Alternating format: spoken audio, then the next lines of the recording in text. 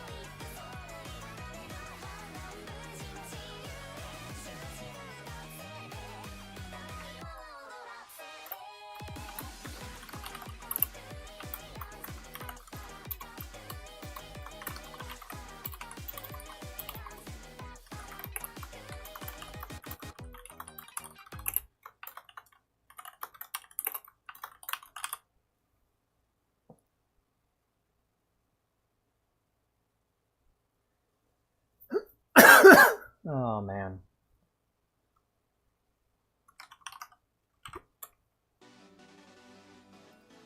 Oh, this song's the shit.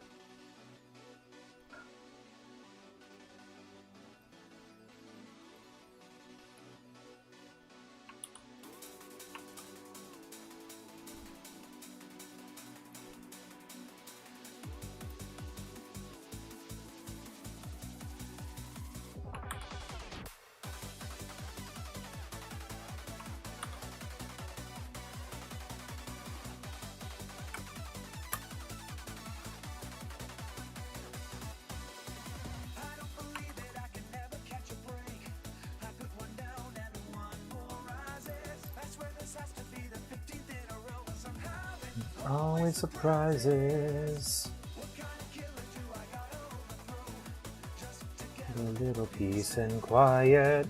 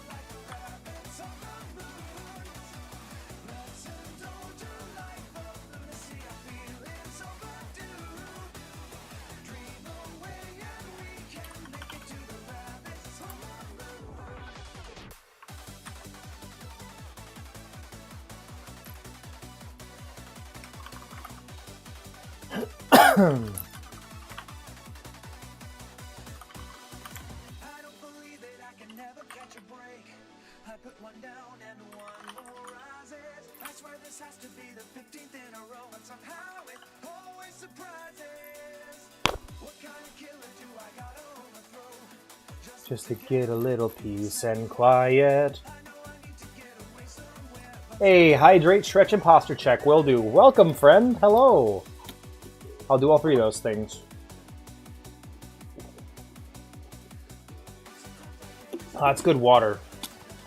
And my posture's good. Now for a nice big stretch. Alright. That's my stretching sound. You can hear my bones being torn asunder.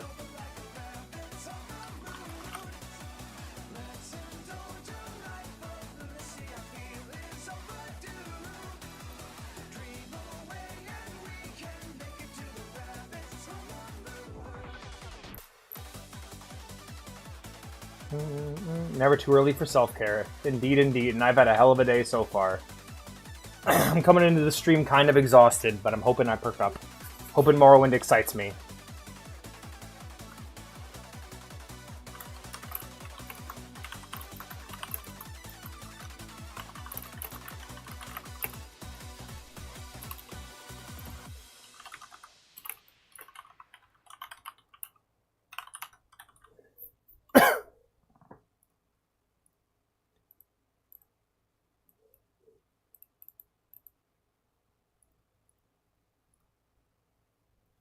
Oh man, the cool Eurobeat song's over now. Hey, hell yeah. This one's good.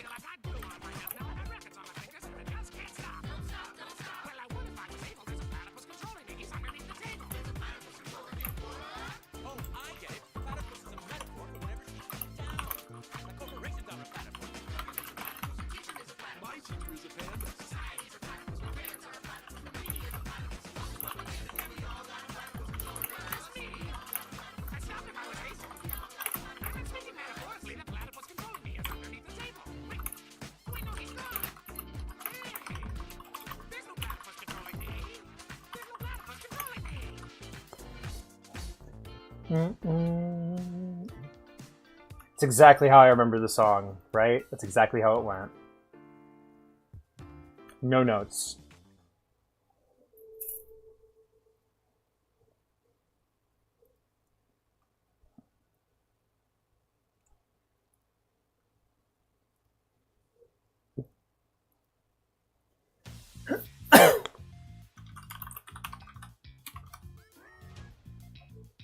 No.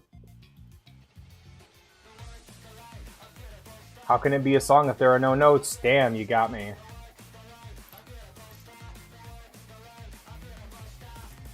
Country is empty tonight, what a lucky day.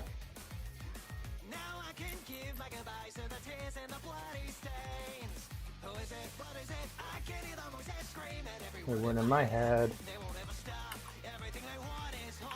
Me down, but I wouldn't cry.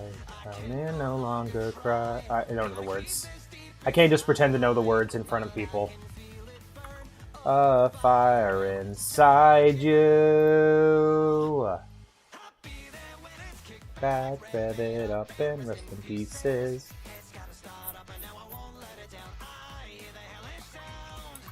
I love you, can't escape that.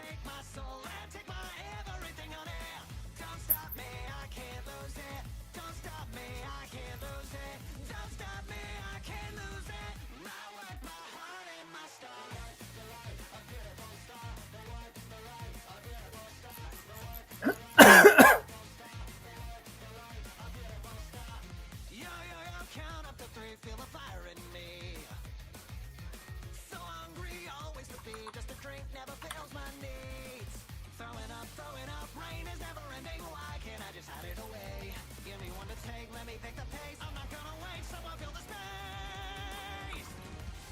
I'm waiting of a better life.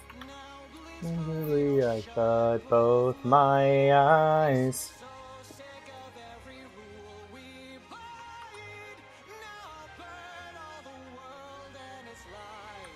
I'll take it, make it mine. Sly heart beating.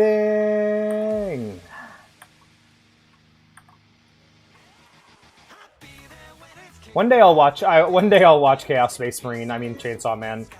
For now, though, I'll just enjoy the Nate cover of the opening. Good song, good. Don't stop me, I can't lose it. Don't stop me, I can't lose it. My work, my heart, and my star. Lucky. Now what are you saying? I wanna feel your praise. So knowing what a waste. Happy, lucky. Now what are you saying, sweetie? I can't lose it.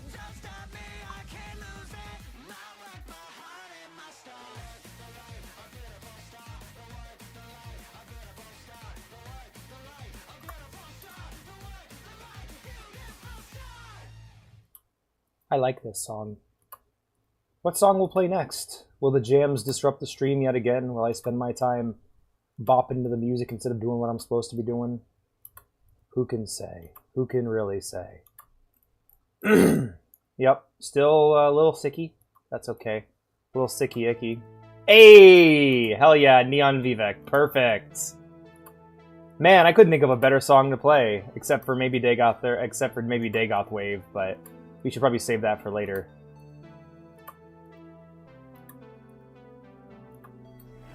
Entire stream of vibing to jams incoming. Hell, I mean, once I get if I ever get a webcam or like full motion capture for a VTuber avatar, which may happen first. If I can find someone who does really good low poly art and rigging, I might even do that instead of the webcam, but we'll see. Entire stream of tasty jams. Jams and jams. I buy a bunch of jams from a local farmer's market, and I just bop while taste testing each of them.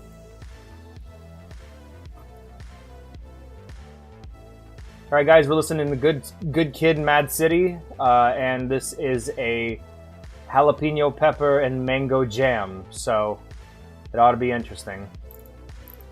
All right, unfollowing them. I gotta make sure all my shit's not getting filtered, because if all my messages are being fucking filtered again, I'm gonna be fucking pissed, because I had to make a whole new email for this account. Filtered. Filtered. Are you fucking kidding me?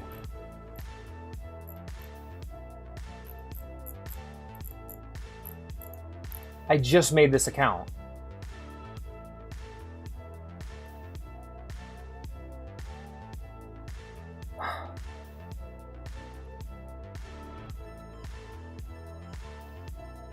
Nice of them to let me know. Yeah, so I guess I'm just persona non grata on Reddit, no matter what. Fuck them.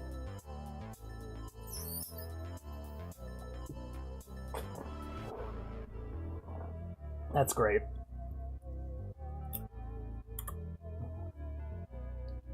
Alrighty, guys, let's play some Morrowind, shall we?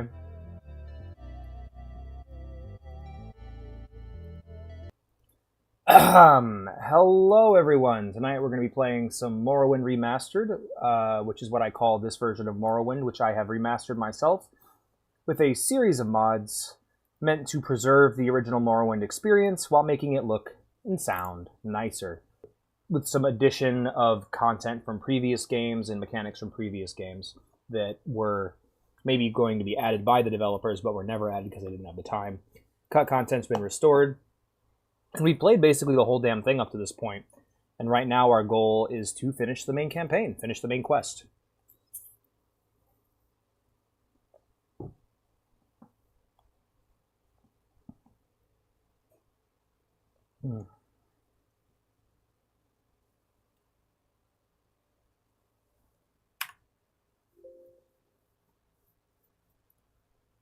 Yep, we're currently last time we invaded an 8th house or a 6th house base and got corpus disease. And so now we basically have nothing left to lose. We're just going to go hard until the end of the main quest. Can't take any more breaks. It's all main quest all the time now.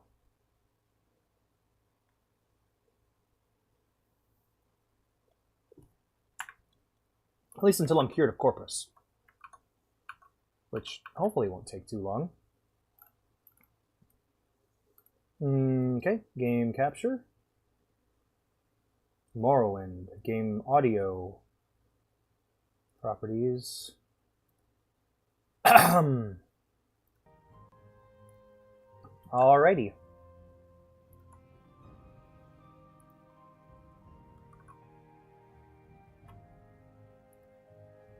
Let's get right into it. Load our last quick save, which is at Caius Cosade's house. Keep your distance, all right? Mm-hmm. You got it, Caius. The spy master promoted me to traveler's rank, but is very worried of my corpus disease. My best chance of a cure is the Dagoth fear, an ancient Tilvani wizard who runs a corpusarium for victims of the disease. With the Dwemer artifact and 1,000 gold Caius gave me, I'll go to Telfir and persuade Dagoth to cure my corpus disease.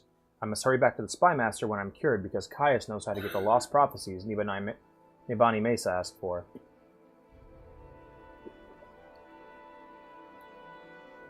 Sounds good to me. So we're going to definitely need to hit up that Morrowind travel map to see where we need to go. Just as a bit of a refresher, I suppose.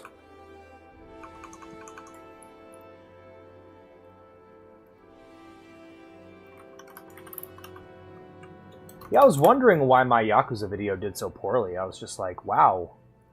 Really? Nothing? My Yakuza 0 video did very well, but no, they had nuked my fucking Reddit. Like, I think Reddit is just any indication that any indication of me is just death. Like, as far as Reddit's concerned about me, it's on site. Okay, tell Fear.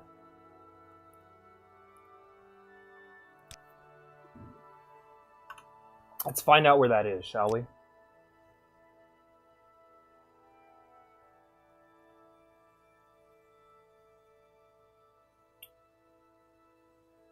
Tell a rune. Tell Fear. Okay, so we just head to Sage with Mora via the Mage's Guild teleport.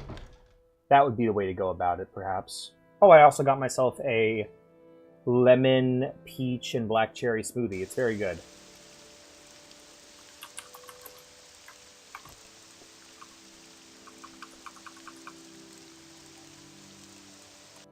Hell yeah, first crash of the stream. Woohoo!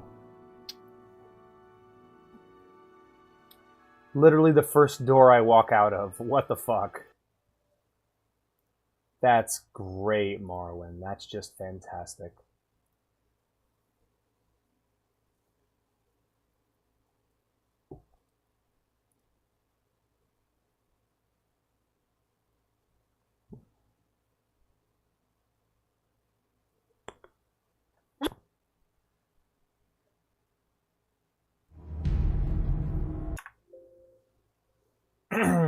Yep, continue running executable, and we're just going to roll right into, roll back into it, I guess.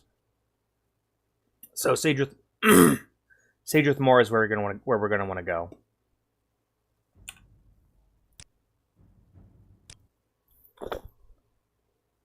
Hello, Pepina Cat. Good to see you, buddy. How's things?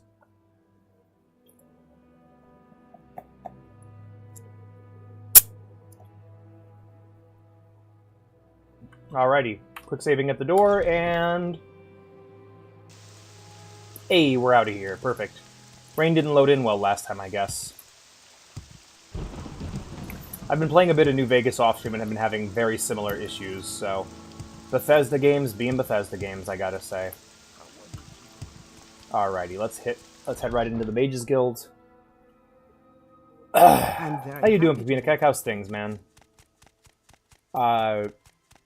Right now we're working on the main quest. Going to be making our way to Daddy Dagoth, as I said in the title. Wait, what'd you say? Hey, get away from me. You got corpus disease. You can't get cured of corpus. Get away. I'm working on it, bitch. Hello there. Hey, Ghost. What can I do for you today? This isn't where I wanted to be. Nobody likes me anymore. That's okay. I just need to get to Telfir. Go ahead. Hey, nice little Final Fantasy Tactics sprite. That's super cool. That's super rad. Game sprites make the best emotes. Had a hell of a day. But man, I'm just happy to be sitting down playing some games, finally. I'd be happy to talk. My pleasure, really. I gave some details about it in the Discord. Basically, toilet stopped working, had to call in a maintenance guy, who then had to call in a plumber. What the hell? Oh, it was loading. Wait, yeah, no, what's... Oh, right, I gotta fix that. Hello there. Can't get my medicine from the hospital. Was actually supposed to go and visit them today, but completely forgot. So I ended up not getting the medicine I needed at all for me health. I think I've been to Telfir before.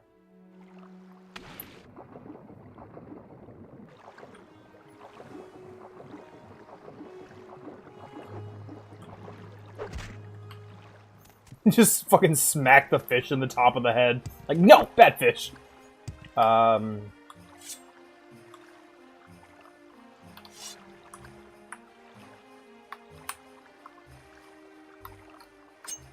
There we are. That's what I was wanting to use. The 9 key. Glad I figured that out.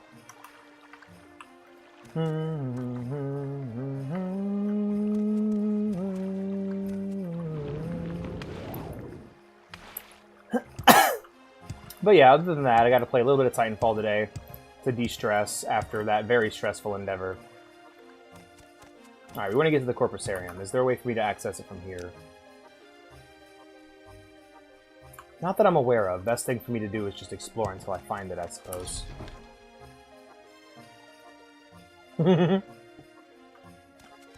Fish smack. Golden door, level 60.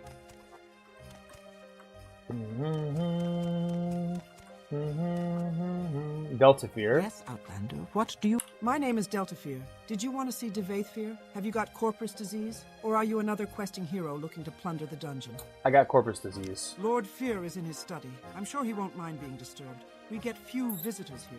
You can levitate, can't you? The study is on an upper level, accessible only by the central flywheel. I'm afraid we aren't set up to accommodate barbarians or peasants. Yes, I understand. Go up the ramps to the Hall of Fur, then walk around, looking up until you see a shaft above you. Then levitate, up the shaft, then look for Lord Fear in his study. Yep. Alrighty. Head to the main area. Called me a fucking peasant. Lurk, back to work. Yes. Enjoy your lurk work, Aaron. I apologize, my eyes just burn and I'm tired. See you. Oh, I'm sorry about your eyes, man. Yeah, have a good one. Beatefir. Oh, they all have the last name. Maybe they're related. Hall of Fear.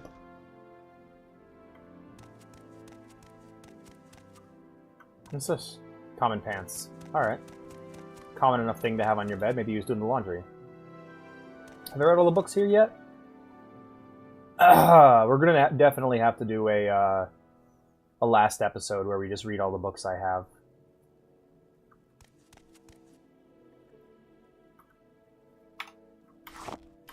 Don't mind if I grab those Grand Soul Gems.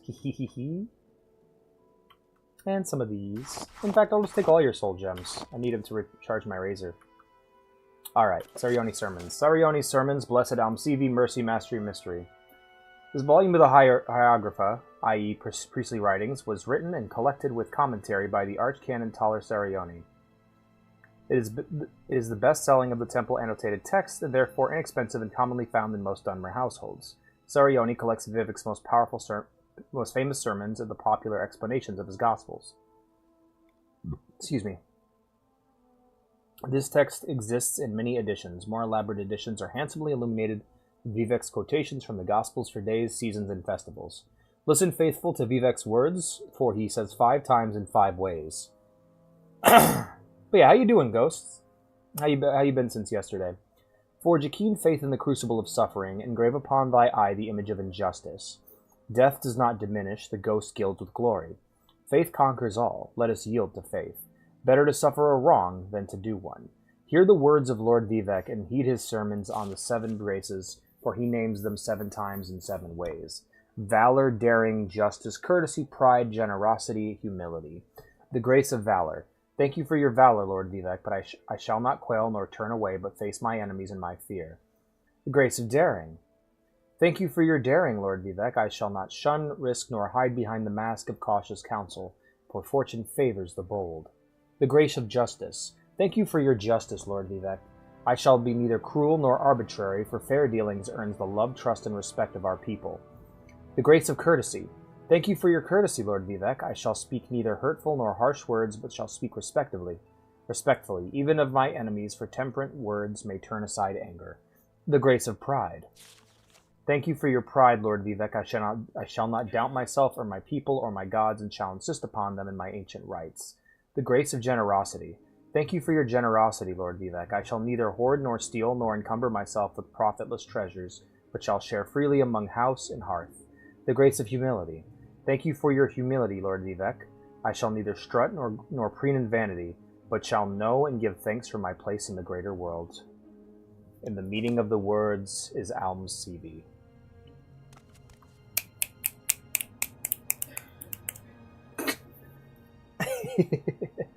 Oh boy, he's got a bunch of books, actually. I've read that one, I read the Anticipations. I have not read the True Noble's Code. Let's read the True Noble's Code. The True Noble's Code by Suriel Athan Sarethi. The honorable warriors of the Great House Redoran are hereditary defenders of Morrowind. To be a noble of House Redoran is to be more than being a great warrior. One must follow the triune virtues of duty, gravity, and piety. A Redoran's duty is the first to the Tribunal Temple, second to the Great House Redoran, and third to one's family and clan. In the Battle of Red Mountain, warriors of House Redoran died bravely for their duty to the Tribunal by defending House Redoran from the schemes of the Telvanni wizards and the lies of the untrustworthy Lalu. The true noble shows duty to the House Redoran. This seems like Redoran propaganda, and it's funny that it's sitting on the shelf of a Telvanni noble. Following the temple's guidelines of mercy and generosity shows duty to one's family and clan. A Redoran noble must know the virtue of gravity. It is not the Redoran way to laugh at serious matters, for it shows disrespect. It is not the Redoran way to spread rumors, for they fester and breed dissension.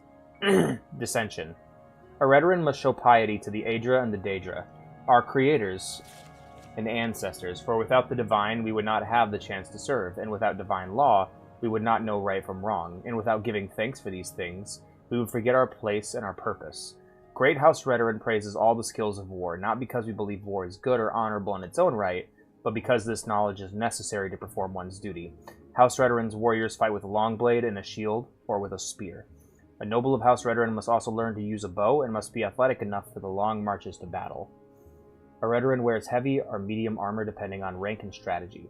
A noble of House Redoran is expected to know how to repair and maintain his own armor. Those who are born to House Redoran have been taught their skill and virtues by kin and clan.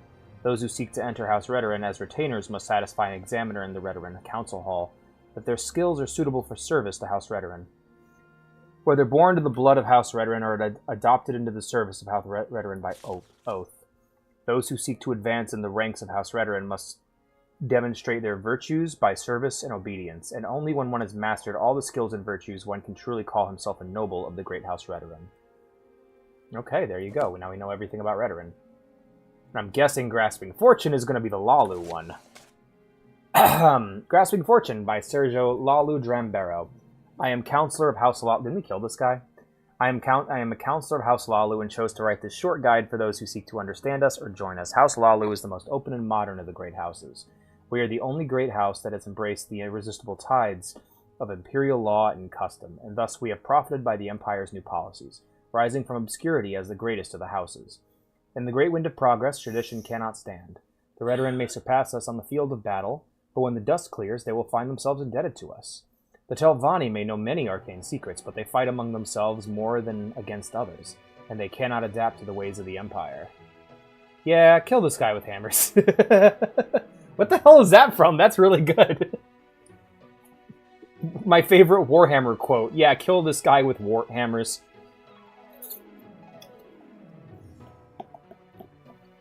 The Telvanni may know many arcane secrets, but they fight among... Okay, and they cannot adapt to the ways of the Empire. Ancient and powerful though a Telvanni wizard may be, no individual can withstand the march of history. Random gif I keep seeing on Twitter. That's good, that's good. The Endoral are loved by the people for their gifts and donations, but when the money runs dry, will the people remember? The Dress know how to make money, but they have not learned how not to make enemies.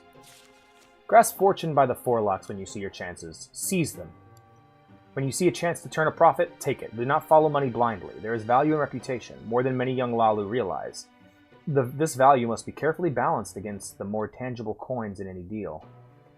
That's actually really good economic advice, because that is the reason why the economy is the way it is today. Back in the beginning, it was taught to a lot of big capitalists, don't follow money blindly, but cultivate value.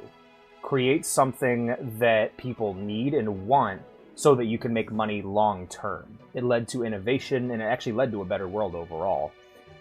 And that's something that this guy is describing here. Is don't just chase fucking money blindly. Cultivate value. Theft and murder are bad for business. You can steal from someone, but will he trade with you after that? You can't bargain with a dead man. There are many ways to do business. In House Lalu, you must be fast and agile. You must be able to keep up with the business and with business and with the times. You must be able to speak quickly and convincingly. You must be able to trade with the best of merchants and make a profit. You must learn to protect your own property by securing it with hidden chests, locks, and even traps. And when confrontation is unavoidable, it is best to fight quickly in comfortable light armors with short blades, or to fight from a distance with marksman's weapons.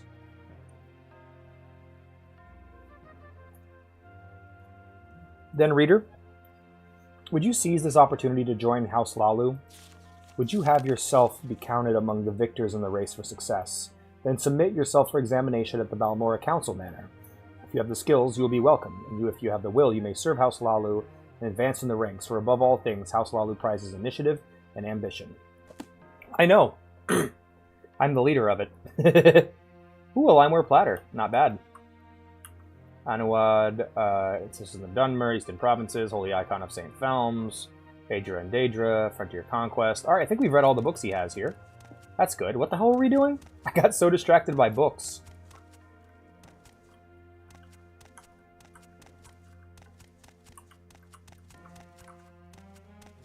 Isn't there like a central hall I should be looking for?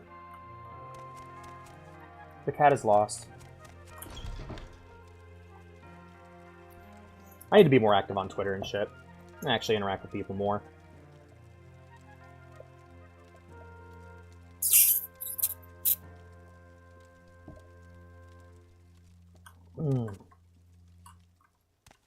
Okay. We're looking for the Skywell, I think they called it. That's the Telfir. That leads outside.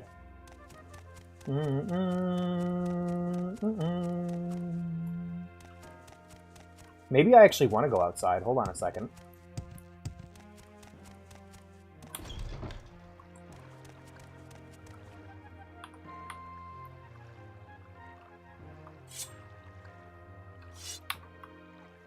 Let's give it a shot. Maybe there's a door upstairs we could take.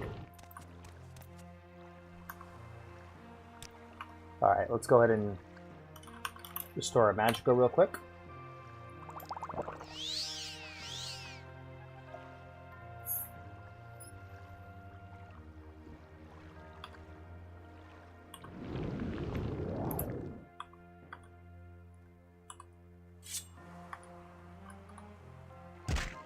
Alright, let's do that again, but not fuck it up this time.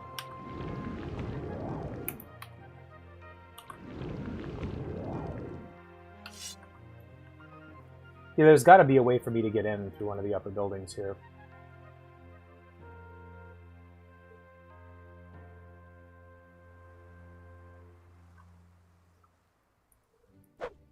I apologize if this is like if you played this before and this seems painful to you. I'm kind of lost. And if there's a way for me to get in without having to fucking figure out where the hell I'm going or where I'm in, I'll take it. Did any extra doors pop up there? Nope. Nope. Life has one door, Ed boy. Ow. Maybe I should have just gone into the Corpusarium.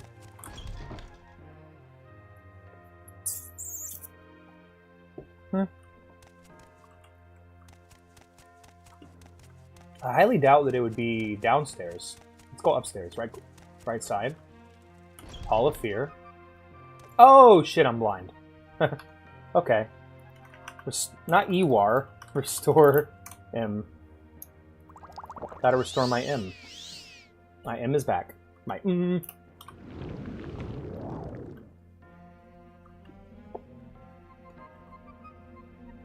Are you Dagoth Fear? Yes, Outlander. Hey, my What do boy, you it's want? good to see you. Say, that's an interesting Dwemer piece you have there. What can you tell me about it? It's a gift. A gift? For me? How thoughtful and shrewd. I suppose you know I'm a collector, and that such a gift is bound to please me. I congratulate you on your diplomatic skills. So, why have you tried to butter me up? Come to consult the great Dagoth Fear. You have Many the divine zippers, Bruno disease, Bucchiari. want to plunder the dungeon, or leer at my daughters.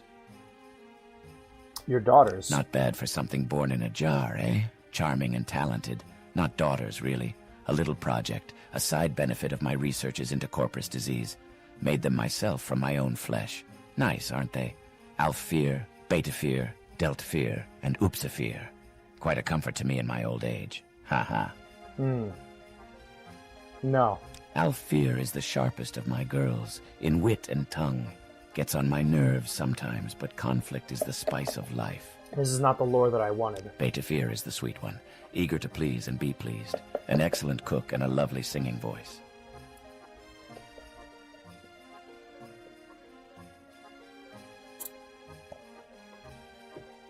I don't like this. Deltafear is the efficient one, organized and orderly.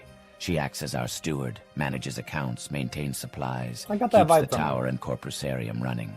What about Oopsie? Upsafear is the girl with the biggest heart. She takes care of the inmates of the Corpusarium and helps with my researches. The divine disease. The is what I magical got. principles of Corpus disease are elusive and miraculous, far more subtle and powerful than any conventional sorcery or enchantment. I'm persuaded that it is in some manner the curse or blessing of a god, perhaps both a curse and a blessing. The victim, of course, cannot appreciate the marvelous nature of Corpus. It saps the mind and destroys the body. But to a wizard, it is a profound and glorious mystery, a riddle worth a long lifetime of study. Tell me more about Corpus. How interesting. Did you know that Corpus makes you immune to disease? Have you ever heard of the prophecies of the Nerevarine? Ashlanders say the Nerevarine will be immune to disease. I've always thought, maybe I have the Nerevarine down in my Corpusarium and I don't even know it. Ha, ha. The Nerevarine is a fat, disgusting Corpus monster and mad as a marsh rat. Wouldn't that be funny? I'm going to explain how I might be the Nerevarine. That's a fascinating story you tell. So, you might be the Nerevarine. Means nothing, of course. Corpus victims have all sorts of delusions. But, let me think. I've got a potion. In theory, it should cure Corpus. Doesn't work, though. Probably kill you. Killed all my test subjects. But you've got nothing to lose. Before I give it to you, I want you to look around below in the Corpusarium. Know what's in store if you don't take the potion. And while you're there, I want you to pick up a pair of boots from a victim. Calls himself Yagrum Bagarn. My oldest Yagrum patient. Bagarn. Handy fellow. Fixes things for me. Bring the boots back, and Da then you Vinci can have is a the football potion. player. Oh, good for Da Vinci. What? Like Leonardo? Have I read these already? I have not read his books yet. I should probably go through and read these books after the Corpusarium. I'm still levitating. Forgot about that.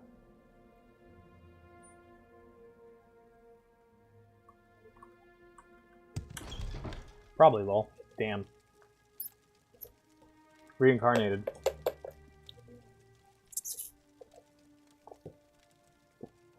Well, as far as I know, Da Vinci wasn't a family name. It was saying that he was of Vinci. Like, it's Da Vinci is... He is Leonardo from the town of Vinci. Kind of like how Yes, Outlander. What do you we have want? Ezio Auditore da Firenze. It's the da Firenze isn't his last name. It's of the city of Firenze. Hey, Delty. If you have corpus disease, you need the corpusarium. Or do you want Devaith fear? Corpusarium. This is not the corpusarium. The corpusarium is in the caverns down below the tower. Just keep going down. You'll want to speak with Upsafir or Vista Kai. They attend to the needs of the corpusarium inmates, victims invented of the the corpus foot, pal. disease. If you Or go the down foot there, paw. be careful. Many corpus victims are completely mad and quite violent. Mm-hmm. I'll probably just avoid them. Because I know they don't want me killing them. Alright guys, I gotta use the restroom real quick and then we'll be right back. Which feels like a luxury now that my toilet is working. And no longer threatening to flood my whole apartment.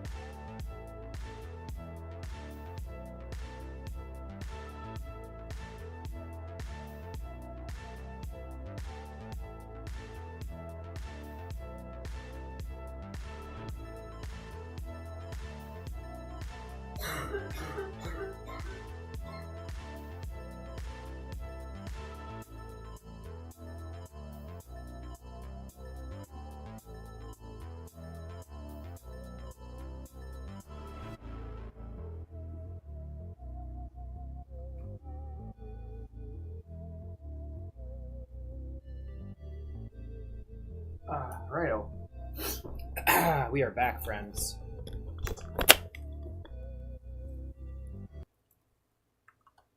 Local man invented the foot. Invented footy. Alrighty, guys, let's get back to it. No Daggerfall music yet, I noticed.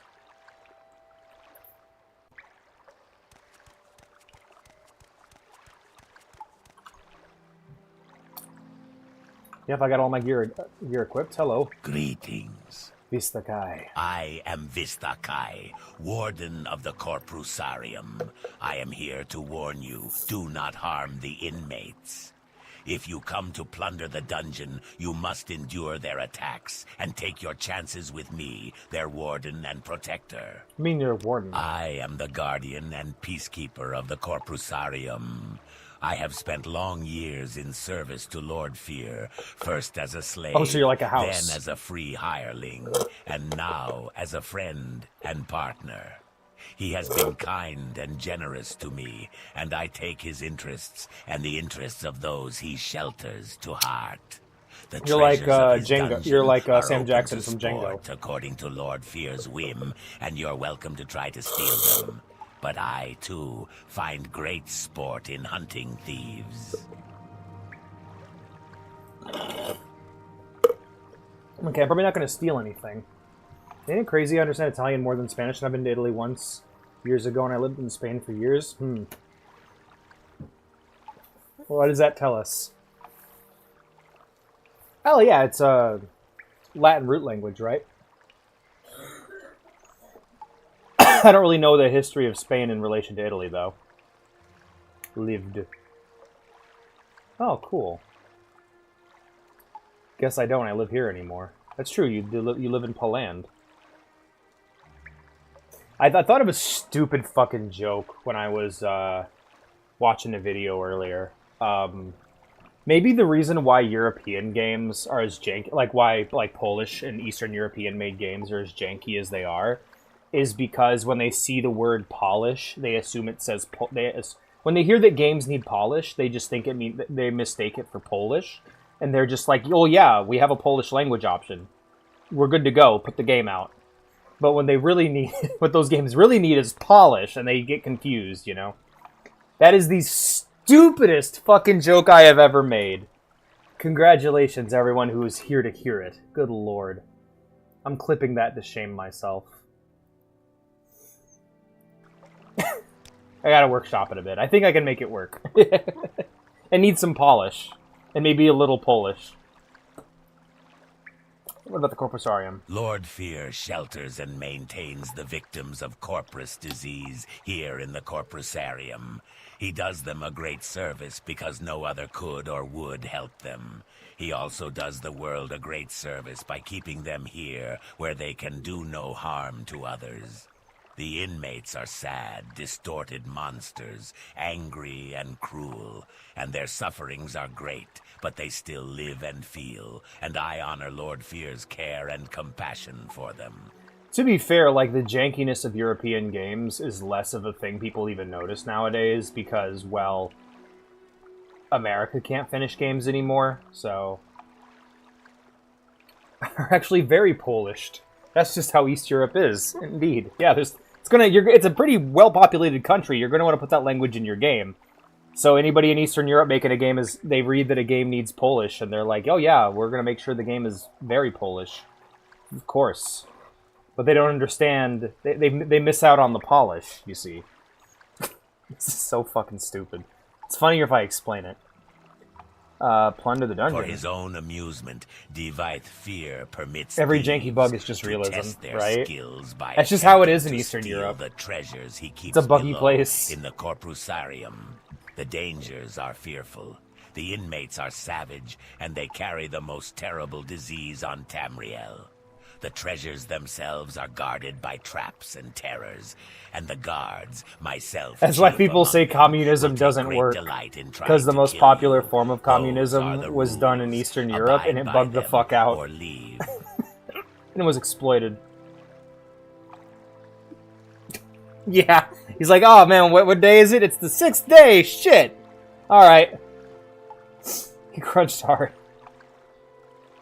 Endure their attacks. Do not harm the inmates. I will not tolerate you adding to their suffering. I like Vistakai. Indeed, they are brutal and ferocious, and they will kill you if they can. But you are their guests, and you may not harm them, or you will answer to me. Will do. Sounds good to me. We're just gonna... Here's what we are going to do. We're gonna go ahead and just equip a nice resist normal weapons, and we're going in. And honestly, I can probably move fast enough to avoid them. Look at that. Yeah, I don't know if they'll even be able to hit me. Hug the left wall and explore. Heavy Dwemer chest. Let's go ahead and get a probe equipped. Because... Oh, do I have a probe? Oh, shit. Alright, fuck it. We'll just tank the trap. We'll just tank the trap. Lock level 100. We'll do that one. Here. Take the trap, and we got a key.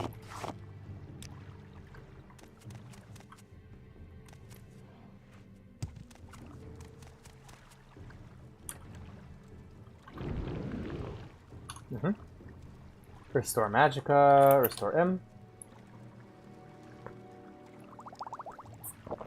If you have a mom and a dad, are you a bigender? No. No, that would just mean that you have a you have heterosexual parents, it seems. Being bigender would mean that you identify as both male and female, or any two states of gender, as we define it. Hop, hop. Big ender. I'm a big ender. I'm not bigender. I'm big ender. It's just a large Enderman. The bowels!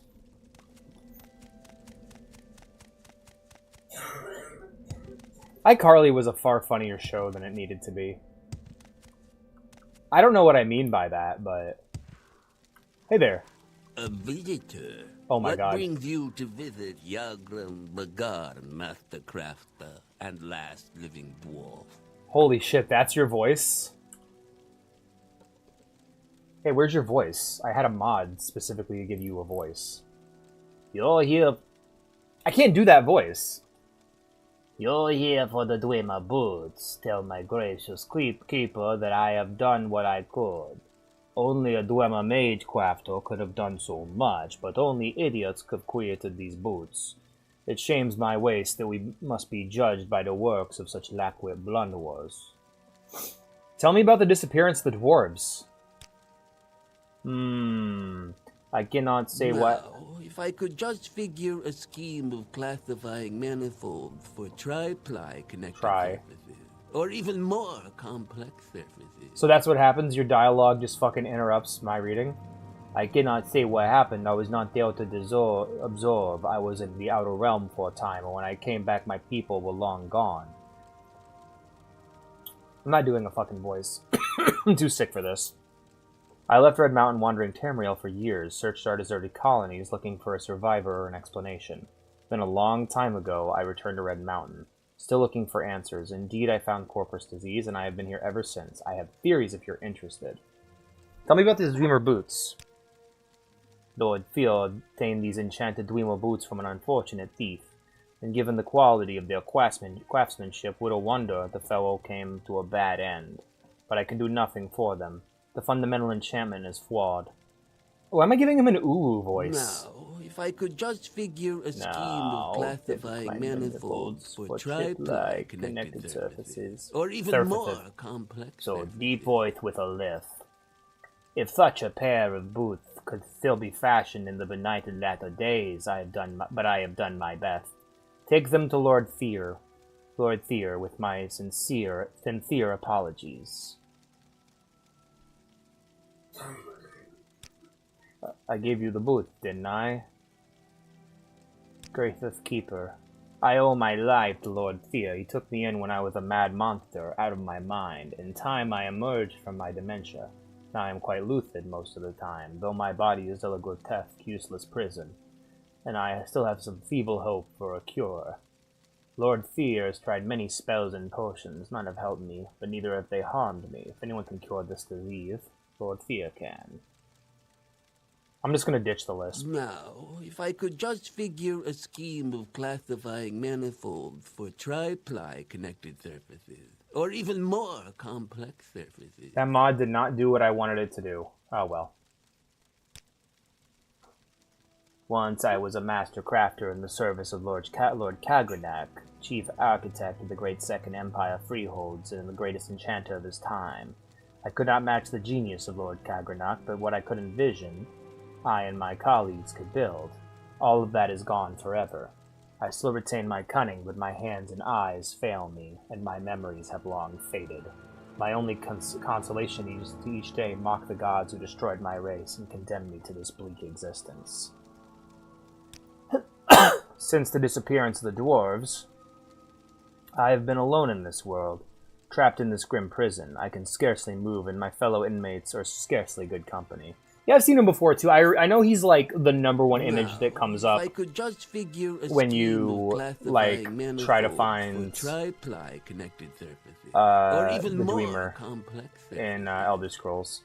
But I'm guessing he didn't, like, most of them didn't look like this. He's bloated because of the corpus, and he probably requires the legs as assistants.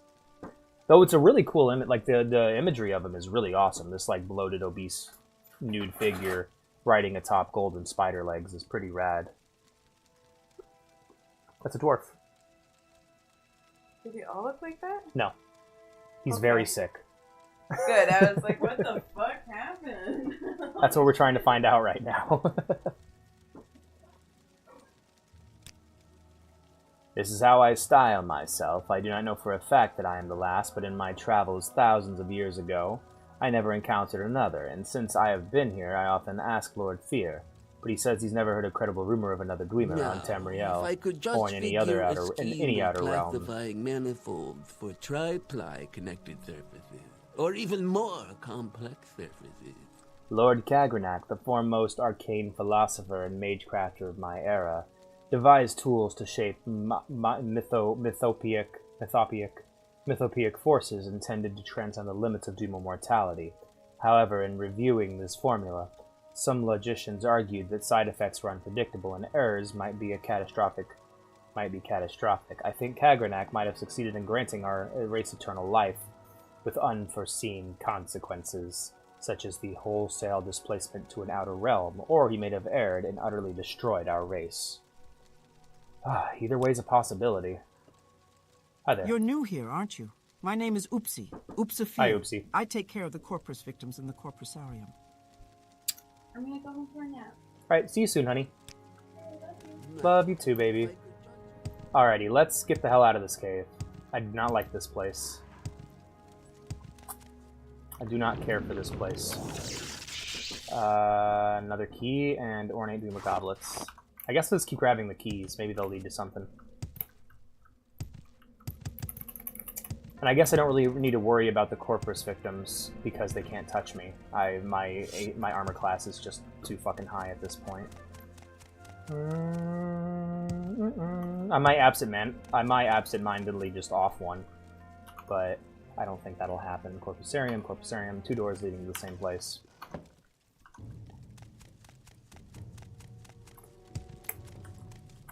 Did I go this way yet? Huh, wonder what's up here. Oh, I explored that already. This is the exit. This is the shortcut to the exit. Little bit of that Skyrim level design peeking its head out. Little bit of that, like, not quite realistic, but convenient for the player level design, which I don't mind. It's always nice to have a little bit of that. It helps. Now, when your dungeons are only that, that's when it gets kind of boring. Oh, look, a Quarsquin drum. That's awesome. I wish I could play him. Like, I should be able to... Hold on, let me see if I can just interact with it and play it. No! I don't want to pick it up. Put it back. There you go. I wish it was like the bells at the 6th house, where I could just play it whenever. Come on, get out of here. Get out of there. Alright, now we're moving.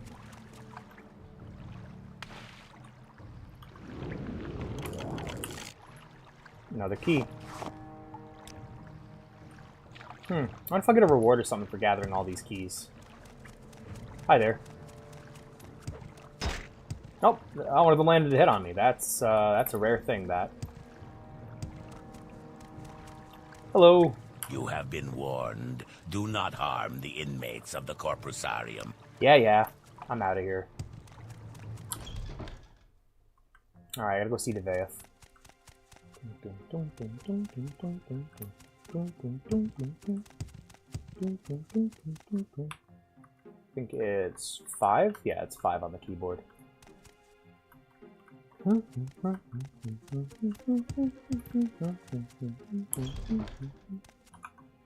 Go ahead and take a Restore Magicka Potion, Restore M, and yum. Take a little gulp of that. And then after we're done talking to Dagoth, we can definitely check out his other books and see what we can find out. Hello, dude. This one honors us. Well, did you get my boots? No boots, no potion. Got The your boots first, please. And now I'll give you the potion on the following condition. You must drink it here before my eyes. It should act immediately, and I need to observe you very carefully. Agreed? Yeah, give me the potion. Good. Open your mouth and close your eyes. Okay. Good. Now swallow. Goodness. Good grief. Look, it's working. Remarkable. Let me check your skin, your eyes, your tongue. Amazing. I think it worked. No sign of the disease at all. Of course, you still have corpus disease, just like I planned, but all your symptoms are gone. Marvelous. I'll go try it out on some of the more desperate inmates, but I'll answer any questions you have before you go. Yeah, tell me about that warden. Vista Kai, the Argonian, is my warden of the Corpusarium. Quite a fighter, tough as nails, self-taught, works out with my daughters, who are no slouches at the martial arts themselves. Vista Kai was one of the last of my slaves. Freed him, and he wouldn't leave. kept him on as a hireling, then made him my partner. Excellent fellow, fine companion. Not an intellectual, you understand, but good company for me and my daughters. Your tongue isn't still in your mouth, and your underwear is slightly off. What? What did I... Huh? Oh, hi, Elman. Good to see you, man. How's things? I'm looking at my avatar. No? Okay, we good. Yeah, it basically renders me asymptomatic. So I still have the disease, and it gives me immunity to all other diseases, but I can't spread it. And it probably trying to mess with people. That's true. Oh, you got me. You know what a great way to mess with people is? Just say to them, you are now breathing manually. And it will fuck up their rhythm, I tell you. Or become aware of a thing they do. For example, whenever there's a delay in a game, I pop my knuckles. So, like, a good example is whenever I get into my Titan in Titanfall, or whenever there's a loading screen, I'll pop my knuckles. You used that on me yesterday, Hellman. Tip of this dick. You used that on me yesterday. I will not fall for it twice. But yeah, my character is still very much dying of Corpus. Ha! I already asked about your daughters, your creepy-ass daughters. There really isn't much here I want to talk about, except for the Doom piece. Thank you for your gift. Yeah, okay. About the potion. It worked, didn't it? Remarkable. Ha! Still fine. Perhaps That's it will true. work on the other inmates. I'll have to proceed carefully, of course. You may be an exceptional case. So plundering the dungeon. When you live for thousands of years, you need a hobby. Something you love always sparks your interest. Tip of my... I So, collect get ready treasures for a duel, and invite worm. thieves to steal them. I'm a collector and a I sportsman. spelled duel that way because I have collect 2 enchanted swords. items Aha! and ancient artifacts. Have quite a few Dwemer pieces. His daughter... And as a That's a sportsman, good I love question. letting thieves try to steal my well-guarded His daughters treasures. are single, as Only a in they few are all rules. based off of a 1, single don't person hurt the inmates. and dating a 2, single person. Don't hurt my daughters. Him. My warden and guards can look out for themselves. He made clones of himself that he then, you know, that he calls his daughters. So, in a way, they're singular. Oh, thanks. If you make a spelling mistake, just mess it up more. No, a good spelling mistake could have dual meanings. Hey, look at that. Oh, boots of flying. No shit. Well, sadly, I'll be leaving these boots with you. I do not care for them. Alrighty, we got more books to read. Do they have the dick still? If yes, that's a bonus. No, I don't believe they have the dick still. I believe they're all female. Arcana Restored, Book of the Daedra, True Nature of the Orcs. True Nature of the Orcs was actually really good. I was expecting that to be racist, but it wasn't. Changed Ones, Ruins of the Kemelje, The Monomyth. I've actually wanted to read this one for a minute. The Monomyth. In Mundus, conflict and disparity are what bring change, and the change is what is most sacred of the 11 forces. Change is the force without focus or origin. Ognithir, Tai Herite, Order of the Sijic. Simply put, the schism in the human ordinary worldview is the mortal's relationship with the divine. Humans take the humble path, that they were created by the immortal forces, while the Aldmer claim to descend from them. It doesn't seem like much, but it is a distinction that colors the rest of their diverging mythologies. Damn. I know. You'd hate it here, Hellman. It's full of sick people and straits. And creepy straits. All Tamrielic religions begin the same. Man or Mer, things begin with the dualism of Anu and his other. These twin forces go by many names. Anu Padome, Anuiel, Sithis, Akael, Satak Akael, is not, Anuiel, the everlasting, ineffable light, and Sithis, the corrupting, inexpressible action. In the middle is the gray maybe, Nirn, in the Elnothe. In most cultures, Anuiel is honored for his part in the interplay that creates the world, but Sithis is held in the highest esteem because he's the one that causes the reaction. Sithis is thus the original creator, an entity who intrinsically causes change without design. Even the Hist acknowledge this being. Anuiel is also perceived of as order, opposed to the Sith as chaos. That's interesting, because typically change is represented by chaos, and stasis is the ultimate order. That is interesting, because like I'm thinking of I'm thinking of it in 40k terms, where you have Nurgle eventually being stasis, and because even Nurgle is about change to a certain degree, because like 40k doesn't really have a stasis god now that I think about it, unless you count like Malice, who is straight up like nihilism, right? I guess like a good example of a stasis god would maybe be the Watcher from Destiny, or like the anti-spirals from Gurren Lagann, where the idea is all right, the galaxy needs to be in an ideal state. We're gonna lock it down in this ideal state, and it's not moving. Even Khorne represents a form of change. Like I feel like I don't feel like any chaos god can necessarily represent stasis in a way. Perhaps it is easier for mortals to envision change than perfect stasis, for often Anuiel is relegated to the mythic background of the Sith's fancies. In Yokuden folktales, which are among the most vivid in the world, Satak is only referred to as a handful of times as the Hum. He is a force so prevalent as to not be really there at all. In any case, from these two beings spring the Etada, or the original spirits. To humans, these Etada are the gods and demons. To the Aldmer, the Aedra Daedra, or the ancestors. All the Tamrielic pantheons fill their rosters from these Etada, although divine membership often differs from culture to culture. It doesn't care for change, only blood is ever present. Yes. Like, the only one who's, like, specifically like, yo, I'm all about change is Tzeentch, but all of them create change to a degree. Like Slaanesh, changing someone from a state of numbness to a state of pain or pleasure, or changing someone from a state of pain to a state of pleasure, or vice versa, that's change. Nurgle, changing someone from a state of normal to diseased, or quite simply accepting the realities of death and decay. Decay is still change. Decay is still a form of change. Stagnation, even stagnation as we define it, oftentimes can be a change. For example, when my channel's doing a year ago when my channel was doing really, really well and I averaged about 10-15 viewers, that was a state that is different from the state I am now, which is, and it's kind of like my channel's kind of in a state of stagnation, but that's still a state of movement.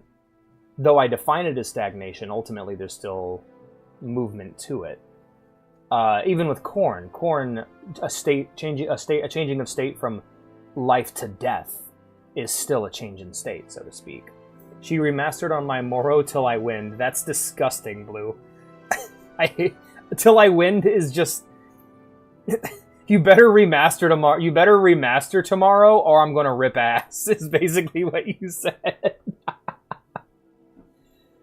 But it is an interesting idea, because I think all Chaos Gods are despite what they define themselves as, specifically the Big Four, are all about change. That's why Malice is not among them, and why the Emperor isn't among them, because both of them kind of push for a form of stagnation.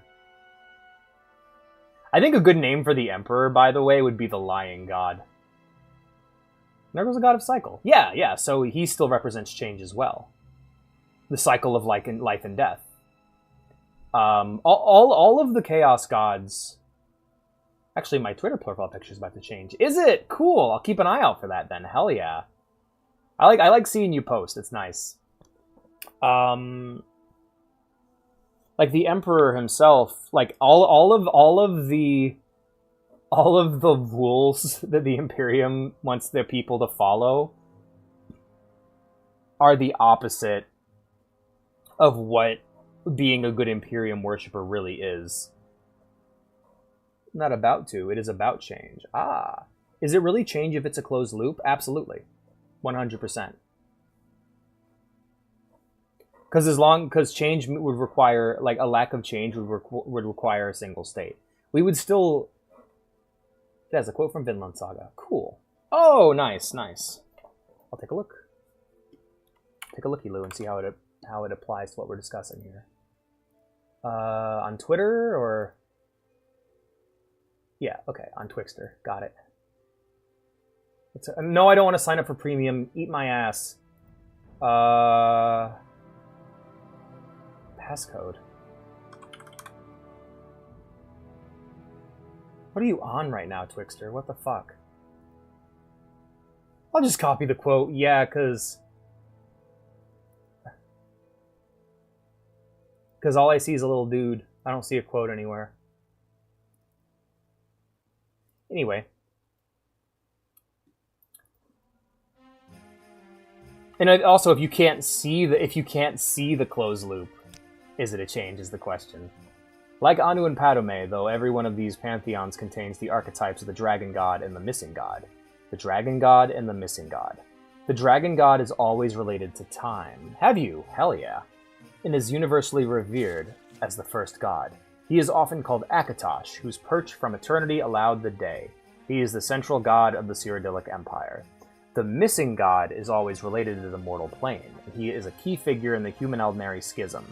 The missing refers to either his palpable absence from the pantheon, another mental distress that is interpreted in a variety of ways, or by the removal of his divine spark by the other immortals. He is often called Lorkhan, and his epitaphs are many, equally damnable and devout. Note that Tamriel and the mortal plane do not exist yet. The Grey Maybe is still the playground of the original spirits. Some are more bound to Anu's light, others to the unknowable void. Their constant flux and interplay increase their number, and their personalities take long to congeal. When Akatosh forms, time begins, and it becomes easier for some spirits to realize themselves as being with a past and a future. The strongest of the recognizable spirits crystallize: Mephala, Arke, Ifre, Magnus, Rupka, etc., etc. Others remain as concepts, ideas, or emotions. One of the strongest of these, a barely formed urge that the others call Lorkhan, details a plan to create Mundus, the immortal plane. Ooh, I like that. That's pretty fucking awesome. Yo, make these things fuck my head. These things that are fucking my head, make them fuck my head, but for real. Humans, with the exception of the Red Guard, see this as an act of divine mercy, an enlightenment whereby lesser creatures can reach immortality. Aldmer, with the exception of the Dark Elves, see this as a cruel deception, a trick that sundered their connection to the spirit plane. The Myth of Arbis. Subtitled, The Sigic Compensation Mythic Arbis was an attempt by the Artaeum apologists to explain the basics of the Aldmeri religion to Uriel V in the early, glorious part of his reign. It quietly avoided any blame or bias against the Lorkhan concept, which was still held in esteem by the Cyrodiils as Shezar, the missing siblings of the divine. Despite this, the Sigics still give a nice summary of the Elder View, and it will serve our purpose here. This version comes from the archives of the Imperial Seminary, from the handwritten notes of an unknown scribe. Mythic Arbis exists and has existed from time without measure as a fanciful, unnatural realm.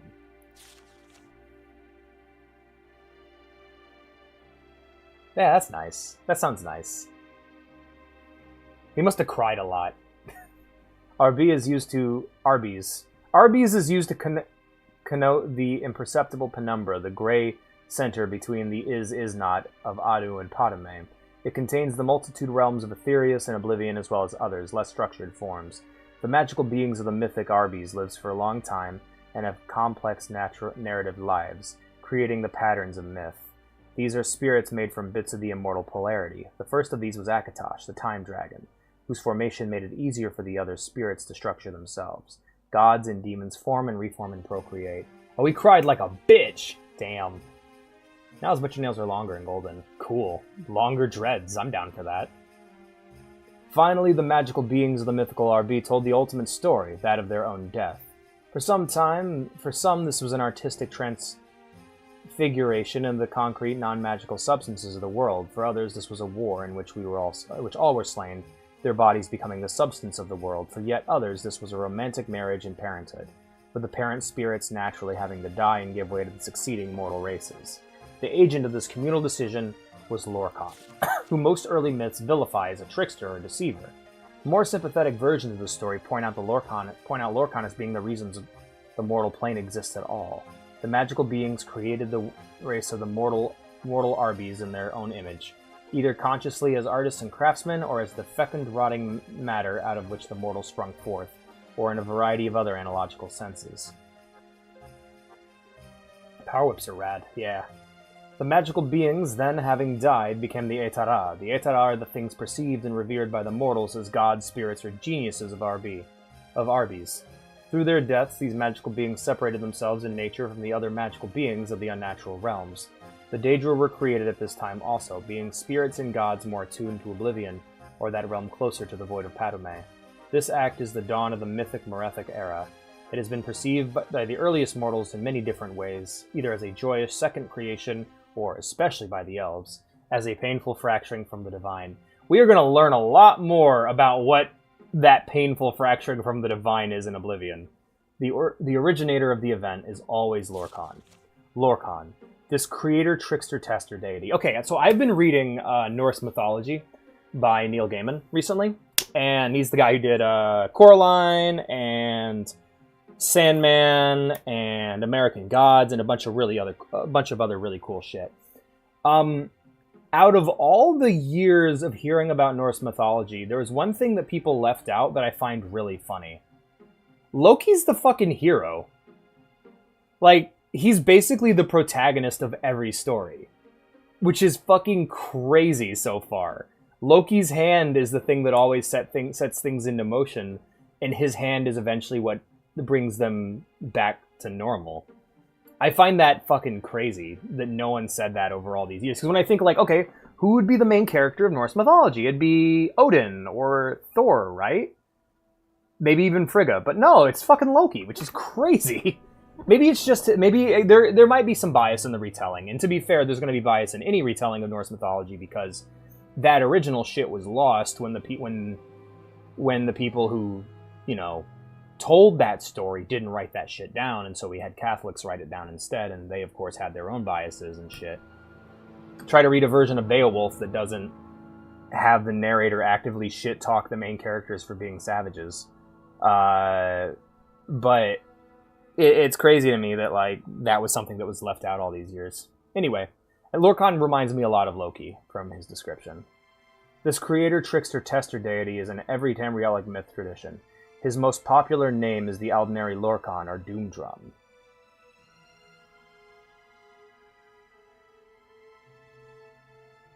Dude, not only that, Hellman, there is a fucking anime cross-dressing episode with Thor. I shit you not. Fucking... Alright, so... Basically... the giants steal Thor's hammer. The giants, some frost giants steal Thor's hammer. They take Mjolnir from him when he's not looking. And they basically say, hey, you don't get to have Mjolnir back. Well, they've never seen Frigga before. They don't know what she looks like. They've just heard that she's beautiful. So, Loki disguises himself as a bridesmaid, something he has done many times before. And Thor is dressed in a wedding dress.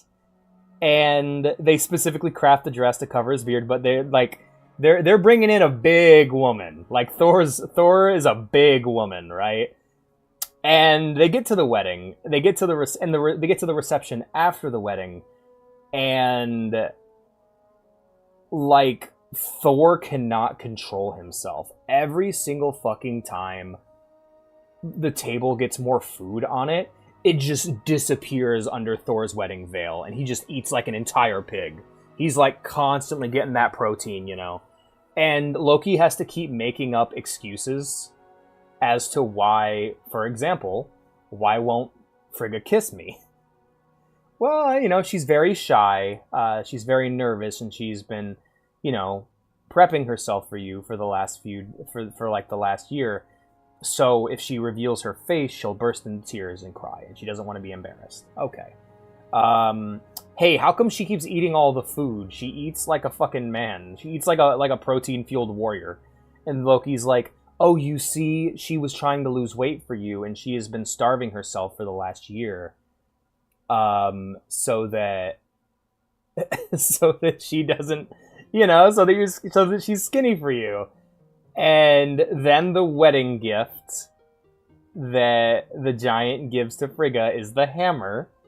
And then it just turns into a bloody fucking massacre. But, like, he fucking slaughters the giants in a wedding dress, man. There is a silly anime cross-dressing episode in Norse mythology. It's fucking crazy. My favorite one's still about Loki and the horse. That one's still my favorite. Because that's like classic Loki storytelling. Loki's got a really good idea. He's a bit arrogant, but everyone goes along with it. He gets way in over his head, and the gods get pissed at him and force him to sort it out pretty much by itself. Yeah. I mean, if anyone's a femboy, it's fucking Loki. Loki's all about that magic. Yeah, it's interesting how, honestly, Odin, like, Loki reminds me a lot more of Odin than he does Thor. But then again, also in Greek mythology, in Norse mythology, like, the father-son thing with Odin and Thor, like, Thor is the son of Odin, but Loki is Thor's uncle. He's not his brother. So, yeah. I guess what it comes down to is it's like, for a lot of people, these kind of characters become monoliths of masculinity, how they see it. And when you challenge that or hurt that, like I remember as a kid, like back when I thought I was straight, I hated seeing like masculine characters I look up to being portrayed as gay. It pissed me off so much. But nowadays I'm chill with it because, well, most characters could be gay or straight or bisexual otherwise, if not specifically indicated by the story. Anyway, he convinced or contrived the original spirits to bring about the creation of the mortal plane, upsetting the status quo much like his father. Padome had introduced instability into the universe in the beginning place, after the world is materialized. Lorcan is separated from his divine center, and sometimes involuntarily wanders the creation of the Etara. I do know what it's like, though, to have, like, a change widely accepted by a community ruin a character.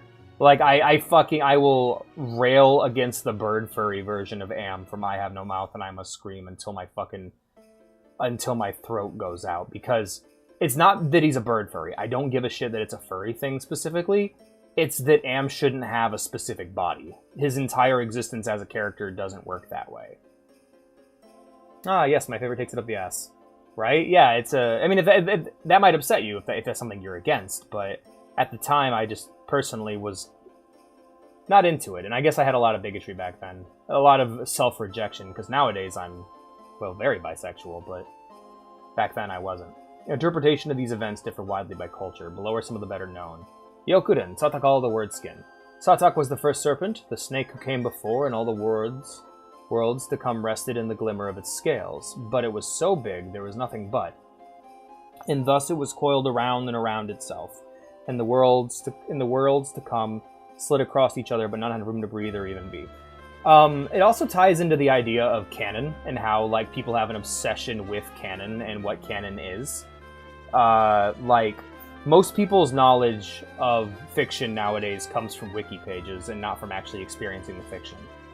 Fiction's up to interpretation. Anything that's not stated blatantly can be interpreted one way or the other. And all that matters is what is the quality that comes out of that interpretation. My World Eater has a midriff. He wears Phobos armor. I mean, that's fine. A lot of Khorne Berserkers have skin showing. That's awesome. And so, like, someone will experience something like, let's say with Norse mythology, people will read that and they're supposed to make their own interpretations. And some people dislike the interpretations others make. A good example of that would be Halo, a franchise I'm really into. The original point that Bungie was getting at, from my understanding of playing the original Bungie Halo games, was that the precursor race, the Forerunners, were ancient humans, and this was part of the larger marathon cycle that exists within the marathon games. But 343 Industries didn't get that, and they had a different interpretation, that instead the Forerunners were ancient aliens, and they then took it in their own direction. The only difference is now the fanfiction is being backed by a corporation, so it's now canon. Whereas, for me, I don't count anything after Halo... I don't count a lot after Halo 3 as canon. I can't find the damn quote. I'm sorry, Blue. That's a bummer. Yes, but this Berserker is slutty. Of course, he's a Slanesh worshipper. And so the worlds called to something to save them, to let them out. But of course, there was nothing outside the first serpent. So aid had come from inside it. So this was Akel, the hungry stomach. Akel made itself known. And sometimes myths just don't work. Okay, I'm all about interpretation, but sometimes you need to change shit. Like the Odyssey was a very flawed story until Epic the Musical came by and went, "Hey, why don't we get rid of all that cheating shit? Like, why don't we just make Odysseus and his wife stop cheating on each other constantly so there's some actual fucking value to this plot?" Like, that is the biggest change that they made with Epic the Musical, and it's what makes the Odyssey finally work as a story. Now, of course, the reason I say that is I have different values than the people who wrote it. The Greeks were notoriously hedonistic. There was also the idea that romance outside the relationship could still have value as fun little flings and adventures, and you could return to it. But basically, it doesn't fit into my beliefs on relationships and actively ruins the fucking story for me, so change it. As much as shitty as that is to say, I think if you're going to make a story all about glorifying a family, you may want to portray a functional family. Absolutely, Mjolnir armor. Oh, there's tons of that shit in Halo, and in Marathon. Marathon's got tons of it too, with Durandal and all the different alien races and shit. There's a ton of mythology references. It's funny. I was talking to Pansy about Halo. Halo is mostly Christian. Most of its references are Christian, unless it's pulling shit from Marathon. So the Mjolnir armor is a reference to the Mjolnir Mark II cyborgs from the original Marathon. So I'm not gonna lie, sometimes I just headcanon my way out of canon. Yeah, if the canon sucks, fuck it. Headcanon your way out of it. That's fine. Star Wars has been that for me. Star Wars has been an exercise in extensive headcanoning. Same thing goes for like my love of Batman, you know? Some of my favorite stories in the Batman storyline have dog shit sequels. Year 1 has a sequel called Year 2. It's fucking terrible. The Dark Knight Returns has a sequel called The Narc Knight. The Narc Knight Returns! The Dark Knight Strikes Again. It's fucking awful, you know? Sometimes you gotta get some headcanoning. But yeah, the Mjolnir armor is actually a reference to the Mjolnir Mark II cyborgs from the original Marathon. By the way, Hellman, I don't know what's going on in current Marathon lore. I know a compiler is a raid boss, which is fucking crazy because that's like an imp. That's an imp in Marathon 1. A single compiler is like an imp in Marathon 1, 2, and Infinity. People hold canon what the author says like words of law. Cough, cough, Tatica fandom, cough, cough. Absolutely. And sometimes people will over prescribe value where there is none. Like, Star Wars is the ultimate example of that, where there's so many different guns and ships and planets that are all just references to movies George Lucas saw. And people will go and write all this crazy lore about, like, the Wookiees. Like, here's all the things the Wookiees do. The Wookiees are big monkeys. Here's all the ways... Here's Han Solo's pistol and how it works. His pistol's a laser Mauser. That's all it is. Here's all the subsystems of a Star Destroyer. It's a naval destroyer. It's just a big battleship in space. You ever notice that it never turns or uses the Z-axis at all? Except for when it crashes into the Death Star in that one shot? No, because it's a big boat in space.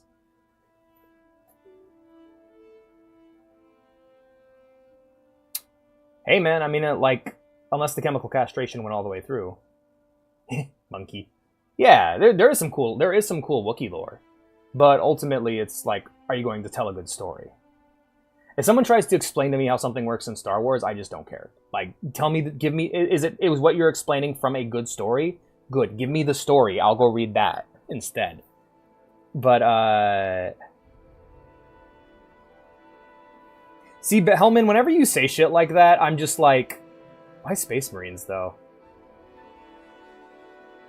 Like, this ties into my whole thing of, like, it's the Jedi problem. It's just, oh, I want to make a Jedi who's super edgy and cool, but he's not a Sith. He uses the dark side of the Force, but he's not a Sith. He's still a Jedi, and he sleeps with any lady he wants, and he's super duper cool. And it's like, well, why don't you just fucking not make a Jedi at that point? Why don't you make a Sith character or a Mandalorian? Why does it have to be a Jedi? And whenever you discuss whenever you bring up that kind of thing with me, Hellman, with Space Marines, I'm just like, why make it a Space Marine at that point? Why don't you have just a really souped up... why don't you just make a really badass cultist, you know? Or just a Force user. Yeah, that too. That's the kind of thing people do. Well, they'll be really... Like, for me, that was the thing. I was trying to make a... I remember I was trying to make my own Space Marine chapter that used a bunch of Xenos tech, and then I found out the Inquisition existed. Secret third thing, where they're just Han Solo with the Force, right? Satak got the... Oh, hold on. These things were new, and they were often mistakes, for there was hardly time to practice being things before. So most things ended quickly, or were not good or gave up on themselves. Some things were about to start, but they were eaten up as Satak got to that part of its body. This was a violent time. Oh, also I got to fucking... Fenrir. Fenrir. He's fucking awesome. Super cool. Could make a Renegade chapter that uses Xenotech. Absolutely. There's old models that use Xenotech. Pretty soon Akol called Satak to bite his own heart, and that was the end. The hunger, though, refused to stop, even in death. And so the first serpent shed its skin to begin anew as the old world died. Satakal began, and when things realized this pattern, so did they realize what their part in it was. They began to take names like Rupka or Tuaka, and they strode about looking for their kin. As Satakal ate itself over and over, the strongest spirits learned to bypass the cycle by moving at strange angles.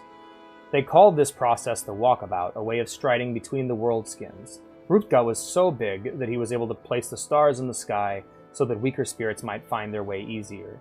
This practice became so easy for the spirits that it became a place called the Far.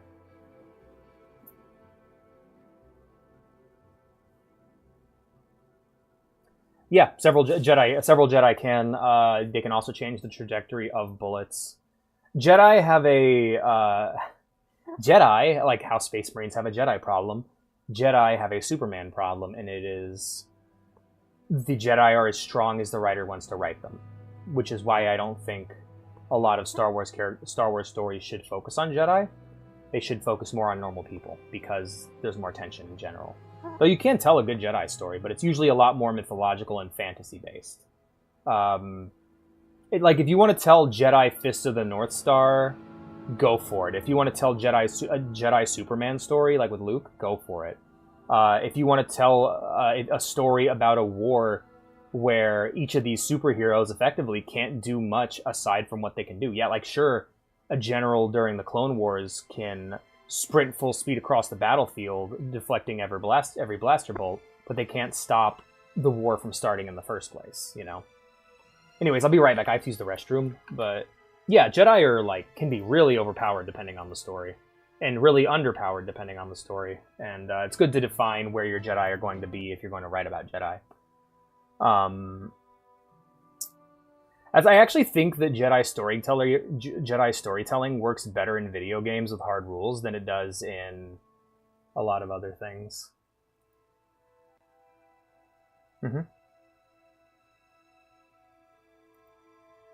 The idea is that a Jedi who is truly one with the Force is damn near indestructible. Same thing goes with a Sith, who is a Jedi Master or a Sith Master is almost an indestructible Force. However, it's really funny to me how often both of them die in unexpected ways.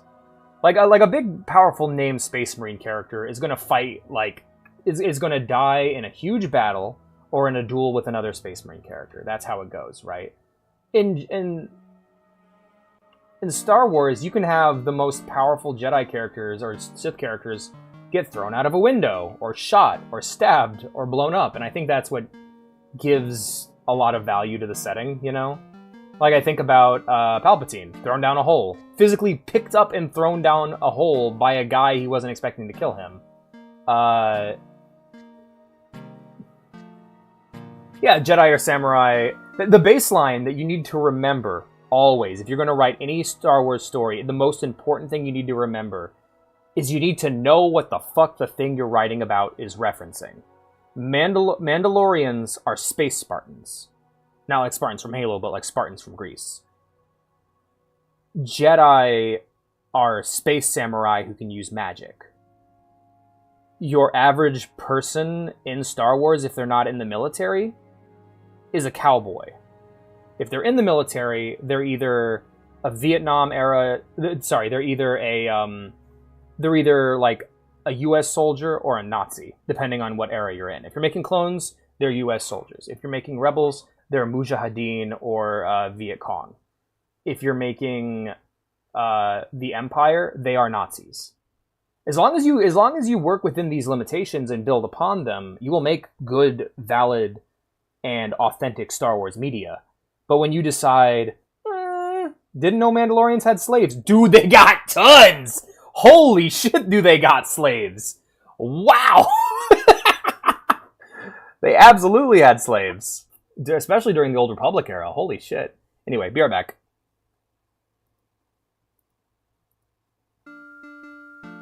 Star Wars largely exists to reference other shit.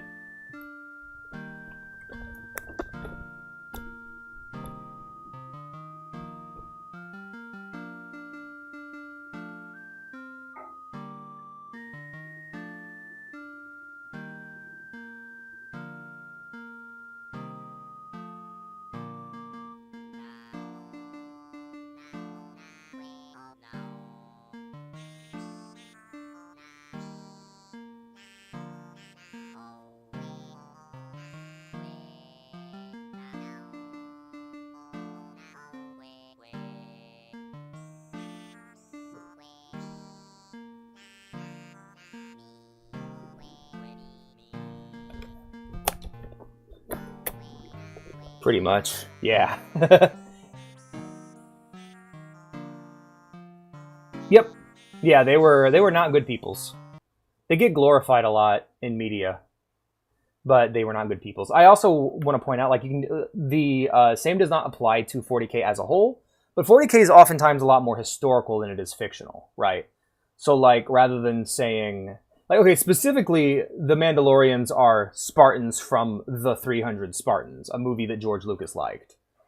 Like, Jedi are not historical samurai. They are samurai from old Japanese samurai films, or cowboys are not historical cowboys, it's specifically film cowboys.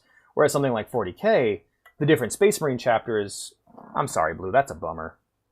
The different Space Marine chapters actually link up to different real historical armies. So, like, the White Scars are Mongolian warriors. The Space Wolves are Vikings. I really like the Dark Angels are Knights. The Ultramarines are Centurions. What the fuck was the other one? Honestly, I think it was like, how do we make the Ultramarines more interesting? Lean more into the Centurion angle. Stop trying to make them the poster boys for Space Marines. Lean into what makes them unique. So, slaves. That's fair. But, what was the other one I was thinking of? Like, you can basically line up almost every Space Marine chapter. You also get some really cool ones, like, the Carcharodons are Maori. They're like Maori warriors. It's fucking awesome. Emperor's Children are Persians. Cool. Did not know that. That's rad.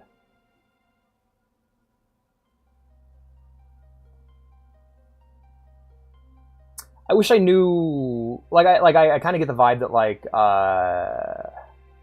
the Blood Angels have, like, a strong vampire aesthetic. They remind me of, like, I don't want to say the wrong word, because I might be wrong about it. Hold on a second. Knights of Trans... So, basically, like, they're like the Knights of Transylvania. Tutenic? It's a word. It's a... Fuck, I'm blanking here. Anyway. How to make Space Marines cool. Get rid of most of them. Yep. I stand by that. Same with Jedi. Like, a single wandering samurai, a single wandering Space Marine, or... Like the Order of the Dragon. Yeah. The Dracul. That kind of shit's super cool. And that basically is what Blood Angels are. But a lot of media literacy. Is to... The trick to media literacy is to experience a lot of media so you know what the fuck people are referencing when they do things. Like, there's so much wasted ink and so much wasted time asking questions that could simply be answered by, it's a reference to this thing. Teutonic. Oh, yeah. Crusaders, absolutely. And then they do stupid shit, like, with the Grey Knights, where they're like, hey, we're making Space Knights! And you're like, Dark Angels. Black Templars. You made Space Knights again. Or they'll do things like, okay, how about Special Forces Space Marines? It's kind of like a penal legion with Death Watch. And like, that's awesome. That's really cool. Death Watch is rad. Okay, what if we gave every Space Marine chapter tactical shit? Well then, no, you're damaging the aesthetic. You're taking away something that was special for this one, not even chapter, one army in the game, and you're giving it to everybody. Anyway.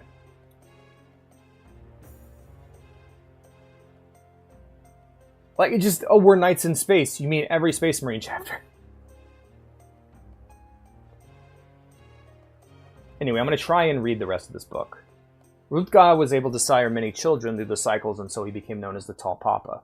He continued to place stars to map out the void for others, but after so many cycles, there were almost... I like the idea that my cat is just... My Khajiit is just standing in this room next to this guy. He's like, ah, yes, I cured this disease. And I try to read a book, and I'm reading it out loud and talking to the voices in my head in his office, and he's like scared to ask me to leave. He made himself a helper from the detritus of past skins, and this was Sep, our second serpent. Sep had much of the hungry stomach still left in him. Multiple hungers from multiple skins. He was so hungry, he could not think straight. Sometimes he would just eat the spirits he was supposed to help, but Tall Papa would always reach in and take them back out. Finally tired of helping Tall Papa, Sep went and gathered the rest of the old skin and balled them up, tricking spirits to help him, promising them this was how you may reach the new world, by making one out of the old. These spirits loved this way of living, as it was easier. No more jumping from place to place. Many spirits joined in, believing this was a good thinking. Tall Papa just shook his head. Pretty soon the spirits on the skin ball started to die because they were very far from the real world of Satakal, and they found that it was too far to jump into the far shores now. The spirits that were left pleaded with Tall Papa to take them back, but Grim Rupka would not. He told the spirits that they must learn new ways to follow the stars to the far shores now.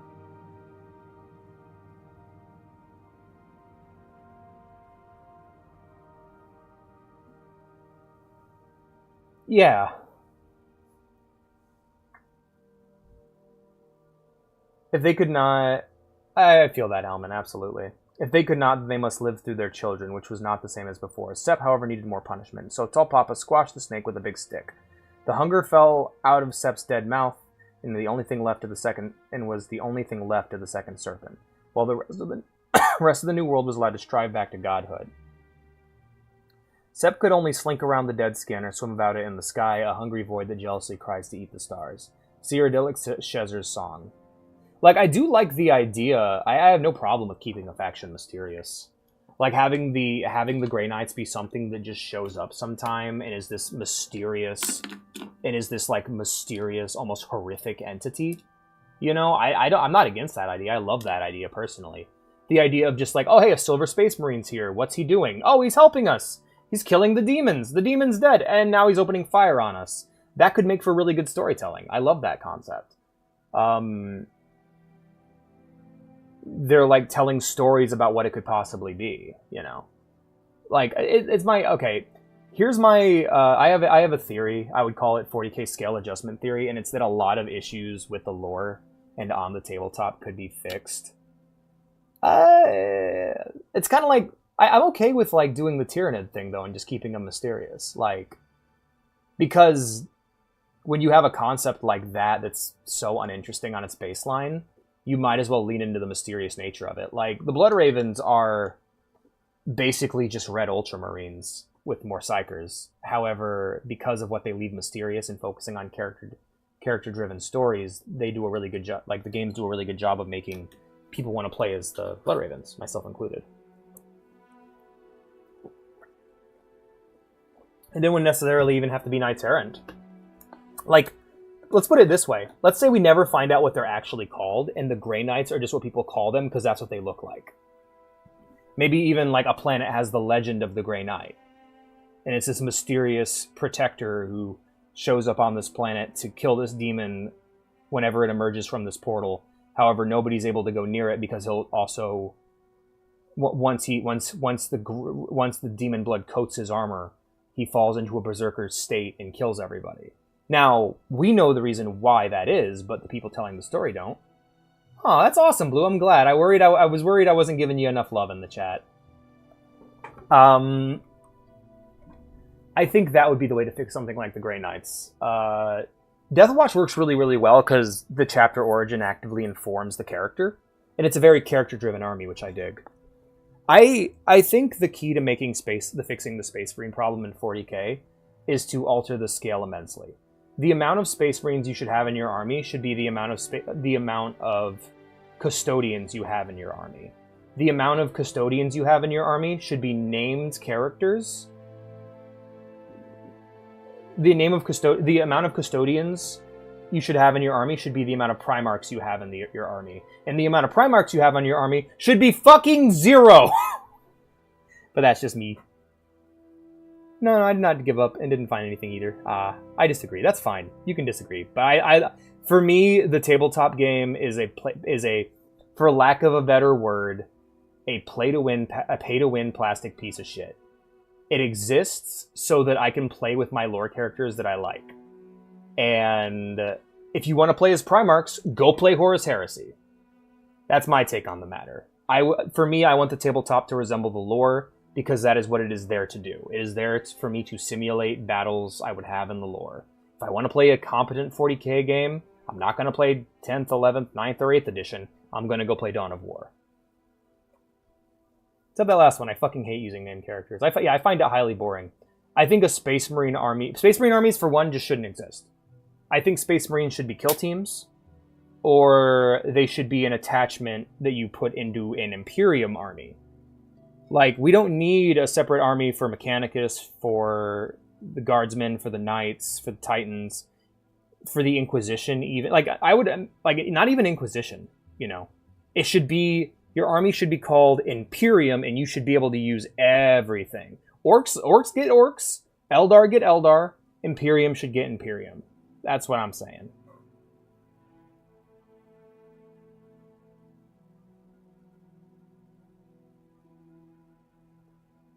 Because in 40k, battles don't look like that. If you want to play your big Space Marine armies, go play Horus Heresy. That's my take on the matter.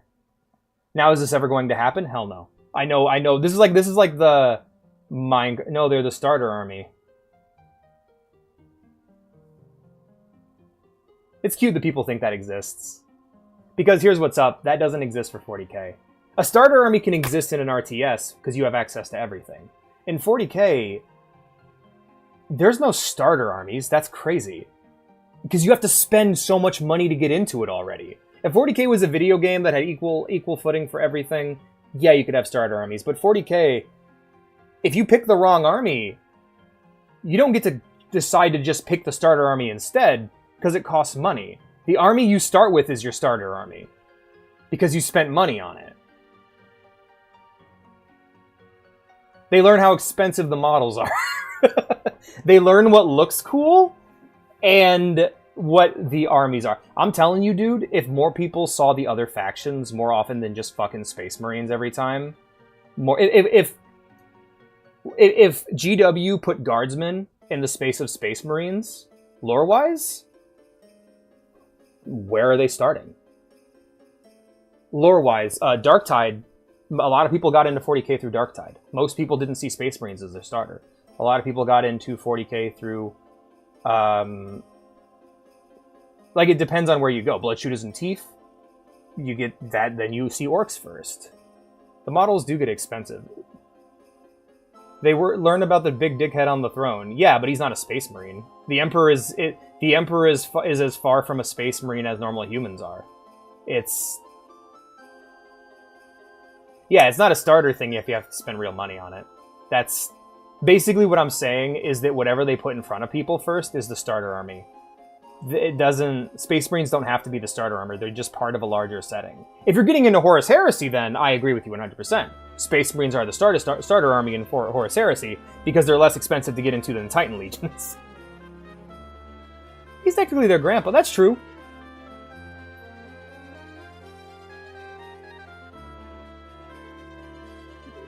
Yeah, it's not... The starter army is just GW marketing. It's not a real thing. It's something that any army can be a starting army if it's the first army somebody sees. I had a friend who got into... I tried showing them Space Marines, they didn't give a shit, and then they saw Necrons and they were in, you know?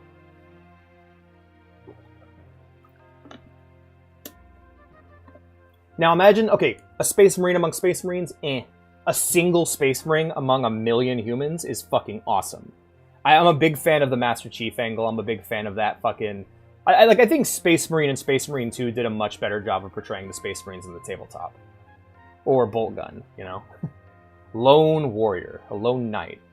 This was a new thing that Shezar described to the gods, becoming mothers and fathers, being responsible, and making great sacrifices with no guarantee of success, but Shezar spoke beautifully to them, and moved them beyond mystery and tears. Thus the Aedra gave free birth to the world, the beasts and the beings, making these things from parts of themselves. This free birth was very painful, and afterwards the Aedra were no longer young and strong and powerful, as they had been from the beginning of days. Some Aedra were disappointed and bitter with their loss, and angry with Shezar, with all creation, for they felt Shezar had lied and tricked them. These Aedra, the gods of the Aldmer, led by Auriel, were disgusted by their enfeebled selves, by what they had created. Everything is spoiled for now and for all time, and even the most we can do is teach the elven races to suffer nobly with dignity, and chastise ourselves for our folly, and avenge ourselves upon Shezar and his allies. But the Ooga Booga army of armored gorillas running and misting people if they run into them, we all gotta admit it's fucking cool. Yeah, let me make this very clear. Space Marines are the coolest super soldier. I think they're better than Spartans. I think they're better than the mobile infantry from the old Starship Troopers book. I like them better than the fucking... I like them better than Captain America. I like them better... What was another example I had? I like them better than the Sardaukar from Dune. They are the peak of super soldiers. That being said, they are one of the least interesting things within 40k. Let's make this very clear. I don't find Space Marines boring. I find the misrepresentation of Space Marines on the tabletop to be boring. I find... Like, Jedi are awesome, but the way Jedi are used for marketing is not awesome. Space Marines are great. Space Marines on the cover of every fucking edition is boring as shit, you know? They aren't better than mechs, though. Yeah, no, I like Imperial Knights better. Okay, that's a good one too, Blue. We get that in the Horus Heresy, and that's what makes the Horus Heresy so cool. The Horus Heresy is all about Space Marine on Space Marine combat. I think ultimately, if you want your big Space Marine armies, that's what you should play. But I think within 40k, a single task force of 4 Space Marines, or even 1 Space Marine on a battlefield, being a named character, or even a character that you create, is so much fucking cooler than having a whole army of them. Because they don't deploy like that very often in lore, and I think ultimately it's just cooler that way. It's like you got a team of, like for me, one of the ideas I had for what I eventually want to do with 9th edition is I want to make 500 points of Space Marines that all fit into a drop pod. And that is all the Space Marines I'm going to have in my army. The rest of it is just going to be Imperial soup. And it's, I think what we see in things like Space Marine, what we see in things like fucking Bolt Gun, or most of the Horus Heresy books, is way cooler than having a full army of Space Marine shoulder to shoulder. Because it's, you know what it is? You know what's the best? Space Marine into dust. Yeah. You know what's better? But in 40k writing, a Space Marine can stand toe-to-toe with a Necron Lord, and it could work, because that would make for an interesting story, that duel. Like, people being like, it doesn't make sense that Titus could kill a demon, kill a greater demon. It's like, well, the writer says that he can, and it's cool and you like it, so he can. And Space Marines have done so many times. They have bullied, they have been shown that they have... Like, basically, once we move Space Marines away from being full armies, we can start making really, really cool, overpowered Space Marine named characters that exist as part of a human army. I got to dissect a pig heart today. Cool! How was it? What was I gonna say? Shit. It's like, you gotta, think about Super Soldier storytelling as well. Like, what does good Super Soldier storytelling look like? You look at things like Halo. The Master Chief is alone. He's fighting against insurmountable odds and coming out on top. It feels great. It's a great feeling. The power fantasy is there, and you also sympathize with him. Same thing goes so for Noble Team in Halo Reach. Something like Superman's a bit different because Superman is closer to a god than he is a super soldier, so to speak. But like Kratos, same thing. Single man taking on insurmountable odds and coming out on top due to his wit. Like, Space Marine storytelling should be similar to like writing about Odysseus or Perseus or any of like Greek hero or whatever. Can we just get rid of my brain? That is true. That is true. We could. You having a rough go, TJ? Does it keep thinking? Mine does too. What was the other one I was going to say? Captain America. Captain America. Best thing that happens to Captain America is him getting his ass kicked and him being in way over his head, so he has to outsmart the enemy or outplay the enemy. He has to be Odysseus, you know? Shit's awesome. Like, the best Captain America movie is Winter Soldier for that reason. Civil War's awesome for that reason. And he's kind of boring in a lot of his other movies for that same reason. Other Aedra looked upon creation. Oh, and his allies. Thus are the gods of the elves dark and brooding, and thus are the elves ever dissatisfied with mortality, and always proud and stoic despite the harshness of this cruel and indifferent world. I hope you're doing well, TJ, man. I'm worried about you. Other Aedra looked upon creation and were well pleased. Odysseus is short, huh? Yeah, he's a short king. It's great. The Aedra, the gods of men and beast folk led by Akatosh, praised and cherished by their wards, the mortal races we have suffered and are diminished for all time, but the mortal world we have made is glorious, filling our hearts and spirits with hope. So what happens is people with the Space Marines is that people will go and they'll play the tabletop and they'll see the full army. And they're like, this is how Space Marines fight. And big armies all the time. And then they'll go and read a book. And they'll see a single Space Marine overcoming impossible odds. And they'll go, oh, so it's just a fucking army of Kiritos. I'm saying, since people think that, and that's the impression that GW keeps trying to give, let's get rid of the army of Kiritos and just have one Kirito abridged. That's all I ask. Okay, then you're gonna want to have to visit a hospital then, TJ, and see about seeking out help elsewhere. Because yeah, schools are fashy as fuck. You're not like school sucks. Schools suck, and they're not gonna help you there. I didn't want you to just give up on it. I wanted you to at least give it a try first. But yeah, what's your question, Hellman? Other Aedra looked upon creation and were well pleased. These Aedra, the gods of men and beast folk, led by Akatosh, praised and cherished their wards. The mortal races we have suffered and are diminished. Their wards, the mortal races. No, that'd be standard operating procedure for a rogue trader. They're hedonistic as fuck. That's what I'm saying, Hellman. Like, I don't know why, like, you clearly have a, like, I'm not trying to be mean, and do not take this as an insult. I mean this in the original definition of the word. You are hedonistic as fuck. You should play factions that appeal to that hedonism. Like Slanesh. But you seem to want to add that to other factions where it doesn't quite match. Like, why don't you make a really cool rogue trader entourage? That'd require you to have to play the Imperial Agents army, though. We have suffered and are diminished for all time, but the mortal world we have made is glorious, filling our hearts and spirits with hope. Let us teach the mortal races to live well, to cherish beauty and honor, and to love one another as we love them. Thus are the gods of men tender and patient, and thus are the men and beast folk great in heart for joy or suffering, and ambitious for greater wisdom and a better world. That's awesome. I would go so far as saying that a rogue trader digital dick ring, like digital weapon cock ring, would not be... But I have an Imperial Agents army? Oh, right, you do. I forget about that. Sorry. Well, that wouldn't even be too far. They're hedonistic as fuck. But yeah, I'm sorry about that, TJ. That's the experience I had talking with my school counselors, being very judged. You need to have someone who can help you get the help you need and treat you like an equal. Treat you like a friend, treat you like an equal, and also help you. Like, you don't want a therapist who's constantly praising you, and you don't want one who's constantly judging you. You need to have someone who's willing to speak to you about issues they perceive and help you with them. You're right. That's fair. I think 40k trying to be a competitive game is fucking ridiculous and absurd and laughable. Like, it's so unbalanced. They don't know what they're doing when it comes to balances, first and foremost, but secondly, it's pay to win.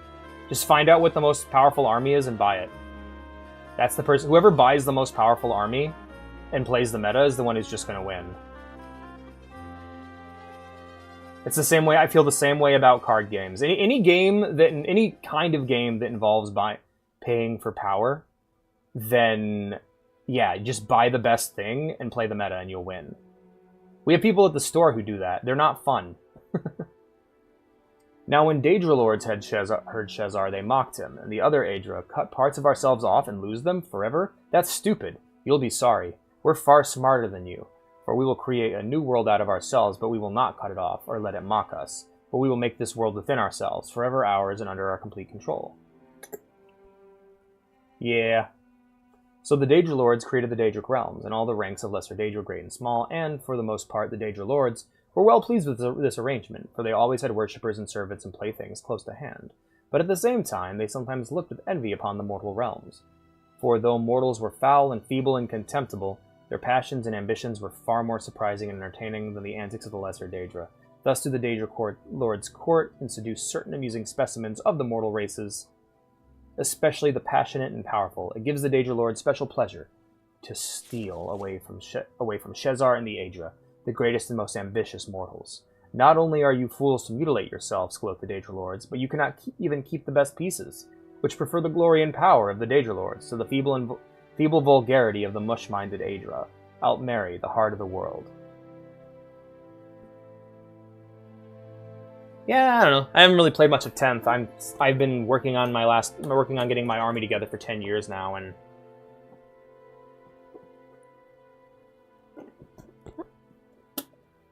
I've hardly had the chance to play. I was almost there, and then fucking 10th came out and went, smallest army's 1,000 points. And I'm just like, motherfucker, I just want to play the game. So now I gotta buy twice as many models. God damn it. And so I bought twice as many models. Hey, can we have 500-point armies back, please? Anu encompassed and encompasses all things so that he might know himself, and he created Anuiel, his soul and the soul of all things. Anuiel, as all souls, was given self-reflection, and for this he needed to differentiate between his forms, attributes, and intellects. Thus was born Sithis, who was the sum of all the limitations Anuiel would utilize to ponder himself. Anuiel, who is the soul of all things, therefore became many things. In this interplay was and is the Arbis. At first, the Arbis was turbulent and confusing, as Anuiel's ruminations went on without design. Aspects of the Arbis then asked for a schedule to follow or procedures where they might enjoy themselves a little longer outside of perfect knowledge, so that he might know himself in this way too. Anu created Auriel, the soul of his soul. Auriel bled. In good news, I have finally found the problem why my PSP Go is broken. What was wrong with it? This tiny fuck-ass fuse broke. Damn! We have Culture Dag tomorrow. Culture Dog? What's up with Culture Dog? I mean, in 11th, that'd be cool. But a Combat Patrol is still 1,000 points, I believe. I'm not sure, though. Let me take a look. Like, if you're referring to Boarding Patrol, Boarding Patrol is still more like, hold on. Boarding Patrol points.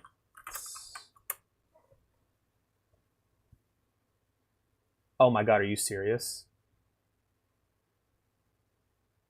I feel so fucking stupid right now. Well, shit, I could have been playing boarding action this whole time. I'm pissed. No, I mean combat patrols. How many points in a combat patrol? Will do. 40k, how many points in a combat patrol? Are you serious? Bro. I was lied to. I could have been playing this whole time.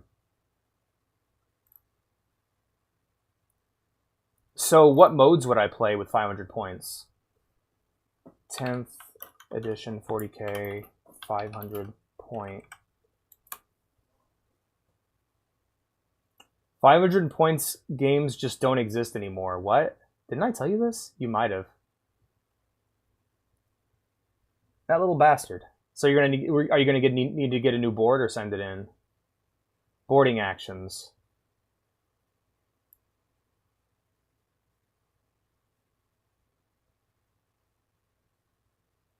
Oh. Yeah, but what game mode would it be? So 40k boarding actions.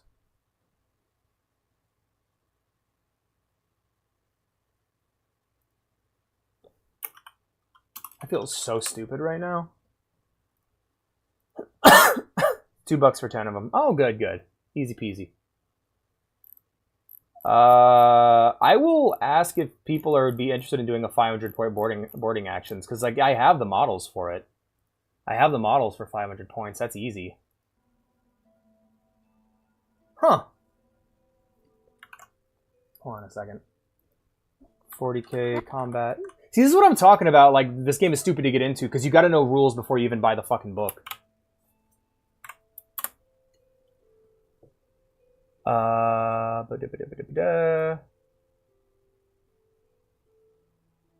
Got it. Alright, well, I found a fucking PDF. I don't want to read through it. I just want to know if I can do... okay. 40k, 500 points, combat patrol.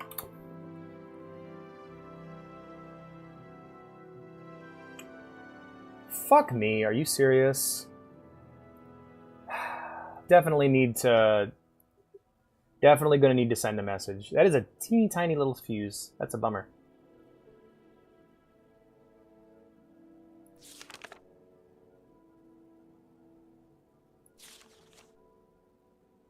Altmiri, the heart of the world. Anu encompasses encompasses all things. So that he might know himself, he created a Nuiel, his soul and the soul of all things. The Nuiel, as all souls, was given to self-reflection, and for this he needed to differentiate between his forms, attributes, and intellects. Thus was born Sithis, who is the sum of all the limitations a Nuiel would utilize to ponder himself. A Nuiel, who is the soul of all things. I feel so fucking stupid right now, man. I need to... Literally, I'm like pissed at my local store right now. Because I asked them, and they're like, well, no, there's not really 500 point games anymore. What the fuck is Combat Patrol and Boarding Patrol then? I did, and I got it set up and ready to go. It's all good.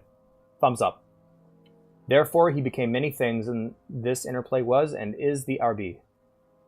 Did he solder his men? Damn, that's crazy. That's really cool that you know how to do that, though, TJ. I'm impressed. At first, the RB was turbulent and confusing, as Inuiel's ruminations went on without design. Aspects of the RB then asked for a schedule to follow or procedure. Okay, we read this one. Ariel bled through RB with a new force called Time. With time, various aspects of the RB began to understand their natures and limitations. They took names like Magnus, or Mara, or Zen. One of these, Lorcan, was more of a limit than a nature, so he could never last long anywhere. Microsolder, yeah. It's really important. That's really impressive, though. That's awesome.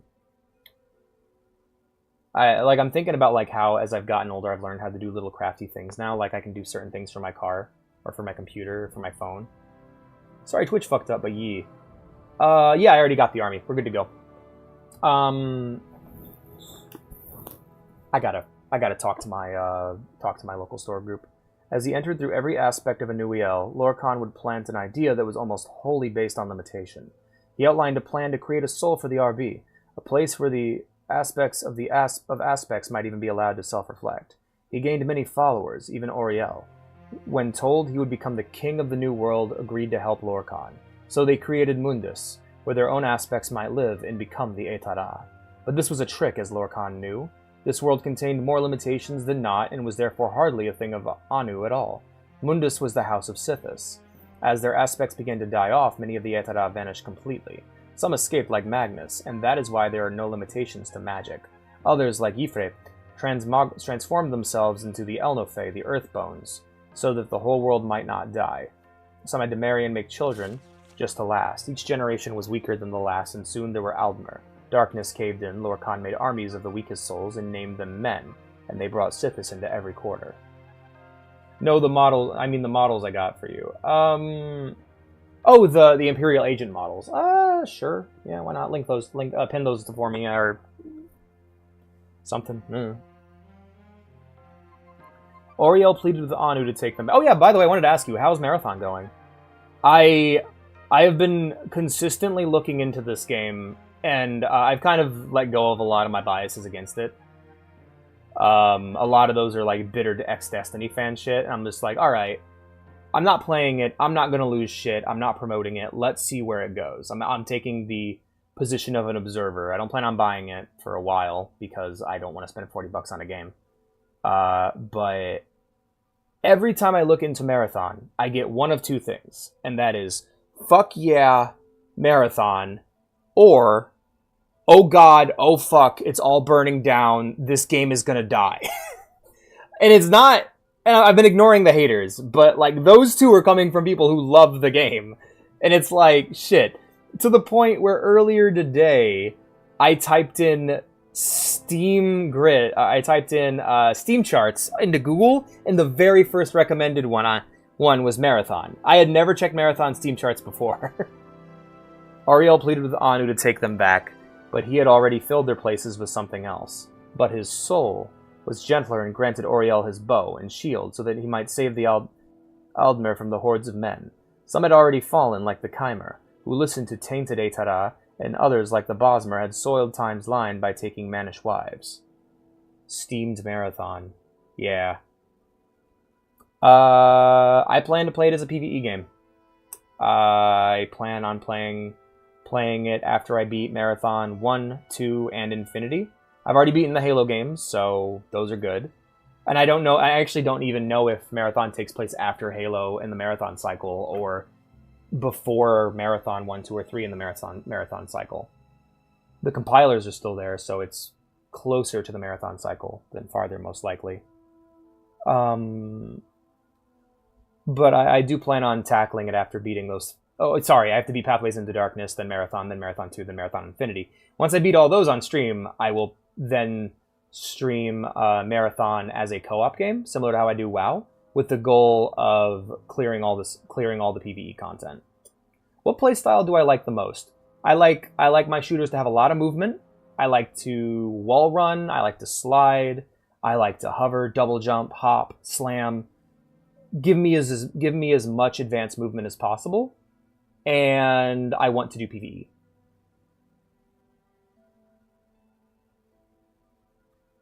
From there, I'm open to damn near anything. I like to rocket jump. I also like to rocket jump. I have come over to the side of rocket jumping to the point where I now rocket jump in Halo. It usually kills me, but it's worth a try. I grenade jump in Halo. Finally, Trinimac. Okay. Oriel could not save Atmora, the Elder Wood, as it was lost to men. They were chased south and east to Old Elnothe, and Lorcan was close behind. He shattered that land into many. Finally, Trinimac, Oriel's greatest knights, knocked Lorcan down in front of his army, and reached in with more than hands to take his heart. Are we implying that Trinimac raped Lorcan? He is the god of rape. He was undone. The men dragged Lorcan's body away and swore blood vengeance on the heirs of Oriel for all time. There are 2 shells that sound perfect for you. One named Vandal and one named Thief. All right, let's take a look. Let's actually take a look, because I'm curious. I do like to plan out games before I play them. And I haven't played Marathon at all yet, but let's take a look at the classes we got here. Where are we? Oh, shells is what we're looking for, actually. Shells. Bungie.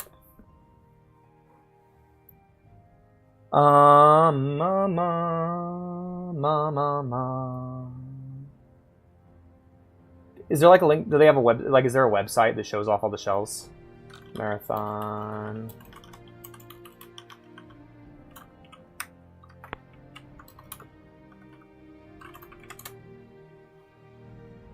Homepage. Here we are. From the creators of Halo and Destiny. I wouldn't say that. Most of y'all are gone. All right. Is there an overview of the classes? Tau Ceti. Oh shit, we're on Tau Ceti. Okay. Forgot what it's called, though. Shit, I'm figuring it out. We got a moment. Okay, fuck it. Marathon shells. I was hoping I'd give a really nice graphic on their website, like most games do now, but...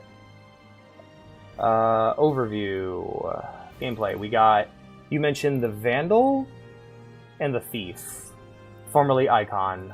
Vandal, formerly Glitch. Let's take a look. Which one's hotter? Which one? First off, we're gonna go... Okay, that's a lady. Thief is the codename of a runner in Marathon. What the fuck is with this wiki? Okay, I don't like glitch. This wiki sucks. Thank you, Mobilytics. Good lord. Thief is one of the most unique playstyles. Essentially, the loot goblin of their pickpocket drone allows them to not only scout out enemies. Ooh. Grapple device. Alright. No, Yep, nope. It's Thief. Fucking grappling hook. What am I gonna... Oh, is that an air-based grappling hook? Yo, shit. God, those guns look like shit. Anyway. Alright, so probably Thief. Anyway, let's finish this book. Auriel pleaded with Anu to take them back. Oh, wait, no. But when Trinamek and Auriel tried to destroy the heart of Lorcan, it laughed at them. It said, "This heart is the heart of the world, for one was made to satisfy the other." So Auriel fastened the thing to an arrow and let it fly long into the sea, where no aspect of the new world may ever find it. Ha! Hey, it's the heart of Lorcan. What did it do? Let's take a look at our map. Oh, look. It created Morrowind. Because we know the heart of Lorcan is within Red Mountain, in Dagoth. He told me when I met him earlier in the game. That's super cool. Yeah, no, grappling hook is the way to go. But yeah, if someone buys it for me, I'll play it. Until then, though, I'll pick it up for myself after I finish the first 3 Marathon games. I will play Marathon 4 when Marathon 1 through 3 are done. Hello, Devaeth. How's it going? Sirius Akavir. Posting of the Hunt. The writing in this book appears to be a hasty transcription, perhaps from a dictation or copied from a longer work. The posting of the Hunt. Let no man say before a witness that the hunt had not been called, nor the rites declared or the ancient offices observed. The ritual of the innocent quarry, also called the Wild Hunt, fuck yeah, the Wild Hunt, hell yeah, is an ancient rite drawing magical energy from the powerful Magicka stream that engulfs this realm.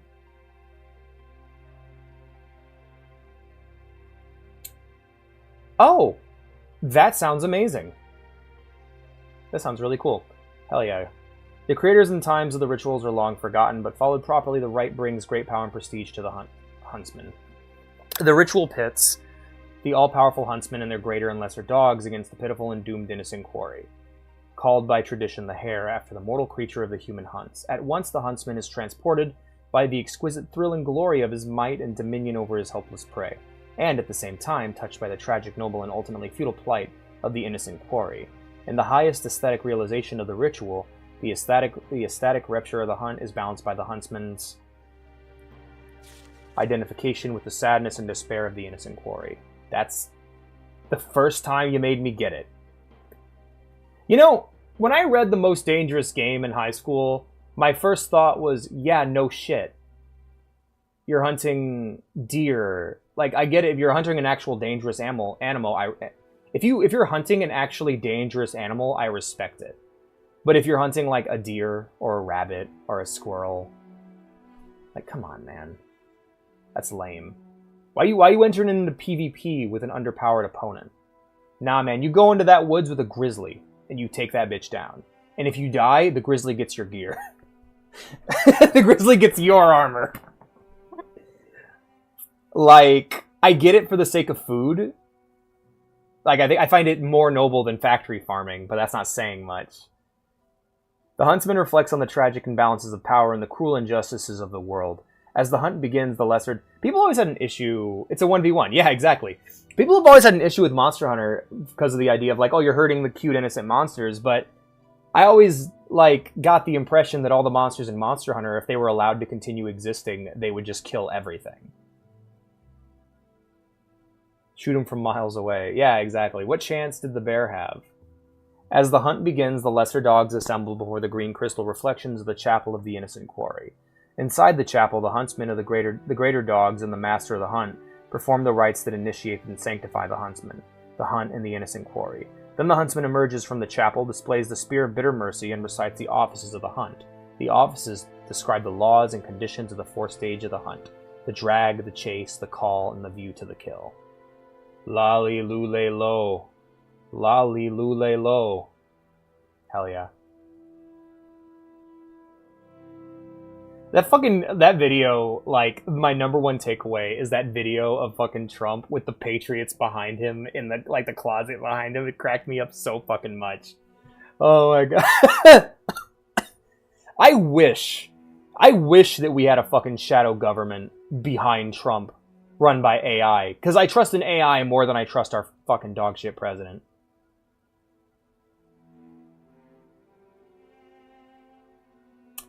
Vandal's the, like, she looks like shit. I fucking hate the way that character looks. Those cute innocent monsters burnt down the block I used to live in, right? Yeah, totally.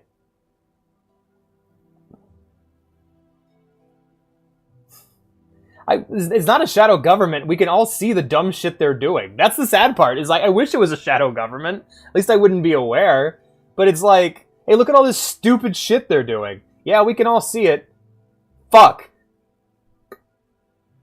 I pray every night for the Punisher to become real.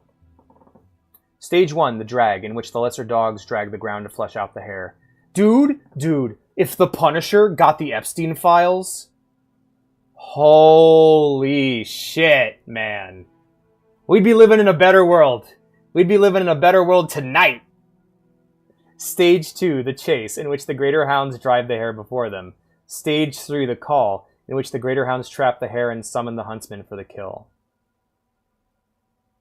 Those cute innocent monsters shot my grandma dead in the street. I mean, that's true.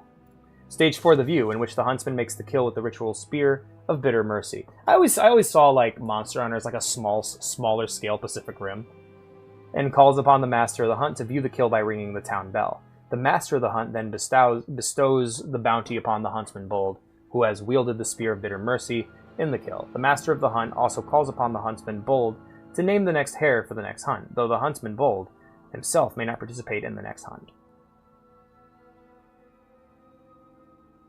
Yeah.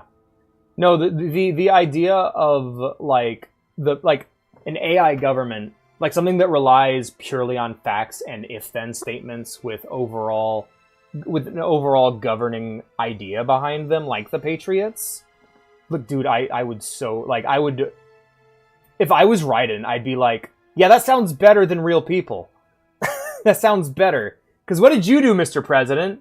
Oh, that's right, you had child soldiers. Fuck you. The Patriots can take over. I don't give a fuck. The offices of the hunt, which the huntsman, master, and hounds are solemnly sworn to honor, detail the practices and these conditions of the hunt. These practices and conditions, also known as the law, strictly define all details of the hunt, such as how many hounds of each sort may participate, how the spear of bitter mercy may be wielded, and so forth. Motherfucker, here's what's up. You're a human being. You get to walk in with your melee weapon. Does your enemy have... Does the thing you're hunting have ranged options? You need to match the skill level of your monster. Armor yourself to the level of a bear. Strengthen yourself to the level of a bear. Arm yourself until you have the biting and clawing power of a bear. To that exact degree. Then you go hunt that motherfucker. And when you beat his ass, you know in your heart that you are superior to a bear. That is what hunting is, unless you're just trying to get food. In that case, farming is superior, but still. Yeah. In addition, the law states that the hare must have genuine chance to escape the hunt, no matter how slim. In practice, this condition has been defined as the availability of 6 keys. Well, humans evolved because we're kind, and we're really good at communicating with each other. We're one of the only species that has a language and the ability to share information. Like, imagine how stupid you would be if humans couldn't share information at all. And the only information you could gather is what you could gather from the natural world around you. You know? That's what gives humans power. Which if gathered together in the Temple of Daedric Rites, that's why the internet is the greatest human invention to ever exist. No, crows can share info. Yeah, less efficiently than us, though, because you think they'd have a way of dealing with whatever they're dealing with. It's crows at this point. You need to finish Epo. You'd love the later moments. Hell yeah. To teleport away from the hunt, and so to elude the huntsman and his spear. It is inconceivable, of course, that the hare might actually discover the keys and escape, but the forms must be observed, and tampering with a key or keys or cheating the hare of a genuine chance of finding or using the keys, I'm thinking we're not hunting animals anymore. I think this is about hunting men. I feel like the story's on the same page as me. The keys is a shameful and unforgivable betrayal of the law of the hunt. Because, like, yeah, the theory of, what leads humanity forward? Is it love or is it hate? Is it cooperation or is it violence? And ultimately, I'm a firm believer that humans are fundamentally good and that humans that are evil are an aberration and they're not meant to be that way. And they're usually corrupted by other humans because, well, while we can communicate with each other, we can also misinform, we can also corrupt. And the thing that keeps us from being corrupted ultimately is being loving, being understanding, and being kind. Information that you don't agree with is presented to you. Maybe take the time to understand where the person you're dealing with is coming from. And sometimes, and that doesn't mean give them a mile. If you realize they're a grifter, get the fuck out. But yeah. I keep misreading what you wrote, Ghost, as crows can draw. And I'm not thinking of art. I'm imagining a crow with, like, a revolver. To mock a killing bird. The ritual of the hunt grants the huntsman protection from all forms of attack, including mortal and immortal weapons. What? And sorceries of all school. Huntsmen are cautioned, however, that the ritual does not protect the huntsman from the potent energies of his own spear, and cautions against reckless wielding of the spear in close melee, darkness, or other dangerous circumstances. For a single touch of the Spear of Bitter Mercy means instant and certain death for innocent hare or fellow huntsmen alike. The right to name a wild hunt is a grand and grave right indeed, as all but the high Daedra lords are vulnerable to the potent sorceries of the Spear of Bitter Mercy. The spear itself, therefore, a terrible weapon, and it is forbidden to remove it from the grounds of the ritual hunt. Draw your gun, Cotner. It's high. Like, you're just out for a walk and you hear, caw, caw, it's high noon. Oh, fuck.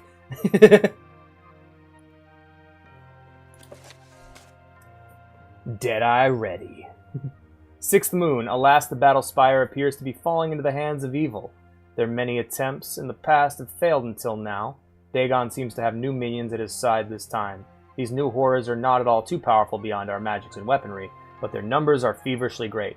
I want remakes of Redguard and Battlespire before we get a remaster of a single other Elder Scrolls game. Because those games are bad and they need to be remastered. The crows are known to use the single-action Colt Army like Ocelot. Hell yeah.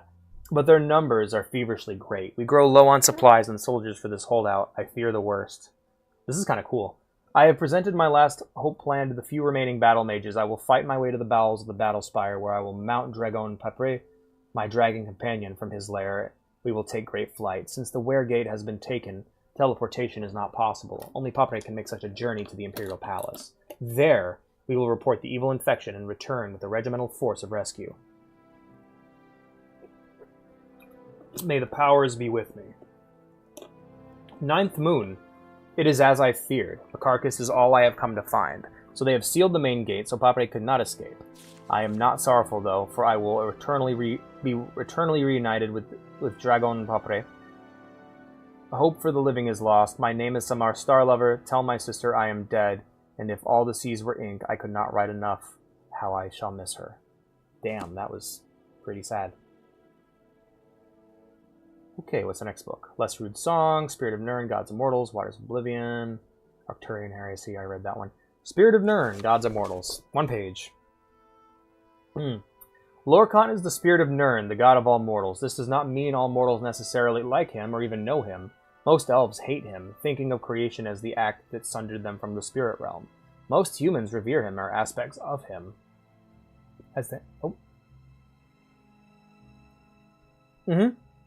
Without a doubt, like, for real, if we were to find out tomorrow there was, like, a race... Okay, so here's the fucking crazy thing. If we were to find out tomorrow that there were sky people or sea people, that would make perfect sense to me, because there's huge parts of both we haven't explored. Specifically, there are huge parts of the ocean we haven't explored, and there are aircraft within our own atmosphere that we cannot identify the source of. We do not know where they're from. We don't know what they're made of. All we know is that they are fast. They are faster than anything we got, and our weapons do not work on them. Which is fucking terrifying. That's real life, by the way. That's real. That's not a conspiracy. That was what we learned from the UFO documents here in the States. Cheese. The creation of the mortal plane... Oh, hold on. Most humans revere him or aspects of him as the herald of existence. Yeah, aspects of Nirn or of Shezar or of Lorkhan would be Sithis, Shezar, the Nerevarine, the Shezarine, Pelinal Whitestrake. There's like different champions of Lorkhan throughout the years. It looks like a circle. Wait, is that a manhole cover? All right. I'll be right back, guys. I have to use the restroom. No, the truth about UFOs is far more terrifying to me than aliens. You know, we have the other cover of Kamsus Urtat on the playlist. Do we really even need this one anymore? We're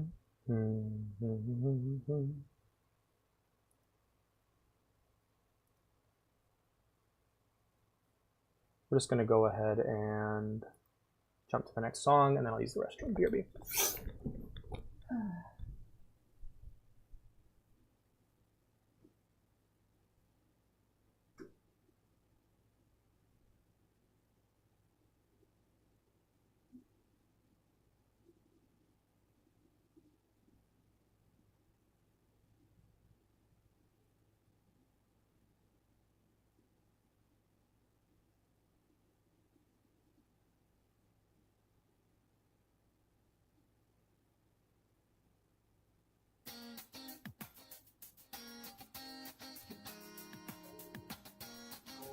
Let you down.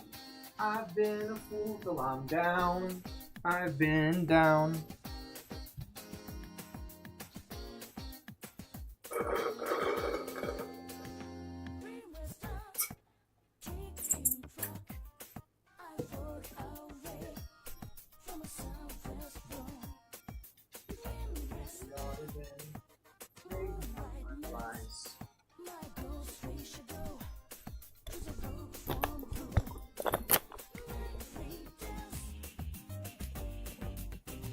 Alrighty, guys, back to it, huh? Back to the reading stream. Wahahaha. Persona song. Yee. Lorkhan is the spirit. Okay. This creation of the creation of the mortal plane, the Mundus Nirn, is a source of mental anguish to all living things. All souls know deep down they came originally from somewhere else, and that Nirn is a cruel and crucial step to what comes next. What is this next? Some wish to return to the original state, the spirit realm, and that Lorkhan is the demon that hinders their way. To them, Nirn is a prison, an illusion to escape. Others think that Lorkhan created the world as the testing ground for transcendence. To them, the spirit realm was already a prison, and the true escape is now finally possible. Burn My Dread, right? I believe so. Yeah.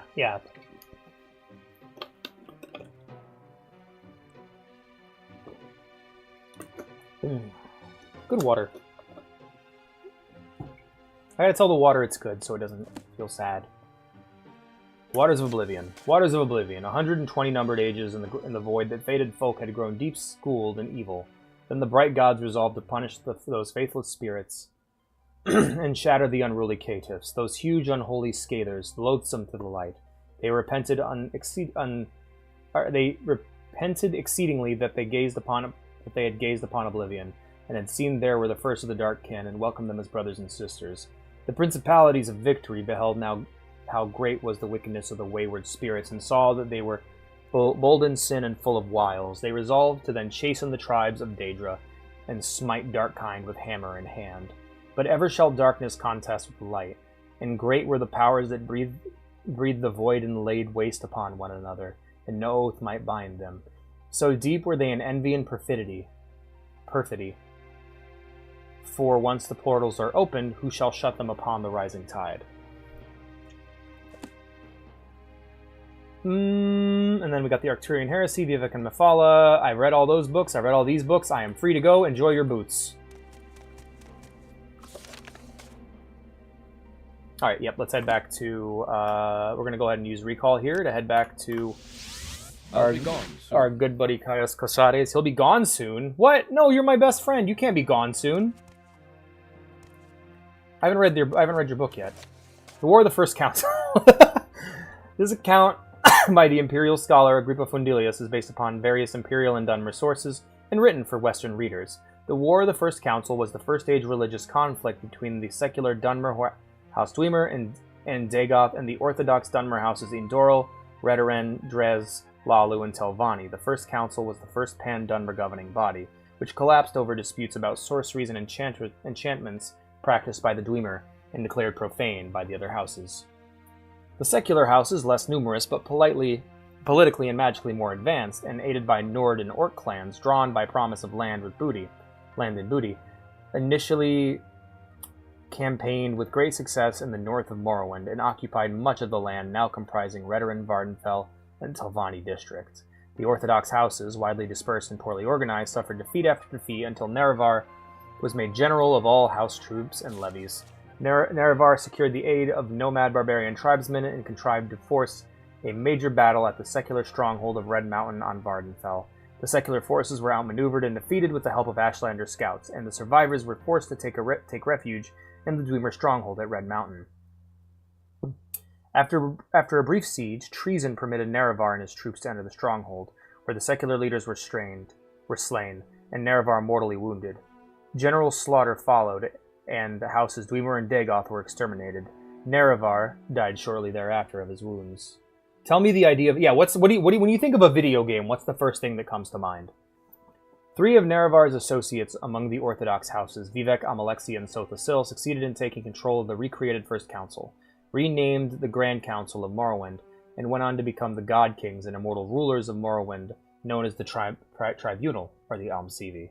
Alright, now you can go, Caius. I've read your book. Anyway. Thank you for your report. I'm very happy you've been cured.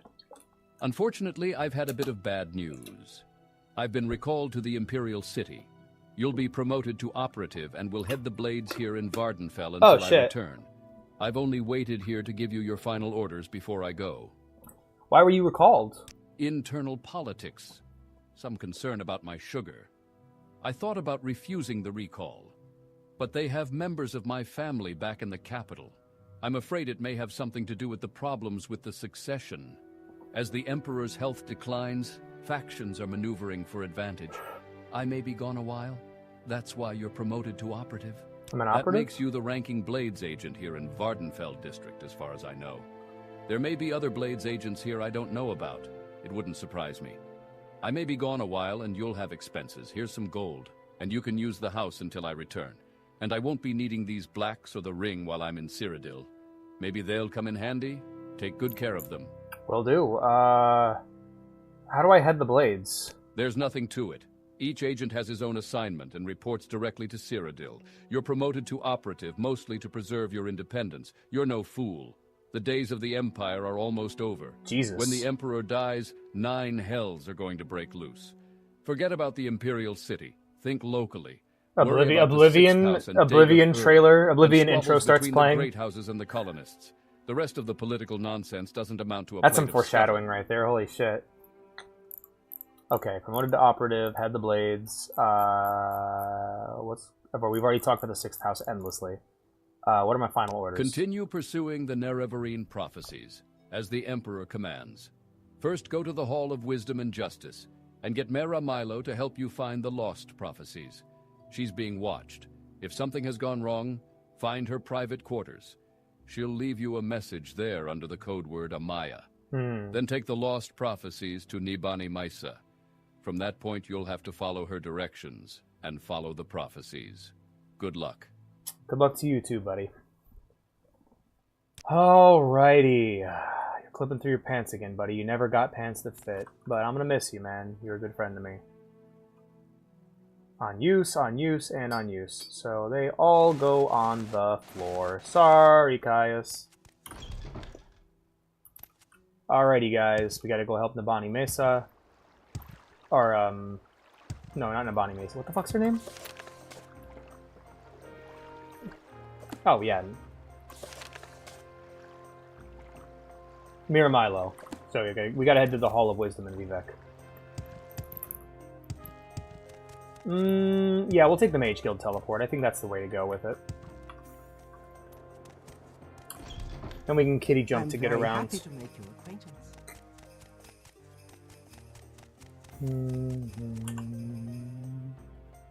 Resist corpus disease, resist blight disease, resist... Oh, man. No diseases, man. I'm just disease-free. Hell yeah. Disease-free is the way to be. What can I do for you today?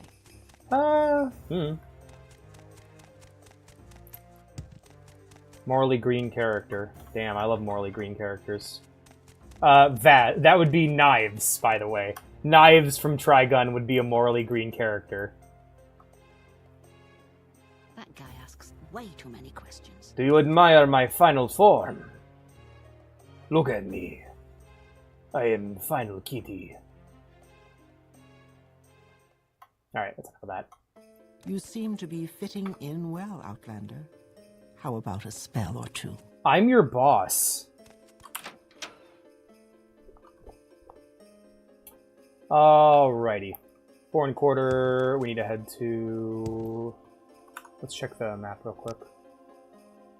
Yep, definitely gonna head south from here. Knives is the greenest character. Outside... Uh-oh. God's not happy.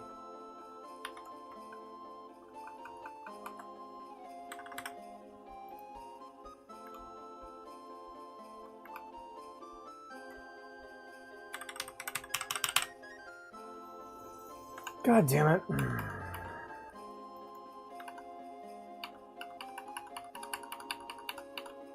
Quick, what's the input for...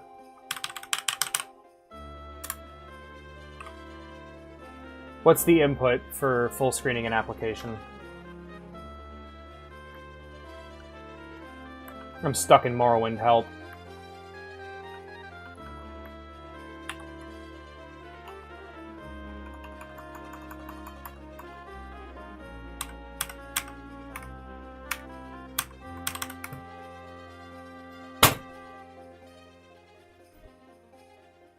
Well, I'm fucking trapped in Morrowind. Can I have my mouse cursor, please? May I please have my mouse cursor?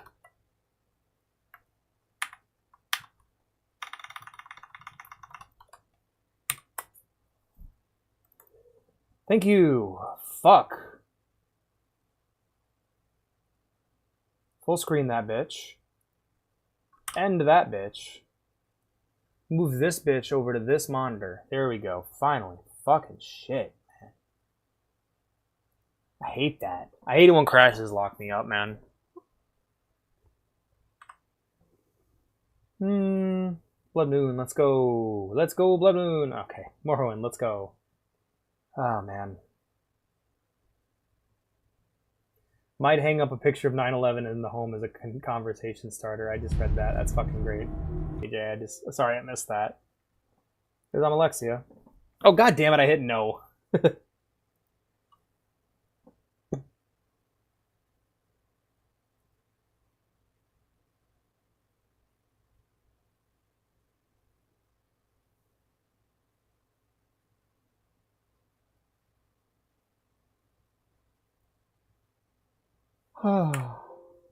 Yes, continue running executable. Thank you.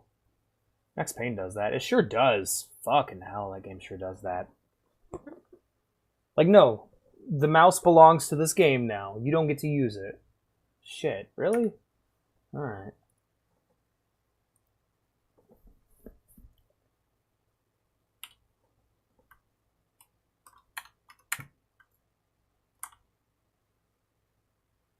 Okay. Wonder what the cause of that crash is. That's always what I wonder.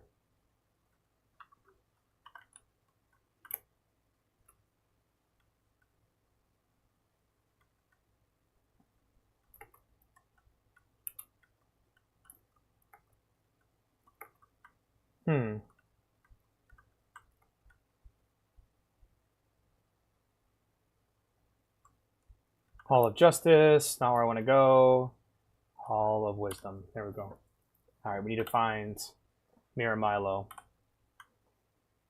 Hi there.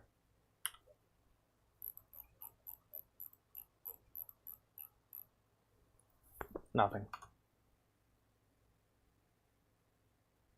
She's in the library, though, so let's head to the library first. Maybe we'll find her there.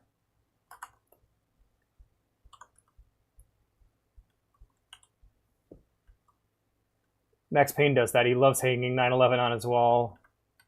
Oh man, Ordinator. Ordinator. Oh. Huh. Oh, shit. I got expelled from the temple? Oh, well. I got everything I needed out of them. I don't give a shit. Shouldn't have fucking tried to fight me.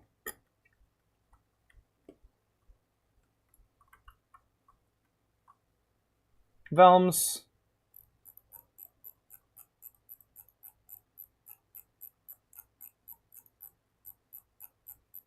Where's Miramilo? Thank you. Cannon quarters, Milo's quarters. Perfect.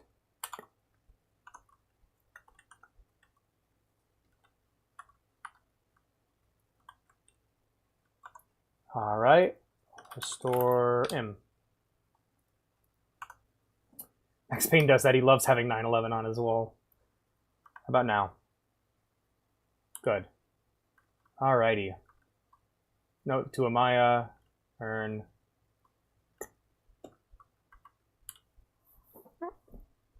Maya, sorry I missed you. I had to run some old documents over to the Inquisitor at the Ministry of Truth, and I'm likely to be tied up here for a while. Why don't you meet me there as soon as you can? Then leave together as soon as I'm done. And Amaya, don't forget to bring me 2 Divine of Intervention scrolls you borrowed. Or if you use them, buy a couple of new ones for me. I think I'm going to need them soon. Janan Mullion at the Mages Guild in the Foreign Quarter keeps them in stock. Alvela Sarum is the guard at the entrance. Just tell her you're looking for me and she'll let you in. Your faithful fan, Mira. I left a couple of levitate potions in there for you just in case you remember. You know, okay, cool. So do I have divine wait, what did she want? She wanted divine intervention, right? So I have 5 of those fuckers. So we're good. Ministry of Truth, I believe, is the big old rock floating above us.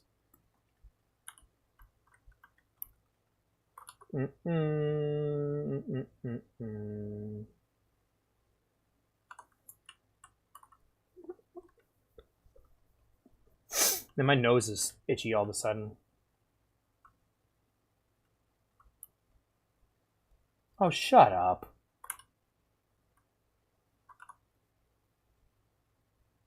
I'm about to supplant your entire fucking religion, bro. So you can just stop it.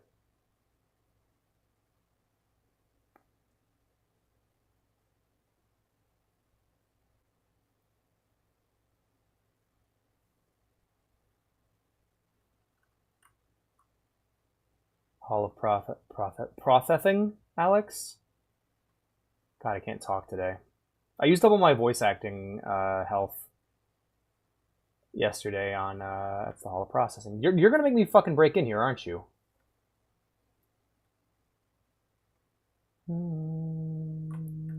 Hello there. Avela Serum.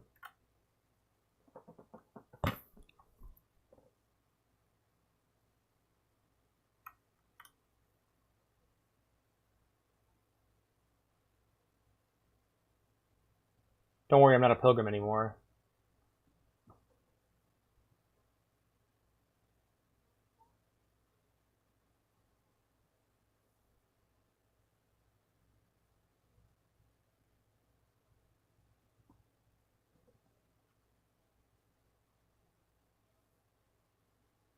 That's correct.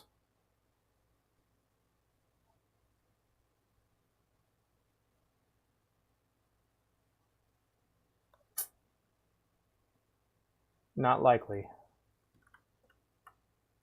The upper back door, so that would be not this one. Oh, no, it would be this one. Here we go. All right, we're looking for Miramilo.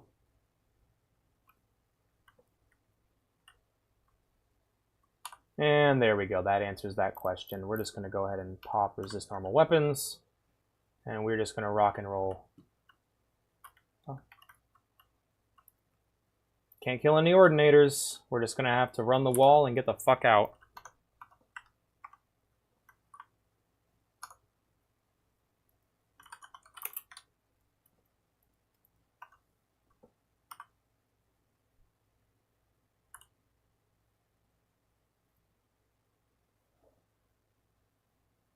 Patriarch Philem III, this is against procedures and you know it. Go ahead. The key is in the desk, but I have to report this immediately. Key is in the desk. What desk? Okay, well, I gotta find the desk. Go ahead, I'm not going to stop you. Thank you.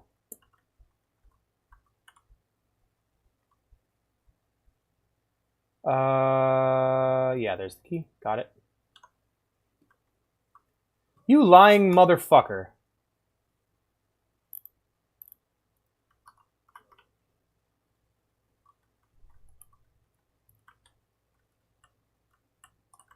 Are either of you Mira Milo? Hellbend, Jan Dork. Are you a Mira Milo? No, you're just a red guard. Thank you. Are you Mira Milo? No, you're a guy.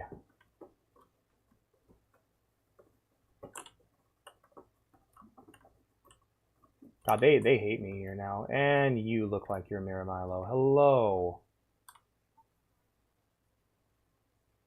Here's your Divine Intervention scrolls.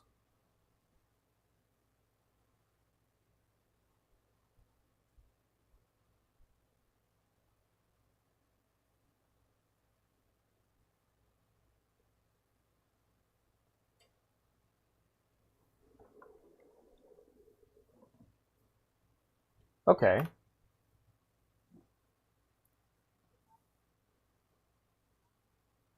Plata Eteria.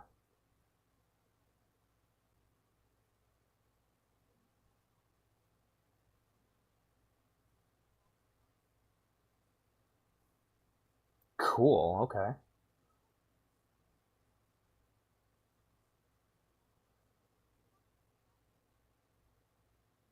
Alright, well, take care, Mira.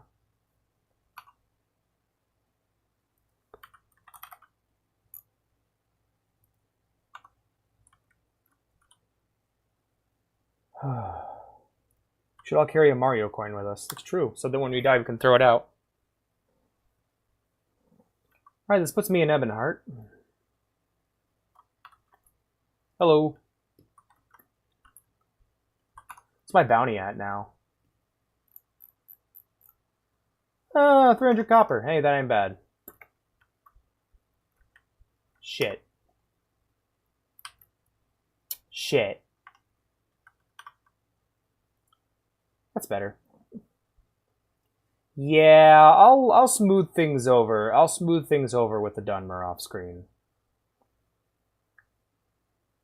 I do want to keep my rank. Or I could just not care. That works too.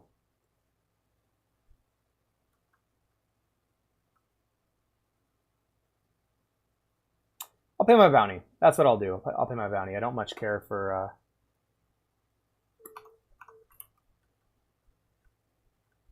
Okay, you're the normal Dockmaster. She's the one I need to talk to. And all of you are floating again, aren't you?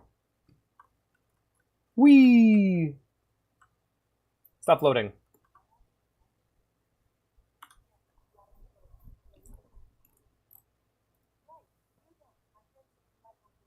Let's go fishing.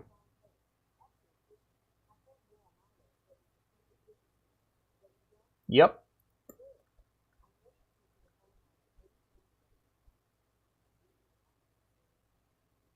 Sounds good. Let's head to Hellman.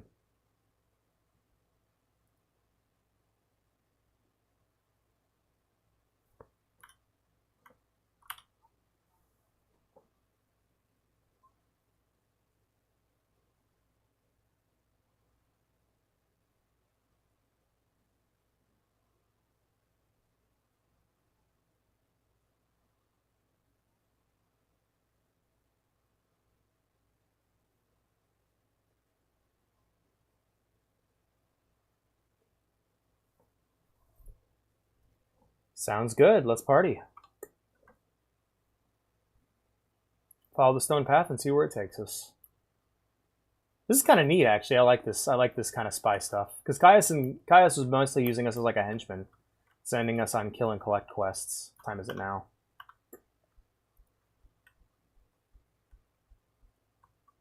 Oh, some rats. Just take care of them real quick.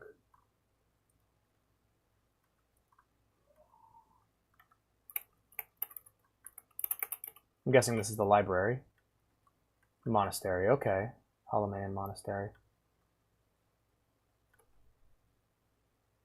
Alright, let's go ahead and repair our gear real quick. Everything's fine, cool. So what was the instructions again? A stone pathway up north from the docks leads uphill to the entrance to Halaman, but the portal only opens at dusk and dawn. Huh.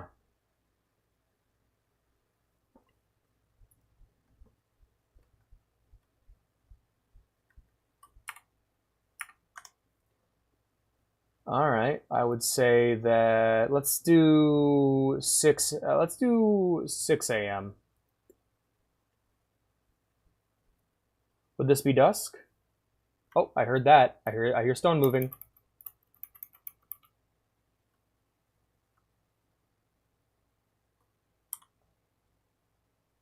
Is this the portal?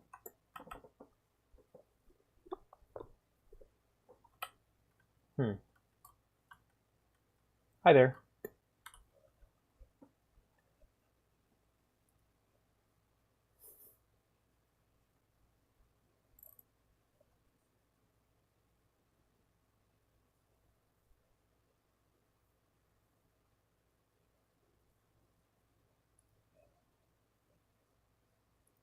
God damn it, it's pissing me off.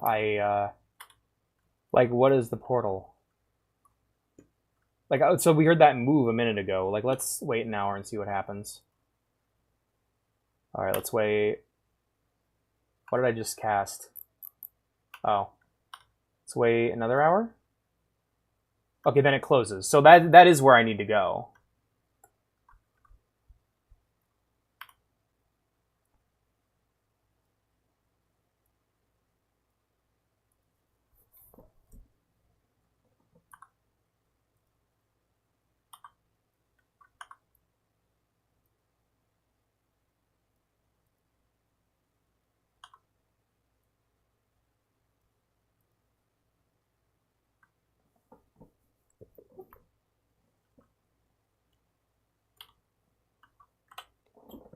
Okay.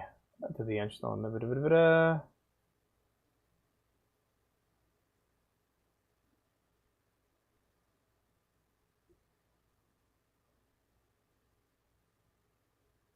Alright, look for the library, I'm guessing, is my only indication. This guy doesn't want to talk to me. Evesa, Danilo, Barrera and Sadri,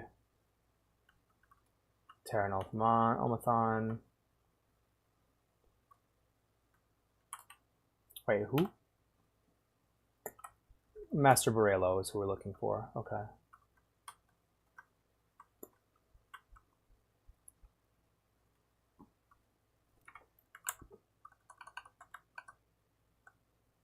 Alright, cool. We're still going. Hello, Miramilo. Good to see you.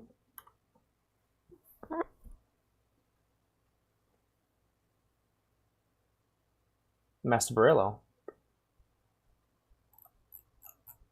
Secret Order?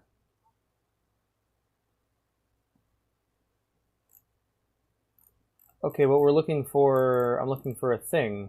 I'm looking for a specific thing here. And you're going to be an asshole to me, aren't you? Oh, you're not. Lost Prophecies, please.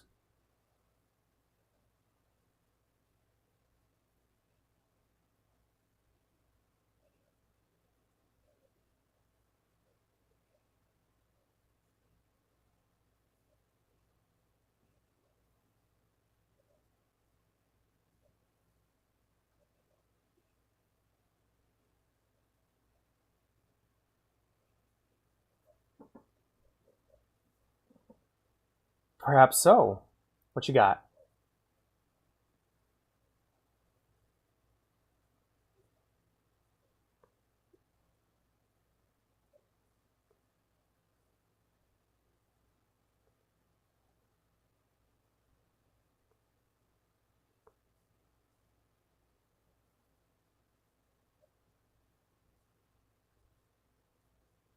I'm feeling mighty persecuted right now.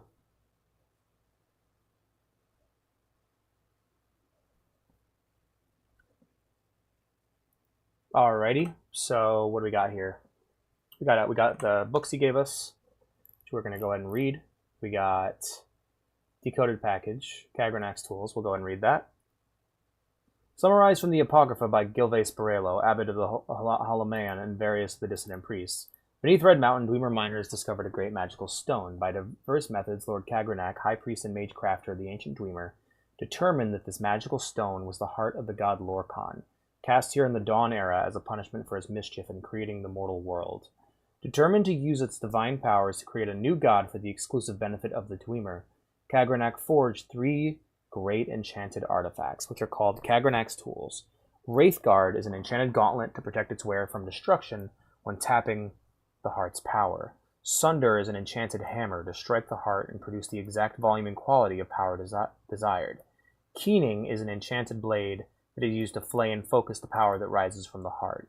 When Kagranak used these tools on the heart in the Battle of Red Mountain, no one knows what happened, but the Dwemer race disappeared entirely from the world. Lord Nerevar and Lord Dagoth retrieved these tools and didn't know what to do with them. Nerevar asked Dagoth to guard the tools while he went to consult with his counselors, Vivek, Amalexia, and Sothasil. He left and spoke with his 3 counselors, and they decided to return together to Red Mountain to decide what to do. While Nerevar was gone, happy early birthday, bestie! Hey, Toga P, how many days do I got? I've been losing track of time. Hey, only like 3 days. Neato! How you doing, man? Good to see you. How's things? How's tings?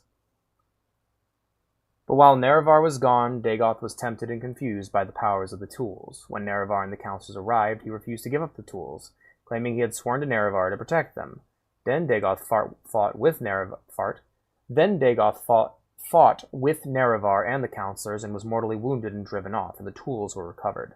Then Nerevar and his counselors decided to take the tools for safekeeping. They all swore a great oath never to use the tools, but after Nerevar's death, Vivek, Amalexia, and Sothasil yielded to temptation. They took these tools themselves and went to Lorkhan's heart buried beneath Red Mountain and gave themselves divine powers.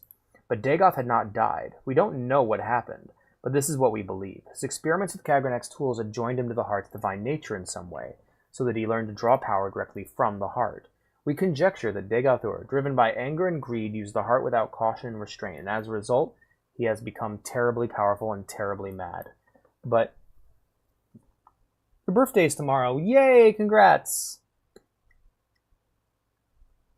But the tribunal showed great care and restraint in the use of their tools, and so they were not driven mad, and they did many good things. Nonetheless, the tribunal, too, appear to have been corrupted by the heart's power, though more subtly. Kagranak's tools are cursed, stealing power from the heart of a god of terrible folly, and fated to disaster. The tribunal is losing its battle to control the power of the heart. They are sustained by the same tainted power that drives Dagoth mad. They grow weak and cannot protect us from Dagoth. But even if they could, would we be wise to worship gods such as these? They conceal the truth from us out of shame. They persecute the Nerevarine and the dissident priests out of shame, when they should be welcoming them and enlisting their aid against Dagoth. The tribunal have done much good for Morrowind and the Dunmer, but they succumbed to the temptation of Kagranak's tools. And though these tools once have seemed the instruments of salvation, now they must be seen as instruments of doom. Wow, that's the biggest lore dump we've gotten. That's really cool. So all the gods of Morrowind are the tribunal of Morrowind is artificial as Dagoth. You got any big plans for your birthday tomorrow?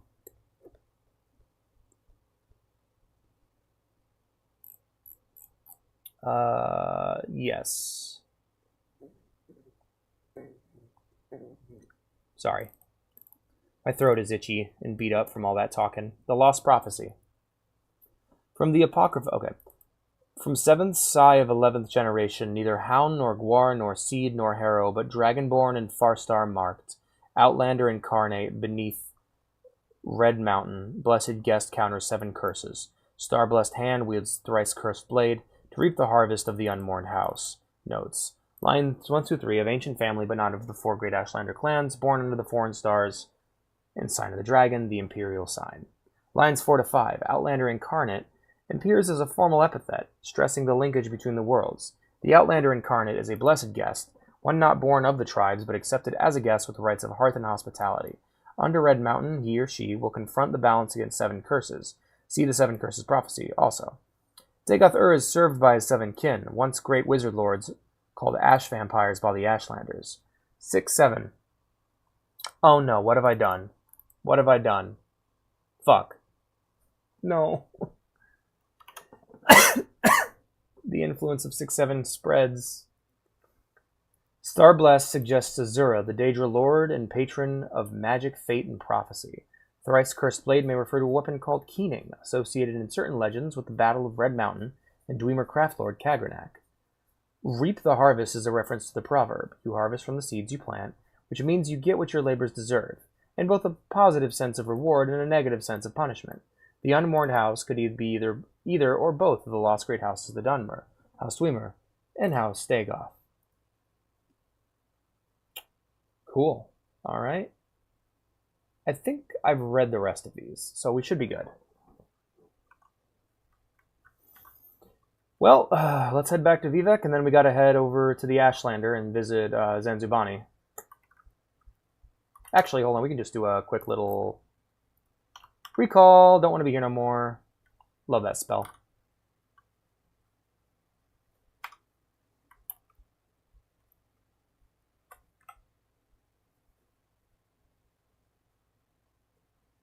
Alright, I need to find out where fucking Zanzubani is.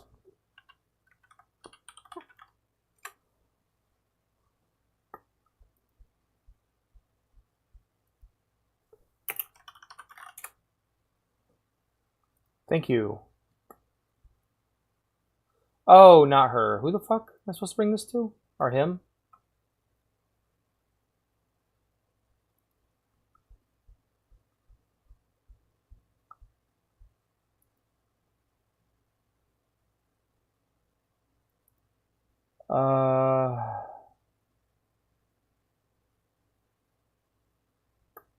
Nibani Maisa. That's where we want to go.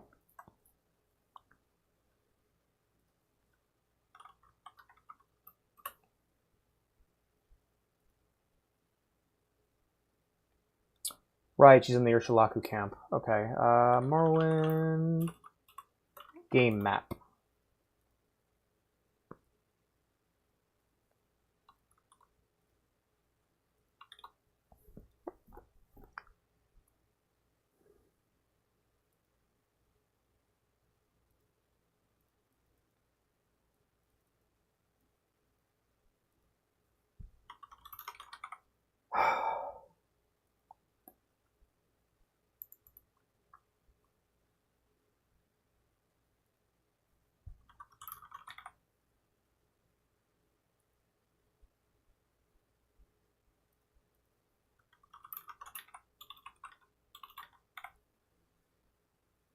Maybe it's the third one? Nope, Zainab camp. Oh my god. Alright, there's the Ursulaku camp. Which is closest to... Well, Margon, that's where I want to be. Okay, cool. Yep. Margon, we can take the Silt Strider from Vivek to from Balmora to Aldrun to Margon, and then we can walk it. Alrighty, travel problem solved. Yay. But yeah, we're coming up pretty close to the end here. I don't know if we'll finish it tonight. All I know right now is that I am real hungry. I have a donut I can eat, but that's pretty much it. Hello.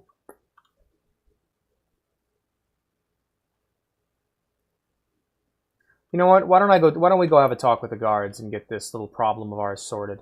Shall we? Hello. Here's my gold. Thank you. Shit, don't... Ugh. You steal one book and break one lady out of jail, and suddenly you're the worst villain in all of Morrowind.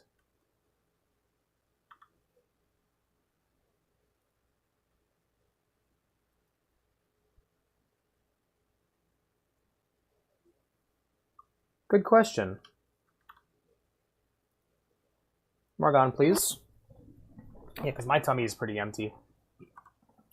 I crave the foods. Oh, it's already marked on my map. I could have saved so much time. Don't cry, Alex. It's gonna be okay. Just use your kitty jump and leap the pain away.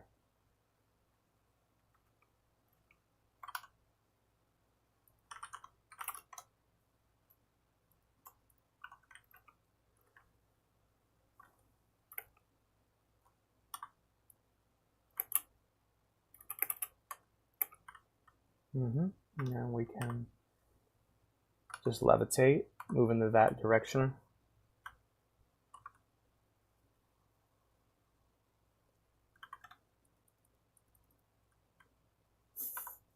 Just two little taps, pop, pop, and we walk.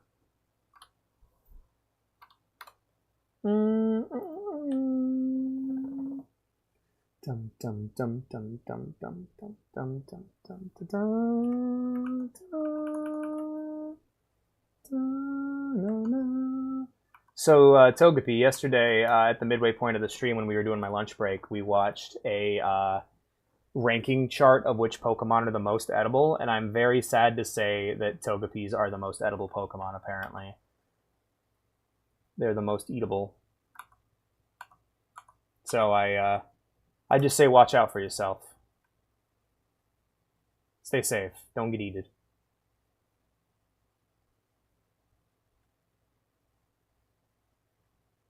Look out for yourself. All right. Oh,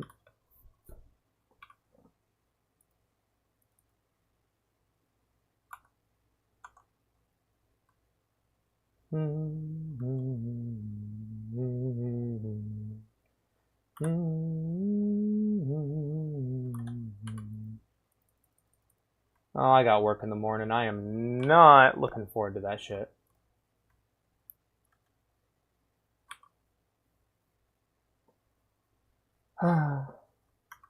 Fucking cliff racers, I swear to God. I mean, I don't know. I'm not looking forward to it, I guess. It's gonna be okay. Work's gonna be fine. It always is. But I have been off my medication now for a week, and I would very much like to not be, but I've been given nothing but trouble by my local hospital and pharmacy, so I hope that I'm able to keep it together tomorrow. I really do.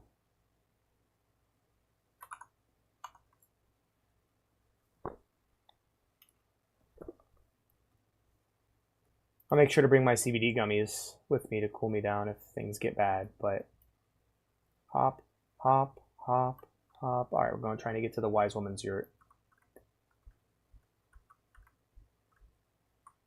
There it is. There it is. Yeah. Hey, girl. How's things? Now look.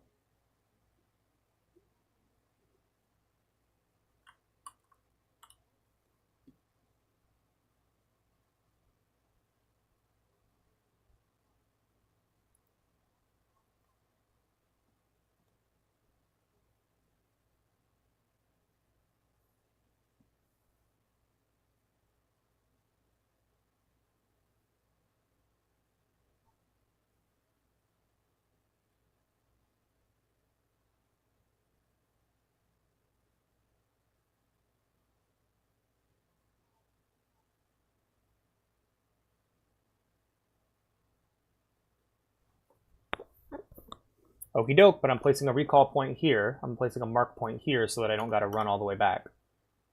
Okay, and then we can use Divine... Scroll of Divine Intervention. Pop that real quick and see where that takes us.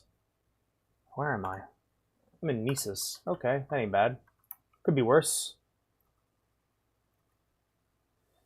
And then I guess what we can do is a little detour is we can try to redeem my name with the temple.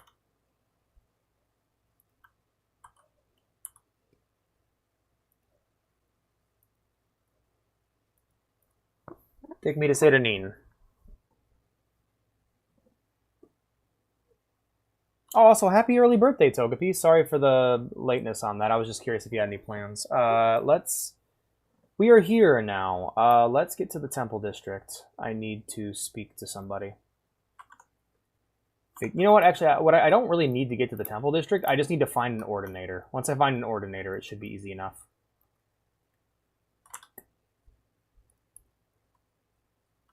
I'll find out here in a second, dude. Arena.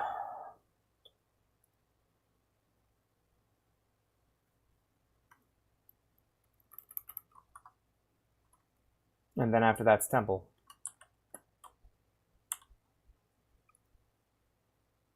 Temple.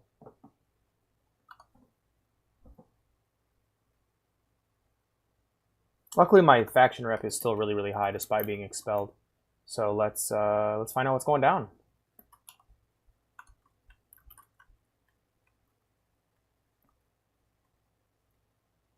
Hello, Angry Ordinator. By your actions, you have lost the trust of the temple. Until you make amends, expect no favor from me. How do I make amends? You must speak with the master of the temple to clear your name. Alrighty, let's go visit one of them folks then. I know where one lives. Assuming he's not dead. Are you a master of the temple?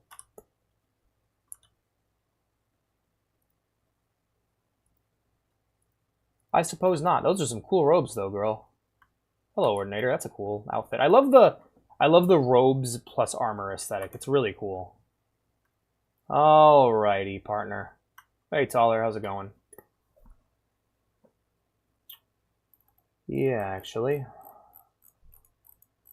want to make amends.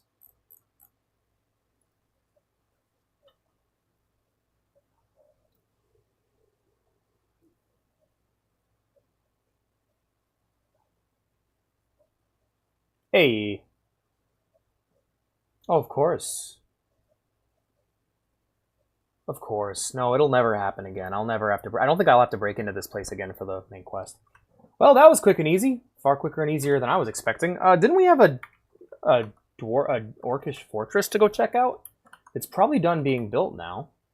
Let's go ahead and take a look real quick. Morrowind, Daedric quests. Because we had one Daedric quest left.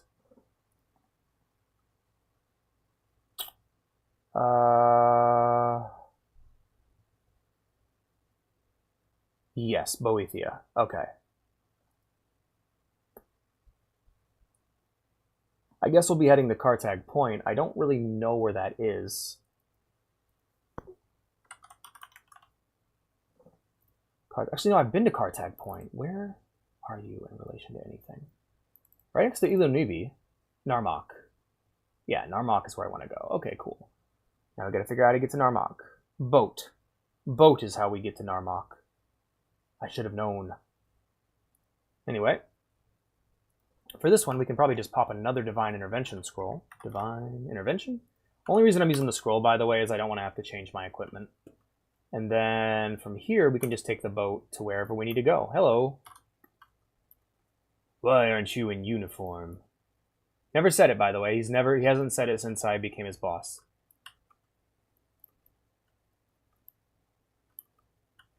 As I said before in the very first episode, on foot, the fastest way to get around is to hop. Kitty hopping is the way of the future. Hello. Alright, so first and foremost, Sedanin. Oh, no. La Oad and then Narmak. Okay, easy, easy, easy. La Oad, please. Yeah, I do.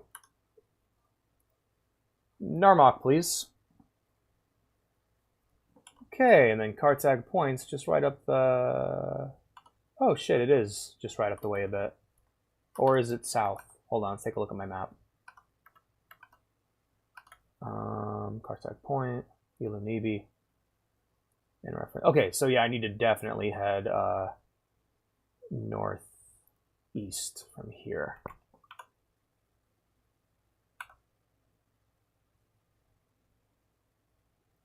Not quite to Nisus yet, but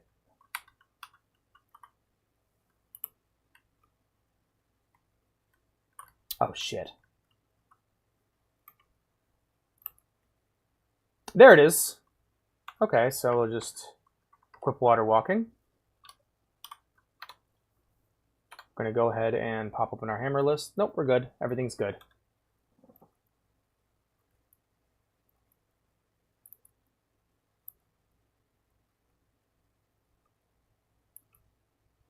Skipping across the water like a little stone. Hey there. Nice big green leg, fella. Hey, Duma. Okay, statue all built. Hope you have fun with new one. Shame to get rid of old Cartag rock, but it caused some problem anyway. Big rock. Yep, here we are at Cartag Point. Good place here. Lots of good rocks. Might stay here for a while. Shrine of Boethia. Shrine got built. Big shrine. Not bad work. I think myself did a real good job. I am legend in my own shrine. Well, Boethia, what do you think, girl? Guy.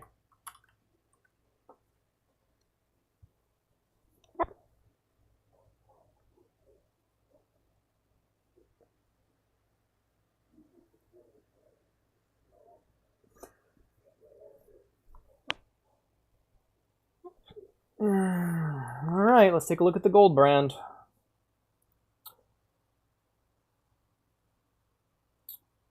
Fire damage on strike, long blade. Yep, definitely not.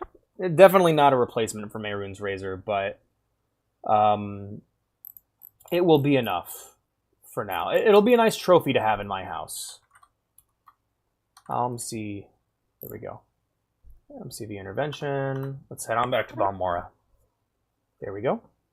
What the fuck statue was I staring at when joining back in? That was the statue of Boethia that I was basically just talking to him from an upskirt shot because I was too lazy to position myself better, I suppose. But yeah, we just got ourselves a shiny new sword that is not going to be used, but will quite simply sit as a trophy in my home. Nice to see you too, dude.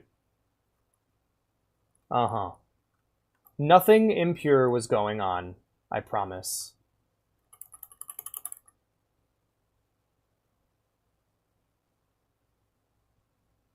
Hey there, little dude. He screams and thumps the ground. That's his job. Oh yeah, but now that you're back, I was going to tell you, yesterday we watched a most edible Pokemon video, and I'm sad to say Togepis were ranked as the most edible Pokemon. I'm so sorry. Stay safe out there. You might be the next Slowpoke tail.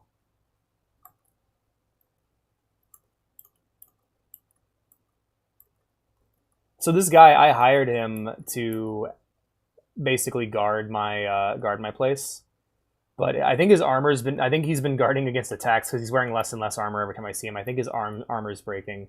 I got a flying lemur to protect me. Yay! That's good to hear. Got so many books I need to read. But yep, there's my glass helmet, my dragon scale helm I had earlier, and then here's my mask of Clavicus Vile, which I don't believe I'm able to wear at all. Instead, I'm wearing the Helm of Orin Bearclaw, which actually fits me. But we're gonna go ahead and set Goldbrand right next here to the mace. Oh, that didn't look very nice. Hold on, let's move that. Pick that back up for now, and then we got to find a good way to arrange that looks not terrible. That's better. But now it's clipping through the Moste, which... There we are. Cool. Nice little trophy shelf.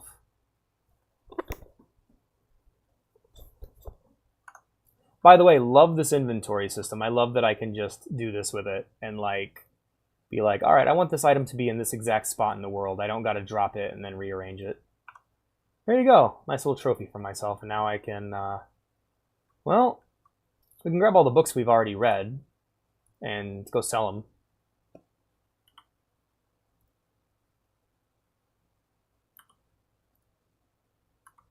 All my cups are dropping though.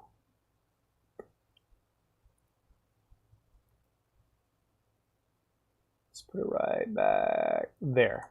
All right, cool. Keeping my Dunmer Scarab plans, and now we need to look through our book stack here. We got Silence, 4 Suitors of Boethia, Deathblow of Abernanet. We'll take that. Game at Dinner. Take that. Yeah, any books we've already read, we're gonna go and sell. The Axeman. Hell yeah, I like that one. That one was good. Alright, and I believe that is all for the books. Let's go back to Balmora and go sell our books. Because right now, yeah, we're just waiting for this lady to finish her meditation. Now we can just hippity hop on over to Balmora and just get general work done. Basically run a few errands while we get situated.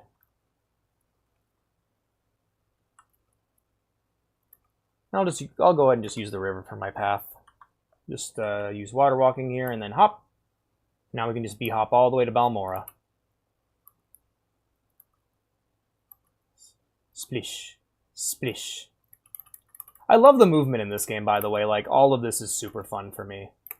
Little bee hops and ways to get around. It makes it so nice, especially because of the way momentum works in this game. Like, you get the perfect amount of air control for your jumps, but at the same time, you also have spells that can change how high or how long you can jump. Like, it feels good to move through the world is probably the way I would describe it. Here's the bookstore. Hey, Derisa, how's things? One of my favorite things to do in these big, like, open world RPGs is, like, set myself up. One of my favorite things to do in these, like, big open world RPGs is, like, set myself up in a single town and just really get to know everyone who lives there. Like, I don't know, it's got a cozy feeling to it. Balmora is my home. Alright, there we go. There you go. I'm keeping that one. You can read Hanging Gardens, How We're Sending Past the Orcs. And the Axeman, and Paula Book 2. Paula Book 2 was so fucking good. Oh. Right, you only have $700. Okay, hold on a minute.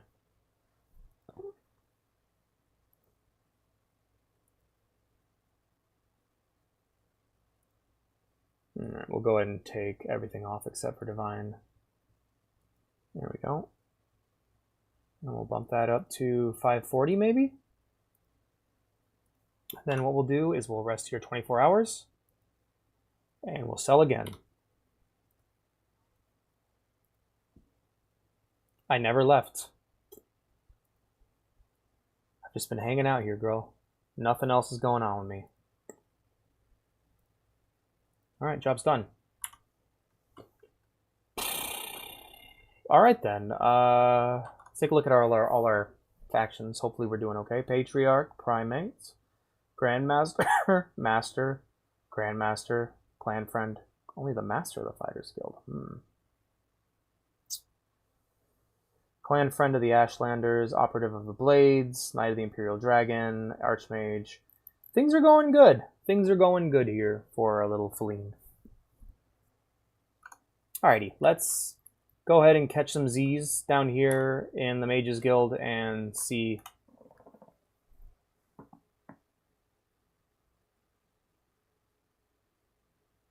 And the moons have come and gone to hear her judgment. So, probably only like a day.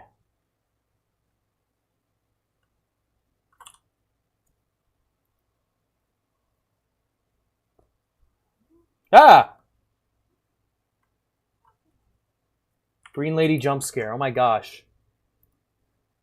Alright. Well, maybe I can go grab my money out of the bank and we can shore up some of my blank spots on my character sheet and start working on leveling some other skills. Because I do eventually want to get everything to 100 by the end of the playthrough.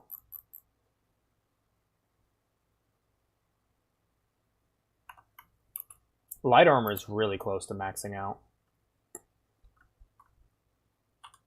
Works until 8 a.m., so... Yep, and everyone's floating here. I hate it. I hate it how you guys do this shit. I come here every time and y'all are floating. How much gold you got just sitting out? Wow. I should really kill you and rob this place. Hello. How's my account doing? I have 30,000 gold. That's pretty good. How much do I got on me right now? 30k. I have 30k on me right now? Oh, I guess I took all my money out. I'll deposit 10K, deposit 10K, deposit 5,000, deposit 1,000, deposit 1,000. Account status. All right, once that hits 10,000 again, I'll deposit it. I do collect interest, so I want to make sure that there is money in the bank building up for me.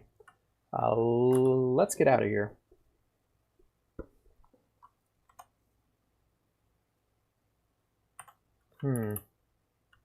Let's go visit the... I don't have the money on me, though. Shit. Trying to figure out what I want to do with my time while I wait. I think I might just go and sleep.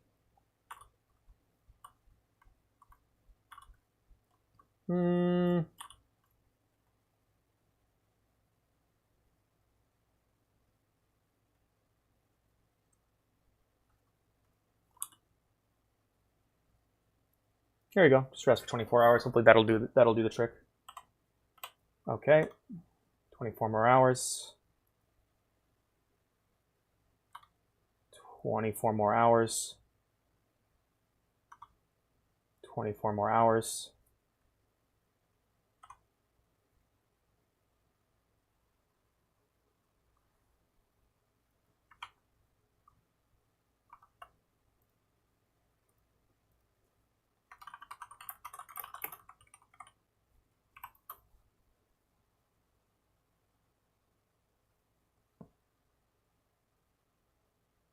$24 hours to 7 days? Jesus. All right, well, I'll just keep waiting, I guess.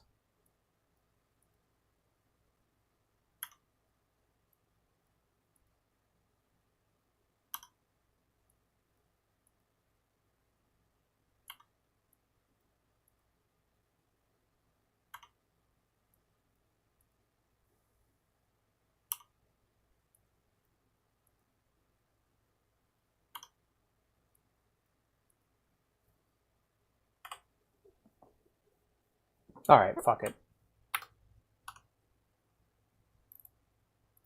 Let's head back. Yeah, are you done? Thank God.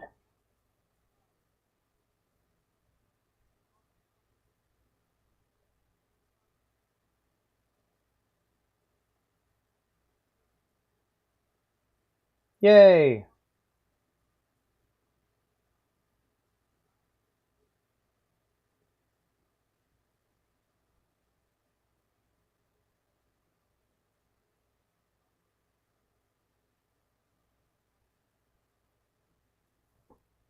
All right, go on.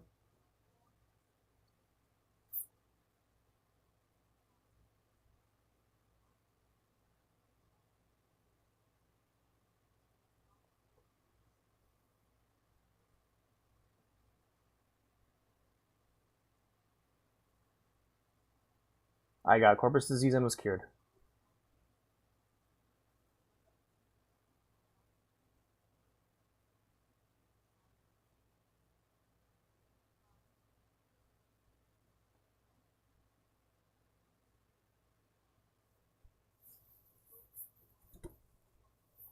Okay.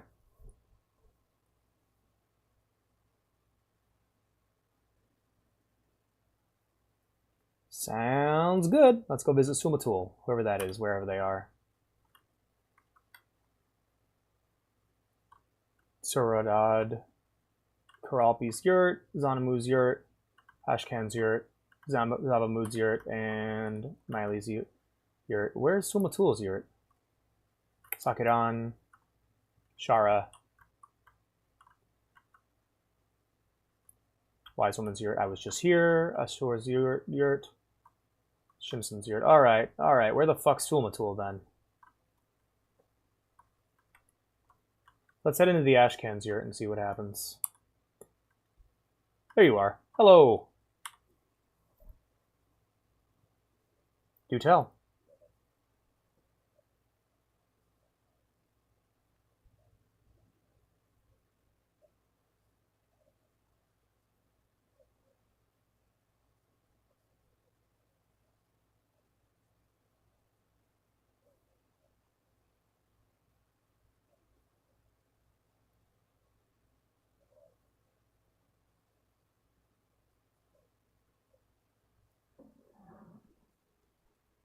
Alright, man, go for it. Give it a try, see what happens. I've already cleared it.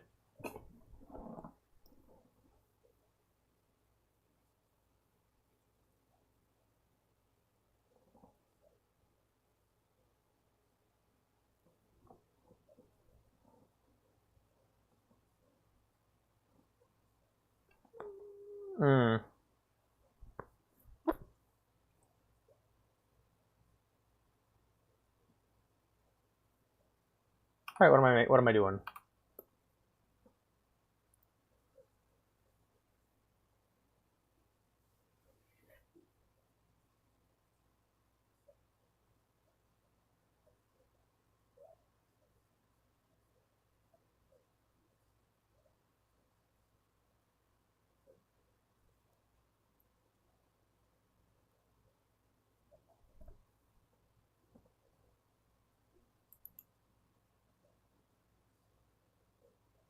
Sounds good. We're going to go ahead and mark this spot here. Yeah. Pretty simple. We're just going to be making our way to Kogaroon, which he said is nearby. Valinarian, Kogaroon, yeah. I've cleared Kogaroon already, but I guess this quest will reset it for me, which is nice. I was worried about that. I was thinking, like learning about the Ash Vampires and Dagoth there, it's like, what am I going to do if I go there and the Ash Vampires are just all dead? Like, will that be the end? It might be. Whee! There's a Dunmer stronghold.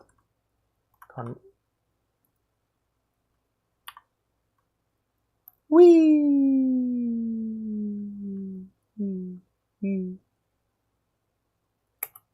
Ah, damn it, didn't have enough. Alright, we'll hop up this mountain here, rest. Oh, Nick Sound. Goodbye, Nick Sound.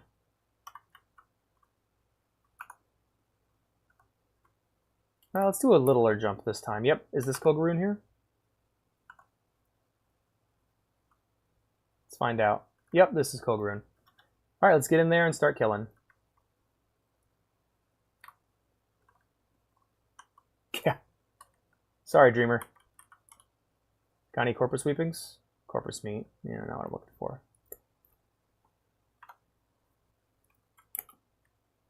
Alright, let's party.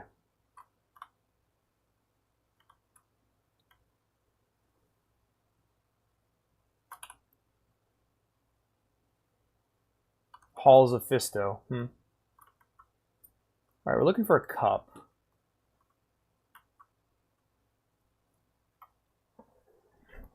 A cup with the mark of House Dagoth. Okay.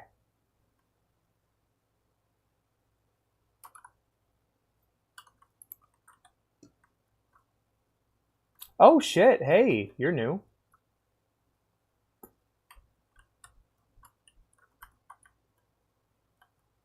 Goodbye, little ascended sleeper.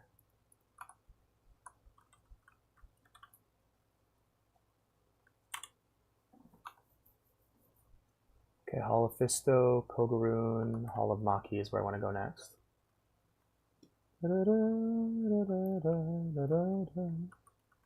It's been a hell of a journey, hasn't it? It's been like half a year since we started this. You got corpus sweepings? Ash salts. Not much else. Shit. Alrighty, let's just keep an eye out.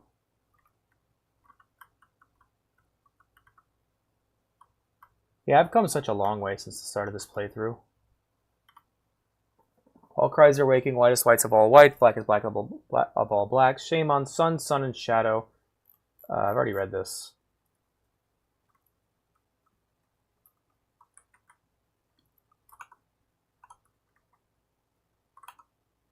Wait. Hall of Maki. Hall of the Watchful Touch. Which of those do I want to hit first?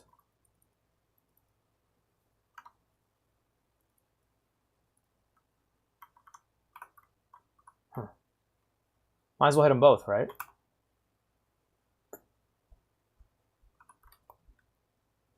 Do the Watchful Touch first because it's closest. Oh, that's where I came from. Hall of Mucky time. Hoppin' Cat. If I have any regrets about this playthrough, it's probably that I maybe should have done the main story first. With just how quickly I got overpowered. I probably should have taken the time that Caius offered me to clear dungeons, clear the guilds, rather than just beelining all the guilds completely. Oh, ash statue, candles.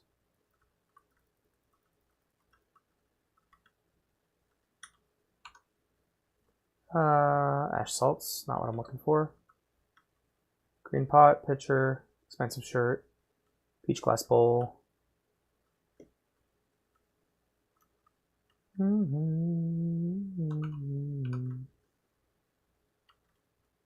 Love how this whimsical ass music's playing. Dead hero.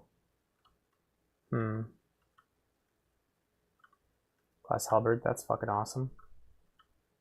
Alrighty, next room. Another dead hero. I remember exploring this, yeah.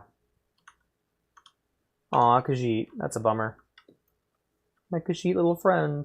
My little friend, the Khajiit. Oh.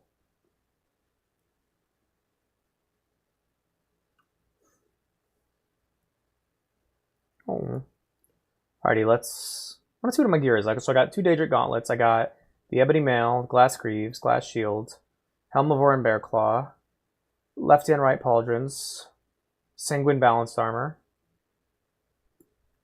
exquisite shirt, extravagant pants, extravagant robes, Marara's ring, necromancer's amulet, ring of the wind, Merun's razor, as well as these other 2 amulets I use sometimes. That's pretty cool. Pretty cool endgame armor kit, I think.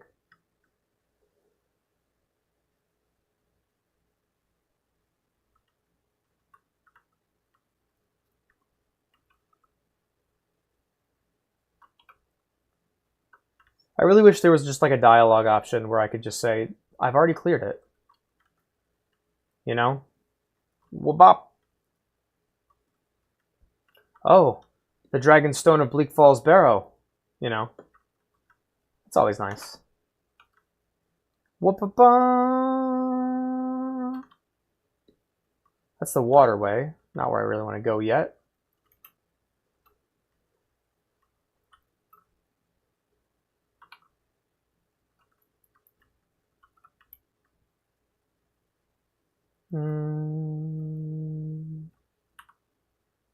Oh, an Ogrim. Cool.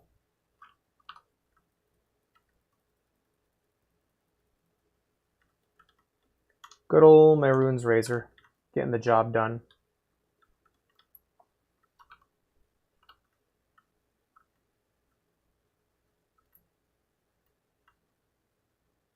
Did he mean an ash statue? I don't believe he meant an ash statue.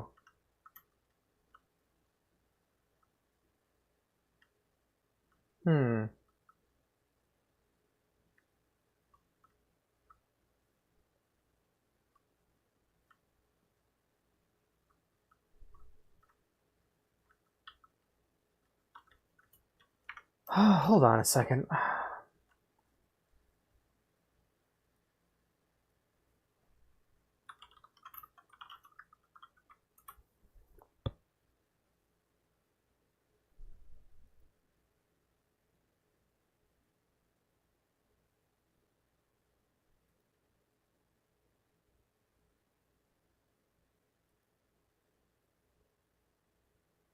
Well, it seems as though I'll know the cup when I see it, because it looks very different from everything we've seen so far. Hall of Fisto, Erode, Nabith Waterway. Shit.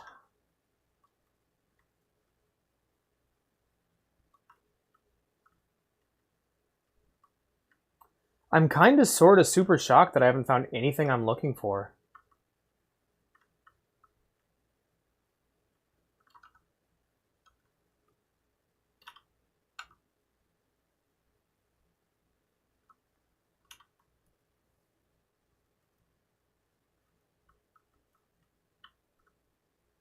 All I have left is the waterway, it seems.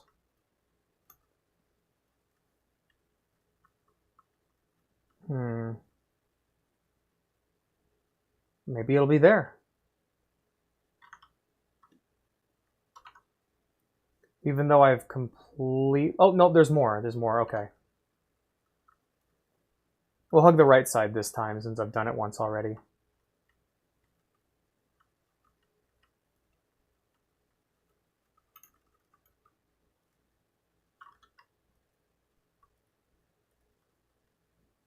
Alright, what you got?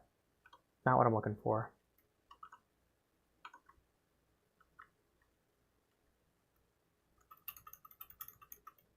Alright, hopping back.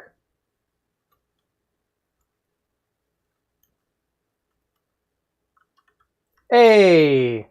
Just the man I've been looking for. There you are. Thank you for the corporate sweepings, friend.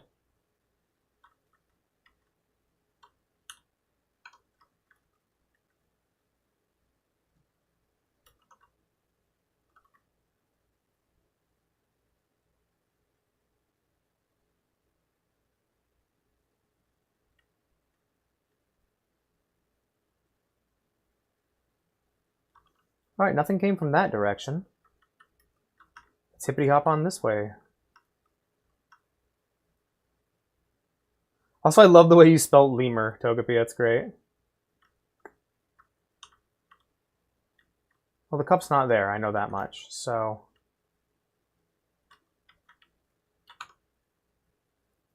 Boop boop, boop boop. I came from the Hall of Maki. Let's check out the Karma's Breath.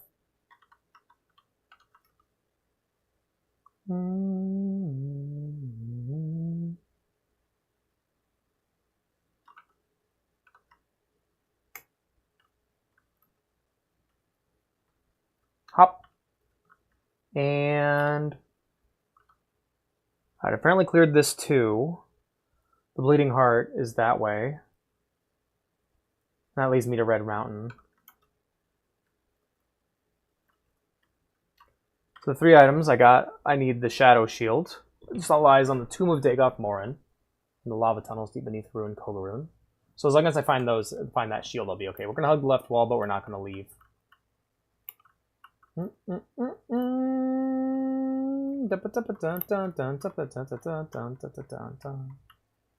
old Daggerfall music, man. Keeping me company through this whole playthrough. So I guess these are the lava tunnels I'm in. That leads me to the Red Mountain region, which is where I don't want to go.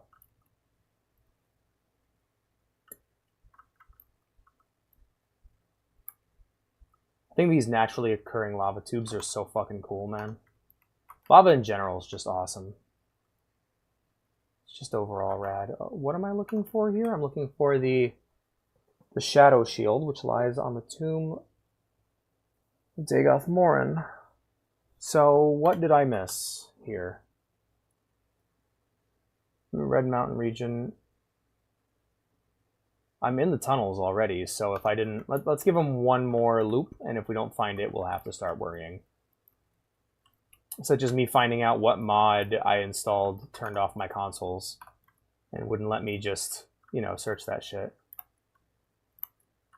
Because, yeah, there was one of a million mods turned off my ability to use the console in-game, which comes in handy for moments like this where I fear that I've broken a quest. All I can really do right now is hope to God that there's some other alternative.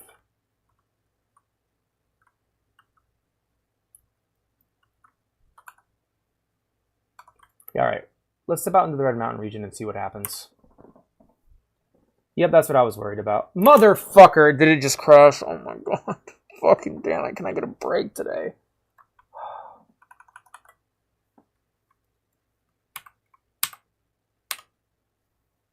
You know what? I can have a break today. I'm taking a break. Be right back, you guys. See you soon.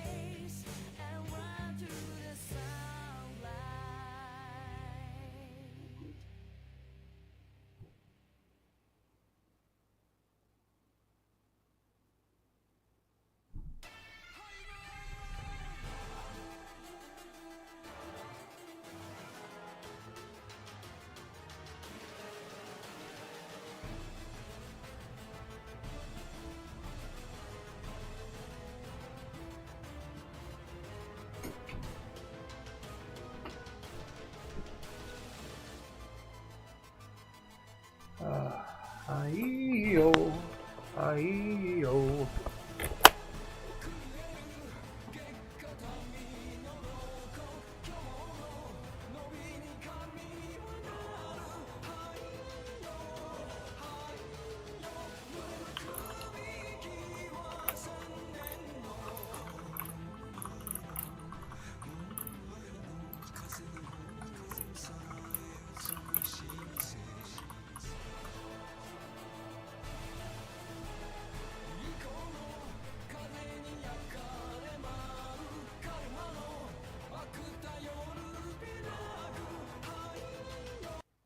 Let's do a little YouTube mini, shall we?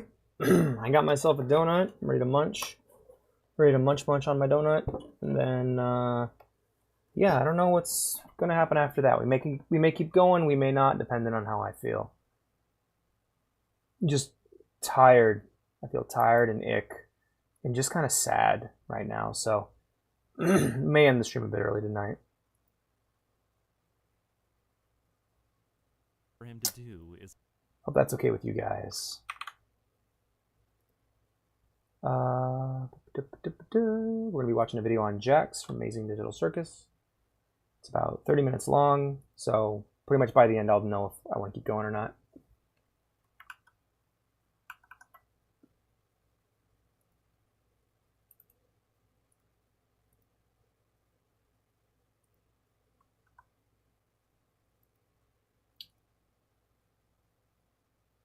What comes after the crash out? When he burned down the only bridge that mattered, all that's left for him to do is to lie awake at night thinking about how she was right. But that doesn't matter, because he believes that he can't change. But he can't go on like this either. He has nothing. He feels like nothing. And with nowhere else to go, it makes all this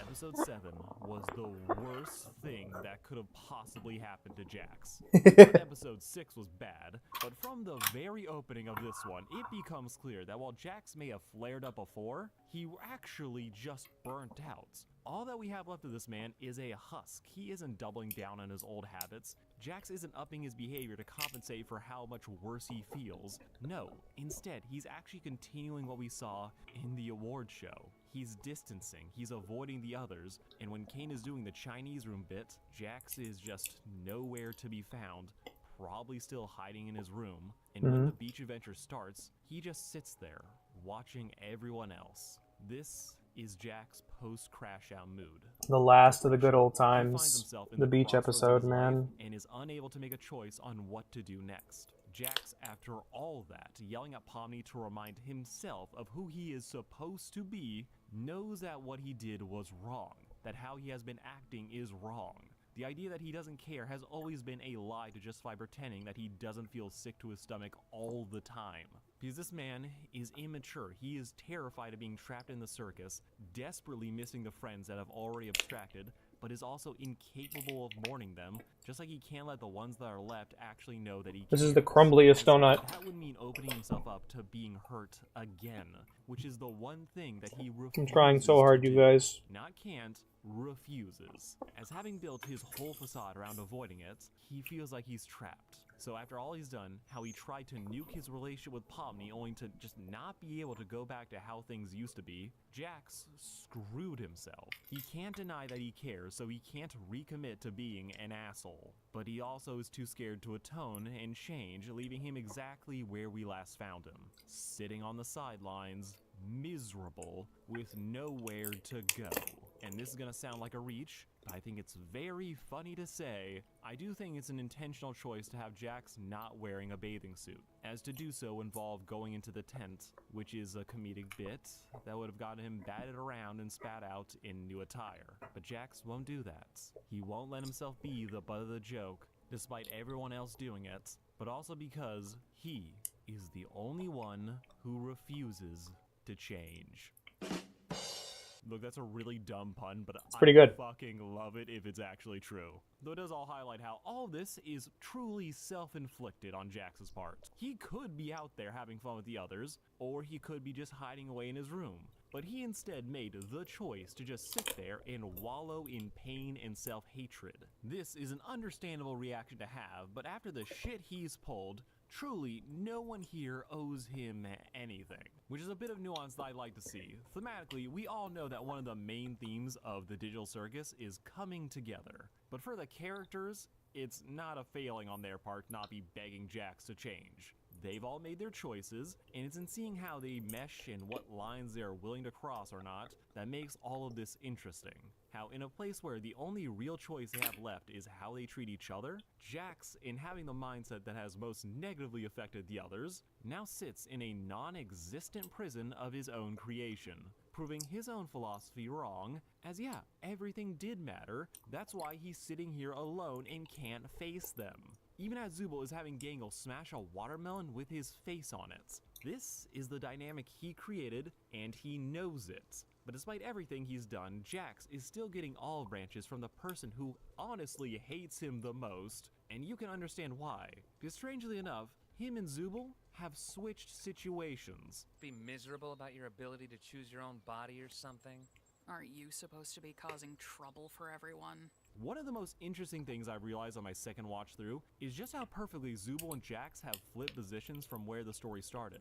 In episode 1, it was Zubul who was depressed and avoiding interactions with the others. Meanwhile, it was Jax with a habit of pranking others that felt like borderline bullying. Jax has this get back coming. Zubul throughout the series has been struggling with their body dysmorphia and feeling like nothing fits right. But it's only through embracing the idea of change and engaging with their friends that they have been able to make this situation not feel so all-consuming, to have moments of joy away from the constant low-grade terror of their situation existence. Meanwhile, Jax, after trying so hard to put on a performance that has crashed and burned, with nothing left in the tank to actually be the so-called funny one, he can barely snark back at Zubul, giving up immediately as just they win. You're a bitch. I know. Jax has adopted Zubul's oppression and is now trying to distance himself from the adventurers and the others. Making very fitting why Zubul would be the one to come over, splash him with some water, kick him while he's down, then remind him that there is a way out of this. That it helps to talk to people. It's okay to not just be one thing, even if you spent years defining yourself as a bully. Jax may be down and Zubul is lightly kicking him still, but they still offer him a hand that is suspiciously colored to look just like his, and of course he refuses.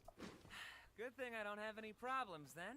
The fucked up thing about this line isn't that he refuses to admit that he has a problem, it's how he denies the idea of having friends that he can trust, as he knows that he can trust Pomni, that after everything, I do think Jax recognizes what he lost in pushing her away, and he also knows that she would welcome him back if only he asked. But he can't do that, as the person he can't trust the most is himself.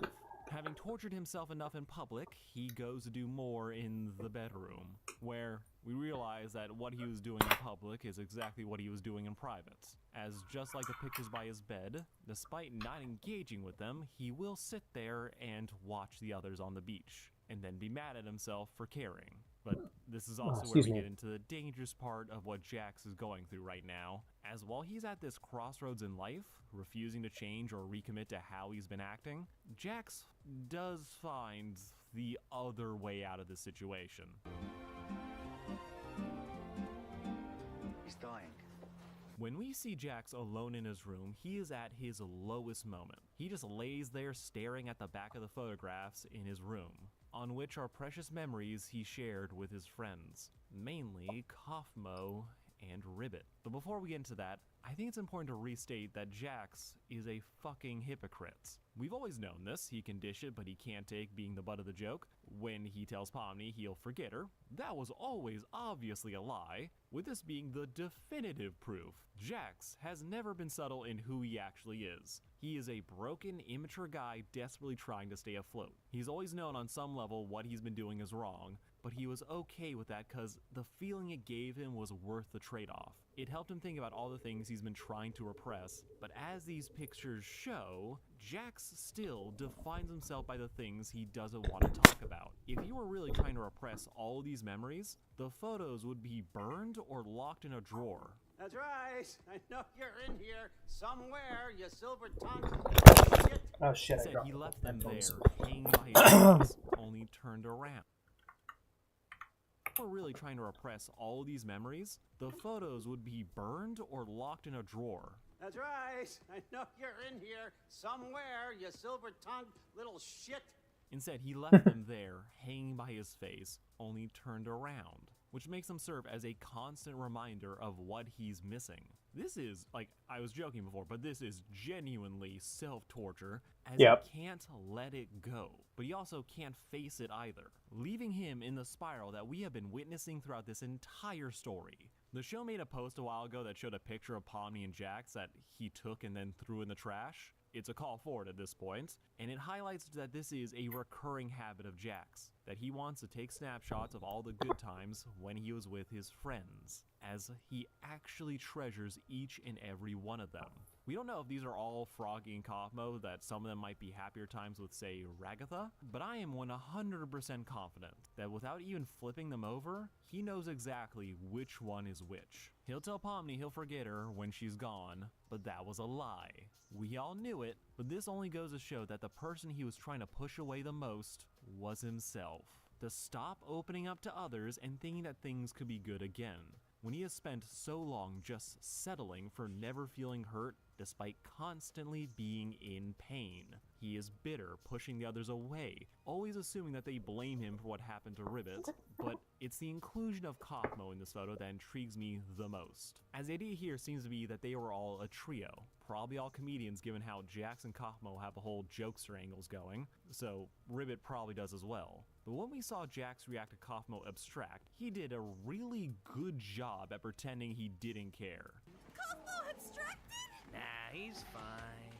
To not hint at how close they actually once were, and I think that really fits, as even when he looks at Kaufmo's door, Jax is bitter and angry, but he's not gutted like he is. Yeah, I think him and Kaufmo had very different reactions to the death of Ribbit, and that kind of drove them apart. I think we can get that from that reaction there. When he sees Ribbits. This is something we saw again in the intermission, where Jax would run past Kaufmo's room as he is really going to Ribbits. I don't think this is a sign that Jax doesn't or didn't care about Kauf. It's that Ribbit's abstraction was the one that broke him. Yeah. I even go so far as to guess that if anyone were to actually blame Jax for what happened to Ribbit, that may have been Kaufmo. Nothing makes blame hurt more than when it comes from a loved one. I still like the idea that Jax and Ribbit got into an argument before Ribbit abstracted, a temporary spat that became the last time they ever talked, but afterwards, he and Kaufmo we don't know that for sure. would have been a more intentional falling out. Their friendship damaged by the loss of the frog, with the asshole persona Jax puts on making any attempt to make amends, highly unlikely. So for Jax, Kaufmo's memory is more bitter, a friendship that soured, and Jax tries to focus more on those times than the ones when they were good. But he still remembers them, and Ribbit was different. She was probably his best friend, maybe even the first abstraction he ever experienced, making her the one that hurt the most, and it's why, when he's got nothing else and starts to abstract, he sees her. Part of her, at least. The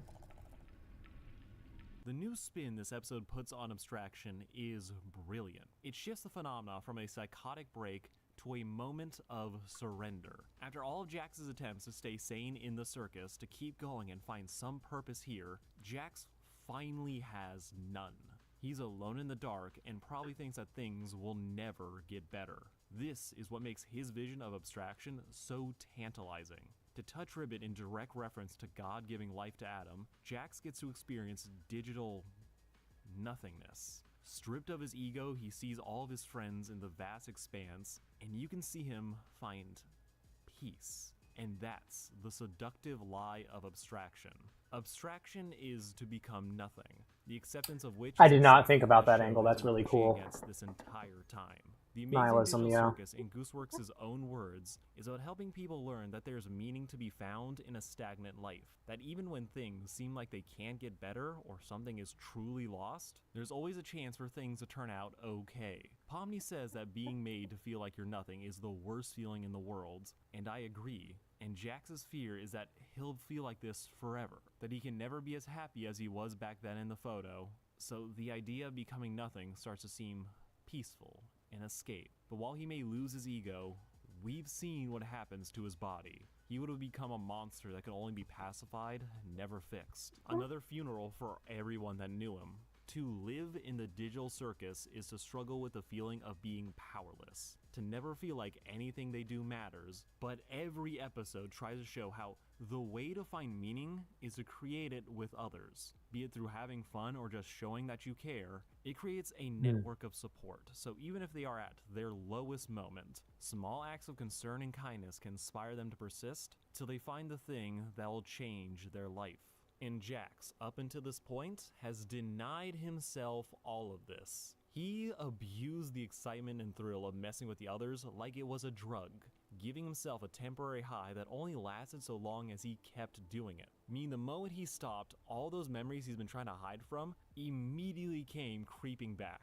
Jax has refused to ask for help or even vent his real feelings, hiding behind a mask till it suffocated him. Alone in his room, he hit his limits, on the verge of abstracting, and he would have, if not for a very lucky knock on the door. Way to interrupt my nap. Can we talk? There's something funny in how Abel is here lying about how he has a way to save all of them, yet him showing up may have been the thing that actually saved Jax. If he hadn't talked to Pomni, she may not have talked to Jax, so when they next knocked on the door to see if he was okay, they would have found an abstraction.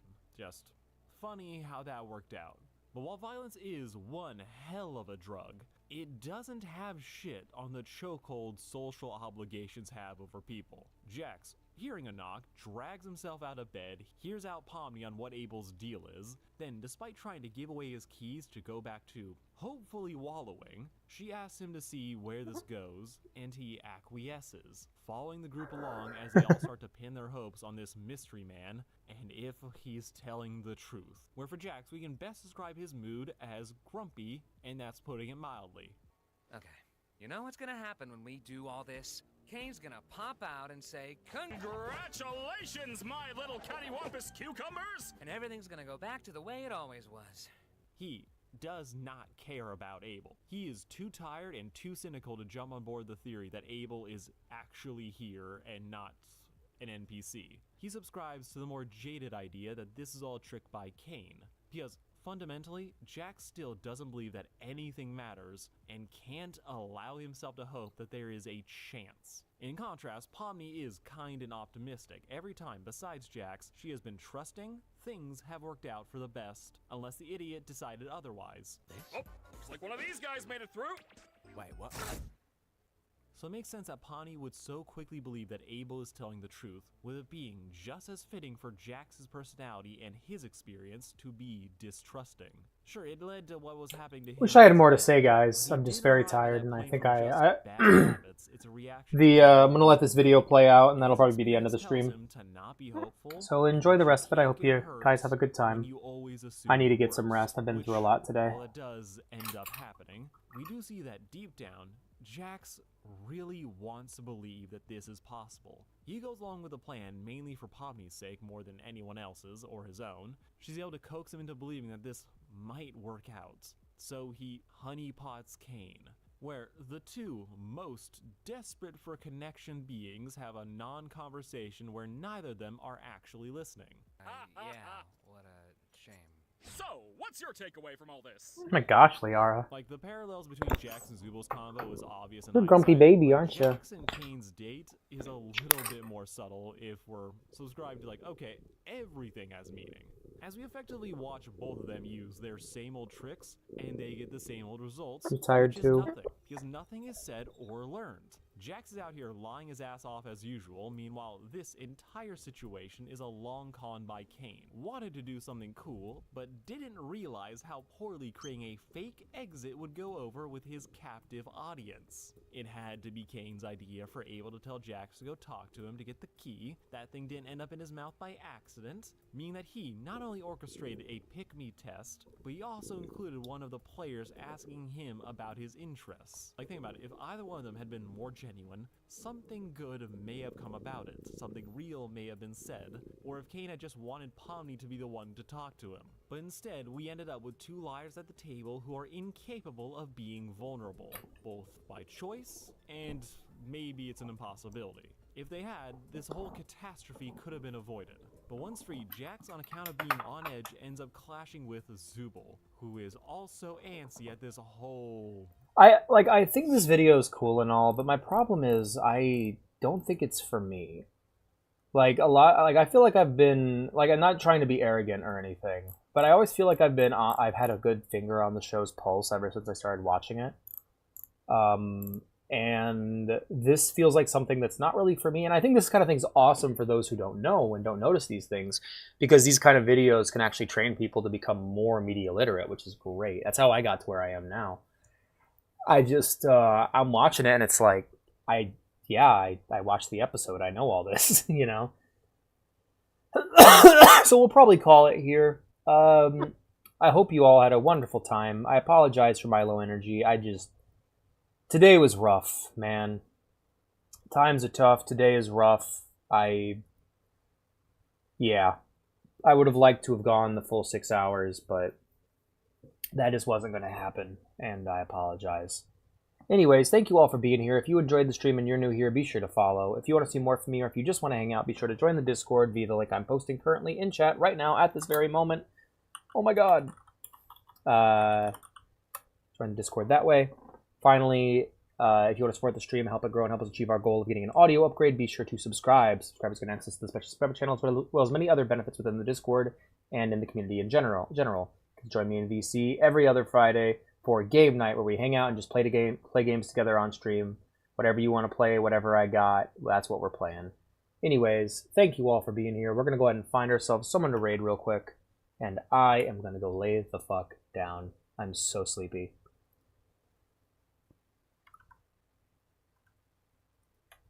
Alright, raid channel. Same category. Let's make sure, because we got two people. We got my Kill Angelo, which I genuinely want to check out. We'll just check real quick and see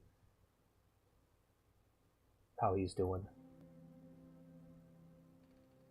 Okay, doesn't really look like our cup of tea. I'm going to go ahead and let's look at our followers real quick and see who we got. Low to high. Who's our lowest viewer? We got Riven Redgrave. Yeah, let's raid... let's raid Riven Redgrave. He's playing Dead Space. That's a cool game.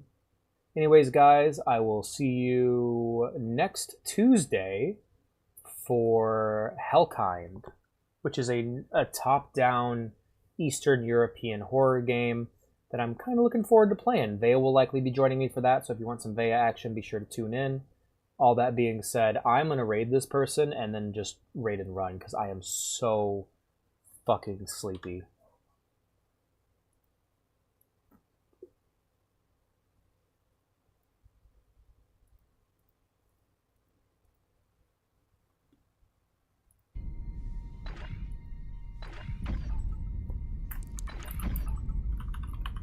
Calibration complete. Cannon auto-targeting online.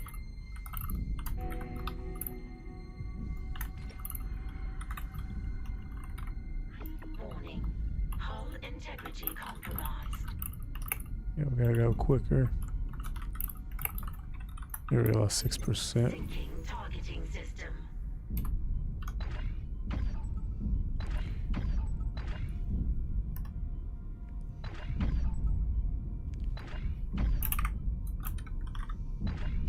Calibration complete. Cannon auto.